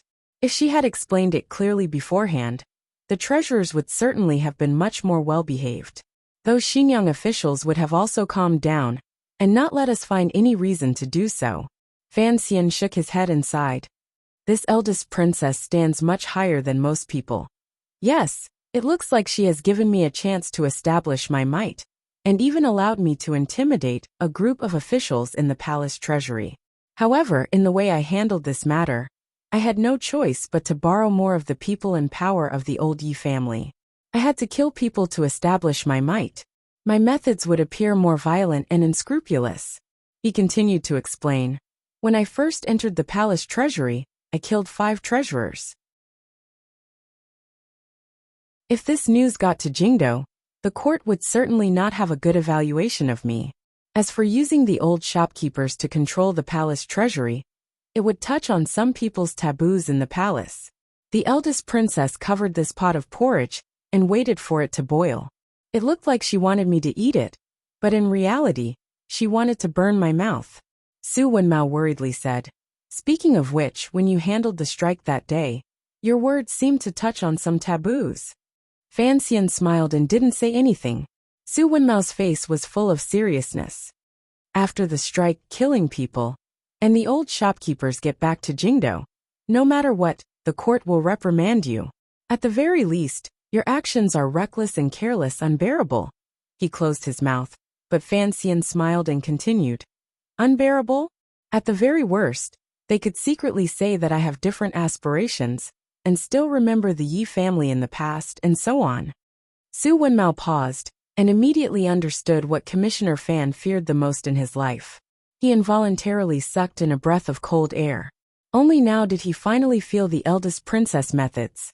She had not done anything. She had only secretly helped Fan Xian hide the news of the old shopkeepers heading south. She had been able to place Fan Xian on the mouth of a very dangerous volcano. Since you understood the plan so well back then, you should have brought out the old shopkeepers at the first opportunity. You should have been more cautious in your actions. He gathered his courage and admonished Fan Xian.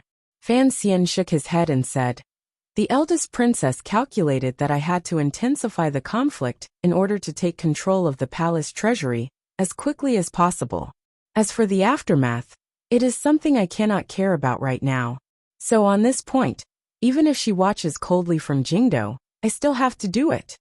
He smiled coldly and said, As for the trusted officials of the palace treasury being dug out by me, because of this presumably, she also knows that with the help of the Overwatch Council, these people will not be of any use in the next few years.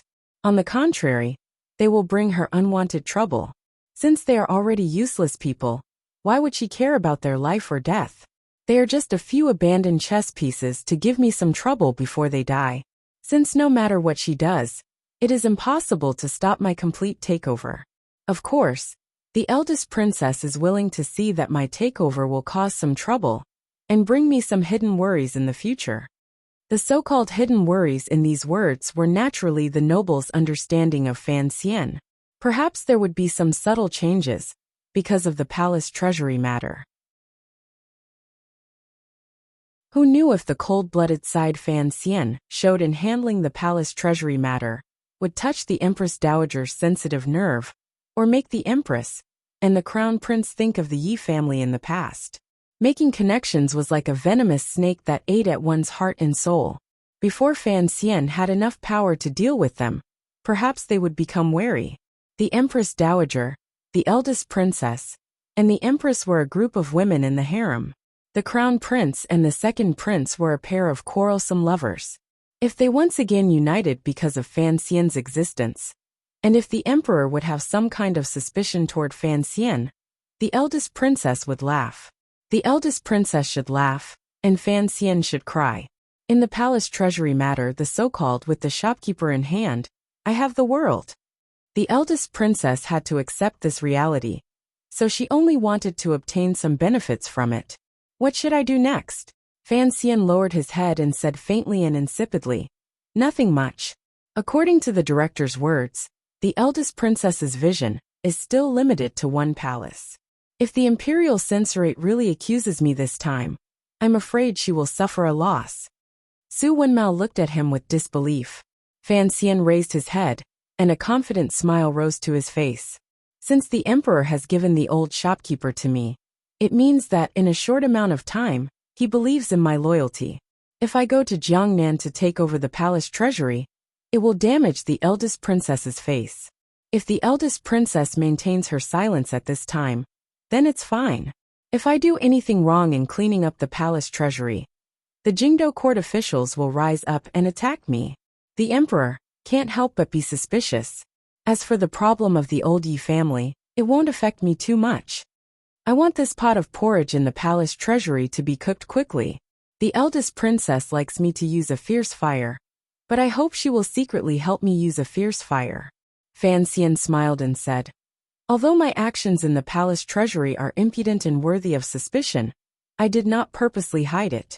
Naturally, the emperor believes in my sincerity. Although the eldest princess looks on coldly from the side, she is scheming without authorization. This is the so-called insincerity. He finally explained. Any scheme at the final stage only depends on the emperor's mood and closeness. I have always been completely honest with the emperor. He didn't know if these words were to convince Su Wenmao or to deceive him. In this battle, Fan Xian knew that his son-in-law had to obtain victory. As his son, he also had to obtain victory. After the emperor had established the second prince as an enemy for the crown prince, he had now successfully established Fan Xian as the most valiant whetstone. The eldest princess only saw the pressure Fan Xian's rise brought to the two princes and the empress dowager and empress in the palace. She did not see clearly that this kind of pressure was secretly cultivated by the Qing emperor. This was what Fan Xian had said earlier through Chen Pingping's mouth. The eldest princess's vision was still limited. It was not the limitations of history, but the limitations of her butt. After all, she was not an emperor who sat on the dragon chair and looked down on the world. To be continued. If you want to know what happens next, please log on to www.cmfu.com. More chapters. Support the author. Support original reading.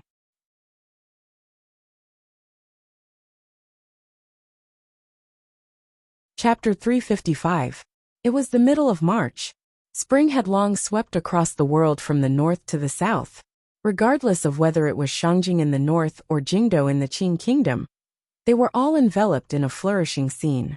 In the land of Jiangnan, the green water rippled, and the green mountains hid each other.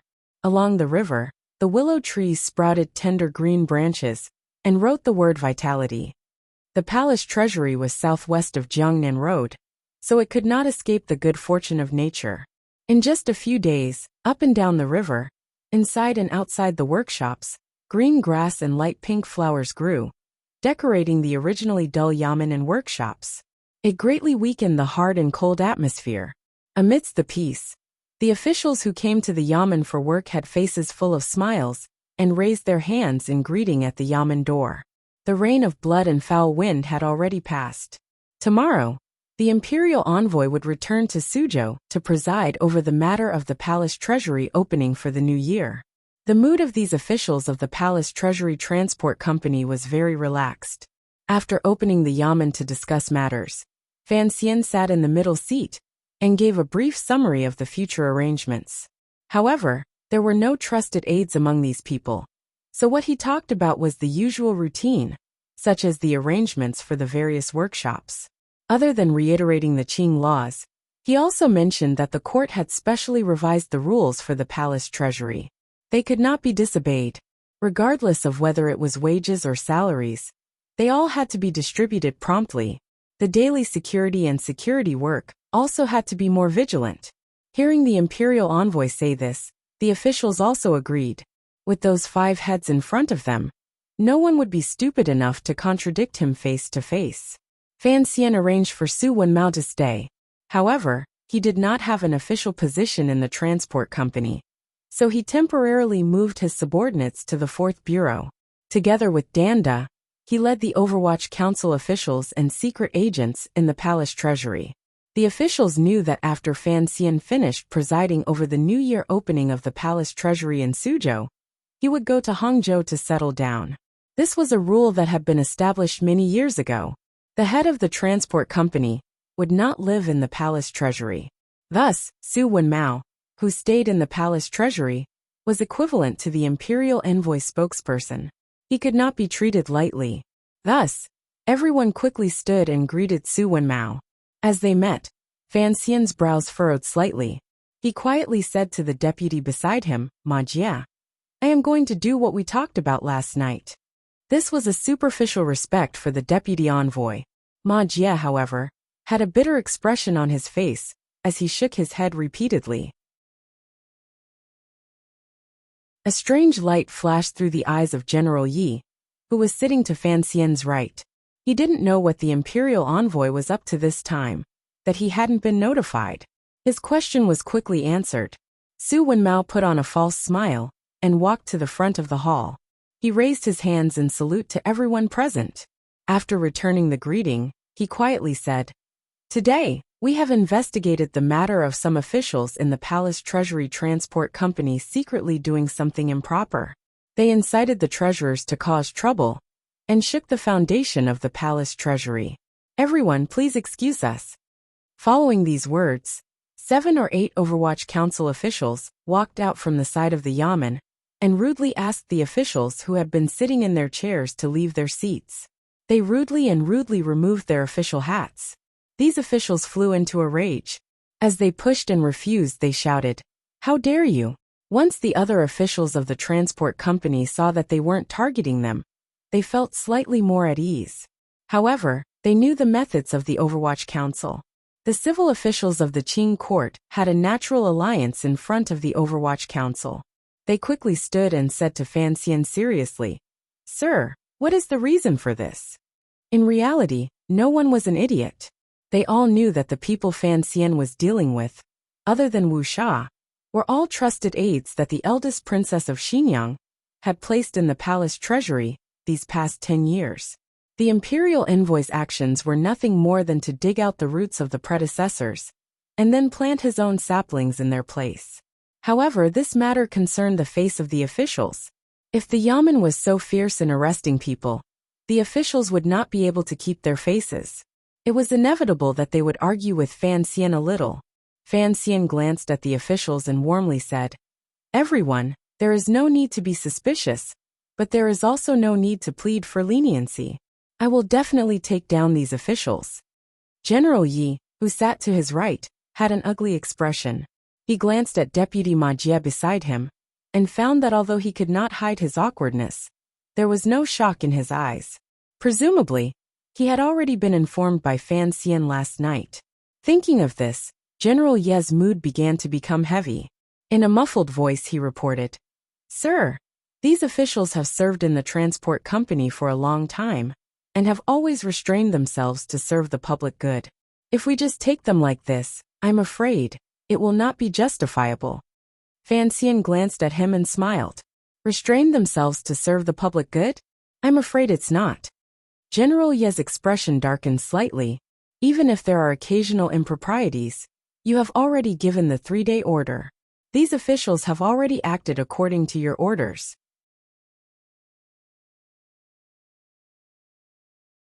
Since it is clear that they will not be punished, they will not be punished." Fan Xian lowered his head. He knew why General Yi and the other officials had jumped out to oppose him today. The reason was actually very simple. Last time, when he suppressed the treasurer's strike, this general knew he could not stop Fan Xian's methods. Furthermore, the hat Fan Xian used to suppress him was large enough. The court could not afford to lose a single day of work in the palace treasury. Capturing these officials this time had touched on everyone's most sensitive psychological defenses. They were terrified that he, as the imperial envoy, who also held the position of commissioner of the Overwatch Council, would use this as an excuse to weave a large net and flip over the entire transport company, injuring himself. For General Yi, his family had been pushed hard by the emperor. Additionally, with Yi Linger's relationship with the second prince, There were already faint signs of leaning in that direction. Although General Yi had never received any secret letters from the Yi family in Dingzhou, he knew that Fan Xian's capture today was to dig out all of the eldest princess trusted aides in the palace treasury. Unconsciously, he wanted to save something for the eldest princess. If he allowed Fan Xian to grow in the palace treasury, General Yi was worried that his future days would not be easy. Fan Xian did not explain anything. He only pulled out a file from his clothes and handed it to General Yi. General Yi was slightly surprised. He accepted the open file and looked at it closely. His expression gradually darkened. He saw that on the file were all the shady and illegal activities of the officials who had been captured. Most importantly, the crime on it was not on the so-called corruption. Instead, it was on the dishonorable roles these officials had played in the labor unrest. All of the evidence, including the traitorous confessions of the treasurers, were clear. For example, when an official had spoken to which treasurers, the locations, and people were all clearly written. The attack was ruthless and accurate. It was truly the Overwatch Council's top-notch methods. Looking at each line of evidence on the file, this general's heart couldn't help but gradually grow cold. He thought that the imperial envoy had only been in the palace treasury for a few days. How could he have investigated all of the transport company's ins and outs so clearly? Furthermore, how did the people of the Overwatch Council know so clearly about the secret conversations between Xinyang's trusted aides and the treasurers? Could it be that there were Overwatch Council spies among the treasurers? Thinking of this, General Yi remembered the legendary terror of the Overwatch Council. Those spies, who had already been described by the people as being like poisonous snakes in the night, were everywhere. He involuntarily began to worry about himself. Would there also be Overwatch Council spies in his manor? However, as the general in charge of the palace treasury's defense, he was not very afraid of the Overwatch Council. First, he was a third-level official. The Overwatch Council did not have the power to arrest him without asking for an edict. Second, as a member of the military, regardless of faction, the Overwatch Council saw the power of the Qing Kingdom's military and had to give them some face. On the matter of the labor unrest, General Yi thought he had performed well enough. Today, it truly involved the eldest princess face, as well as the matter of the princes in Jingdou. He forcefully resisted the unease in his heart and stood. He bowed to Fan Xian and said sincerely, "Sir, this." After all, he was a general, so he didn't know how to organize his pleas. Fan Xian smiled and looked at him. He shook his head and said, "There's no need to plead." General Yi was terrified that Dingzhou was still not willing to send a message. He had no idea which side to stand on, which was why he had sunk into the difficult situation he was in. However, Fan Xian had acted first. He gritted his teeth and forced himself to say, "Sir, these people are all officials of the transport company. I wonder if you want to take them as the head of the transport company, or as the commissioner of the Overwatch Council." In a low voice he said, "Sir, even if the imperial envoy takes people and the evidence is there, if you want to investigate the case, it will take many days to open the court. The palace treasury is about to open." Fan Xian glanced at him and was surprised by the other party's courage. After thinking for a moment, he understood. If he wanted to take these officials, the method he used was very particular. If he used his identity as the commissioner of the Overwatch Council to investigate the case, then once it got back to Jingdou, it would draw the court's attention. The elders in court would probably think he was targeting the eldest princess or something. If he used his identity as the head of the transport company, or the imperial envoy to investigate the case, he could not delay this any longer. Who was Fan Xian? How could he care about the discussion in Jingdou? He smiled and said, "General Yi, don't worry too much. I have always believed in Qing law, and will not act recklessly. Today, I have taken these officials. For the sake of fairness, I will not personally investigate the case." General Yi was slightly startled. As long as you don't personally investigate the case, no matter who investigates, it will depend on Jingdou's inclination. With Fan Xian's promise, he could answer to Jingdou, so he hesitantly retreated. However, he was curious as to why Fan Xian was not personally investigating the case. Was he going to lock these officials up in the palace treasury? They couldn't keep them locked up forever. The court would eventually send an inquiry. I will take them with me on the road, Fan Xian said. The palace treasury is also a part of the court. Although it has never had much interaction with the officials in court, in terms of rules, it is still managed by Jiangnan Road. He gazed at the many uneasy officials in the hall and comfortingly said, I know what everyone is worried about. Don't worry, I am not a vengeful person. Just as I said to General Yi earlier, for the sake of fairness, I will not personally interrogate these people. Instead, I will hand them over to the governor of Suzhou. He smiled slightly and said, with Sir Shui investigating the case, presumably no one will have any more misgivings. He looked at the eldest princess trusted aide, who was still confronting the Overwatch Council officials in the hall. A glimmer of anger flashed across the corner of his lips. When did catching people become a game of eagle catching chicks? Su Wenmao's face reddened slightly as he glared fiercely at his subordinates. The Overwatch Council officials felt ashamed in their hearts. They went forward and used a few Foshan shadowless kicks, kicking the palace treasury officials who were still crying out for injustice, and refused to submit to the ground, and tying them up. The officials in front of the hall couldn't help but shake their heads. They had wanted to persuade the imperial envoy to at least leave some face for the officials. Thinking of Fan Xian's earlier display of warmth and sternness, they were intimidated by that kind of warmth, coldness, and mood swings. They didn't dare to open their mouths and plead for mercy. As a subordinate, they were not afraid of their superior's cruelty. They were afraid of their superior's moods, and not knowing when they would pull out that knife again. Fan Xian's last opening of the palace treasury yamen thus ended. After the hall dispersed, he asked Deputy Ma Jie to stay behind. The two of them sat in the garden behind the manor. As they got close to the scent of spring, they talked about some matters that carried the chill of autumn. Don't blame me for being too ruthless. Fan Xian rubbed the slightly dry corners of his eyes and said, since they dared to make a move at the beginning of my tenure, then don't blame me for taking down their black veil. Ma Jie smiled bitterly.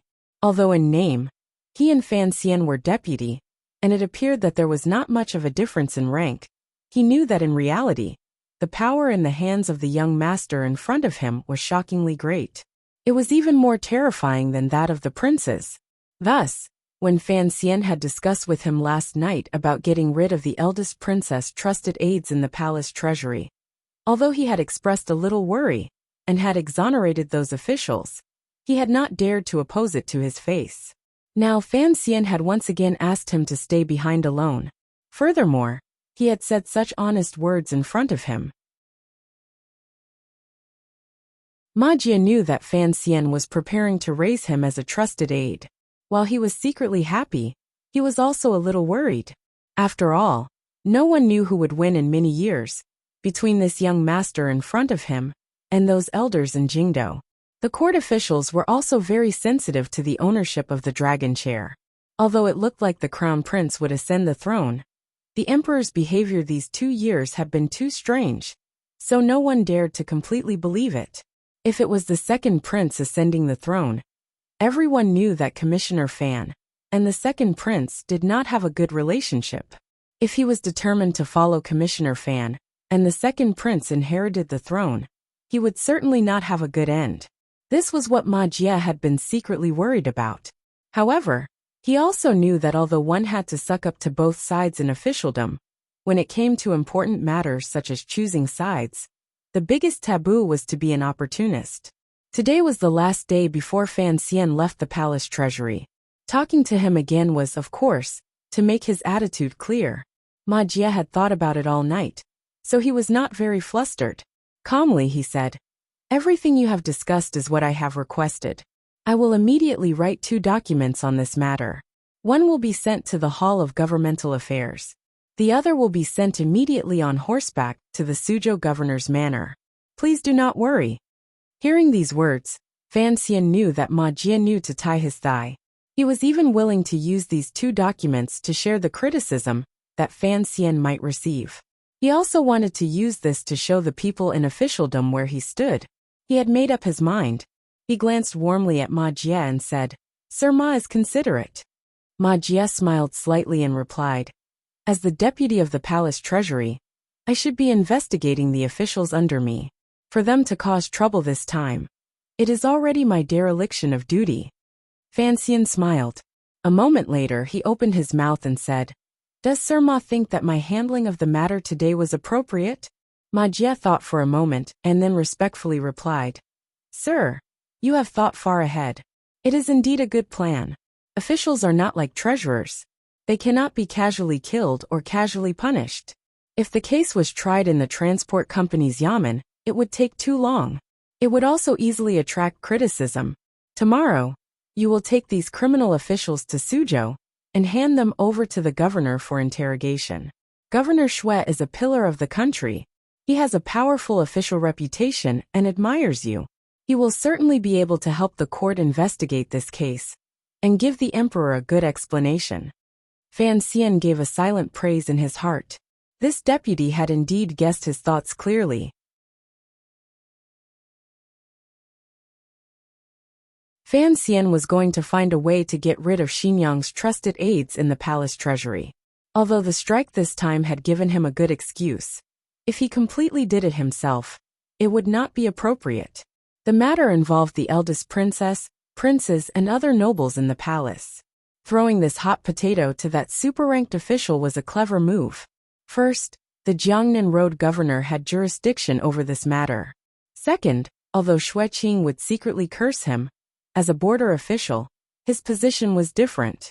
He was not afraid of the eldest princess far away in Jingdou.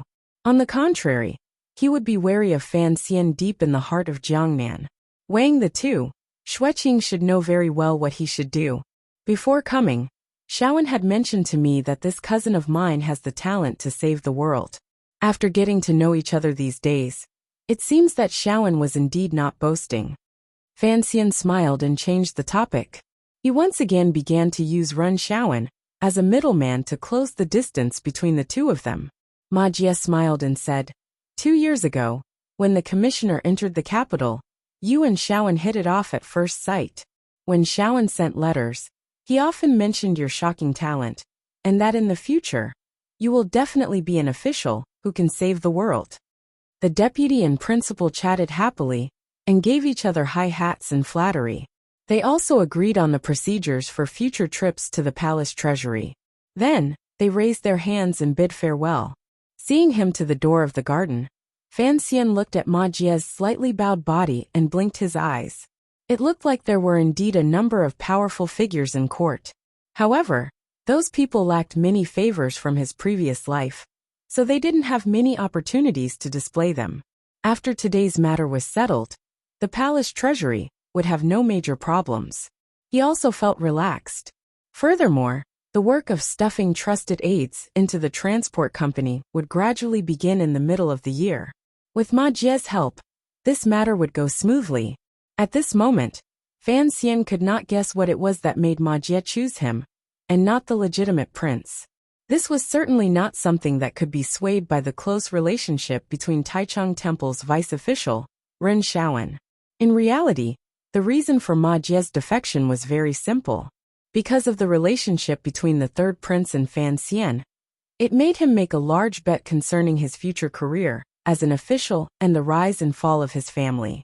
He bet all of his silver on the little one. After seeing off Deputy Ma and welcoming 7th shopkeeper, Fan Xian appeared particularly busy on the day before he was about to leave the palace treasury. 7th Yi was the leader of the 4 shopkeepers following Fan Xian to the south. Now he was already a director of Qingyu Hall. These years, he had been helping the Fan Manor earn money. He was on good terms with Fan Xizha, and was also very familiar with Fan Xian. Thus, there were some things that he didn't even dare to probe the other shopkeepers into. But Fan Xian was able to directly say them in front of him. The old man and the young man gathered together and whispered to each other. It was always about the future management and production of the palace treasury. Fan Xian knew that he was a layman in terms of production management, chemistry and physics, so he delegated all of the authority in this area to 7th Yi. He did not have many good qualities, but he did not doubt the people he used. It was like this in the palace treasury, and it had always been like this in Jingdo. As long as it involved an open conspiracy, it was all handled by Sir Yin Jr. of the 4th Bureau. Fan Xian had absolute trust in the other party's professional abilities and would not idiotically point fingers. After confirming all of the matters, Fan Xian relaxed. In the past, the old Yi family had been so prosperous. Now, under the shopkeeper's hands, they would certainly be able to gradually reverse the poor management of the palace treasury and the problems with the quality and quantity of production. As long as they could sell more silver, they would have a preliminary account to the emperor. This was something Fan Xian was more concerned about. The matter of delaying wages can't happen again. Fan Xian furrowed his brows and sighed. You should also pay more attention to the quality of the goods.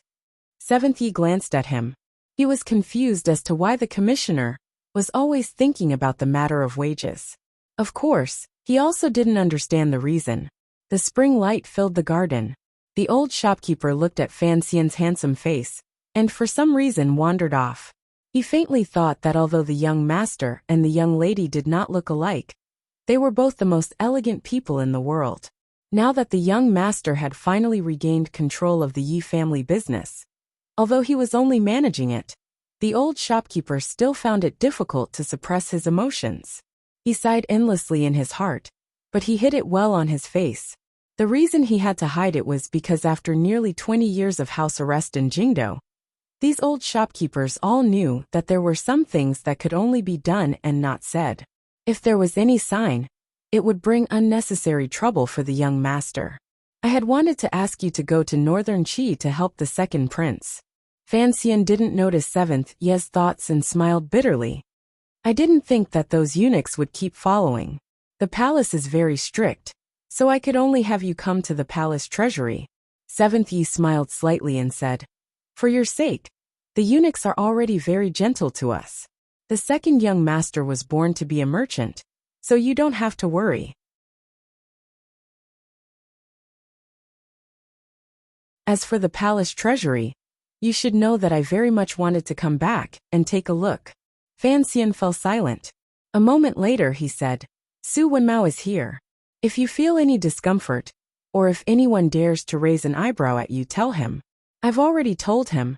Since we've left the capital, we can't suffer any more grievances. 7th Ye's heart was moved, but he didn't say anything. A gust of wind blew past. Before the tender green leaves on the green tree in the courtyard had fully grown, they were blown off. Fan Xian made a light sound and casually scooped them up in his hand. Looking at the new cut, he furrowed his brows for a long time. After a long time, he asked quietly and faintly, Can the art be copied down? 7th Ye's body trembled slightly. A moment later, he shook his head. It's a dead rule. It can't be written down. It can only be passed down by word of mouth. Fan Xian said, The blueprints can't be passed down by word of mouth. 7th Yi shook his head. I watched it closely earlier. I don't even know where it is now. Fan Xian thought for a moment. A slight smile rose to his face. In a few months, come to Hangzhou and tell me about it. My memory is very good. To be continued. If you want to know what happened afterwards, please log on to www.cmfu.com. More chapters. Support the author. Support original reading. You're tuning in to the Li Mei's Sword of Destiny YouTube channel. We're so grateful for your support. And don't forget to subscribe to join us on this incredible journey through captivating stories. Your generosity through donations truly makes a world of difference, as it's the primary source of revenue that allows me to expand and enhance this channel for you. Thank you from the bottom of my heart for being a part of this adventure.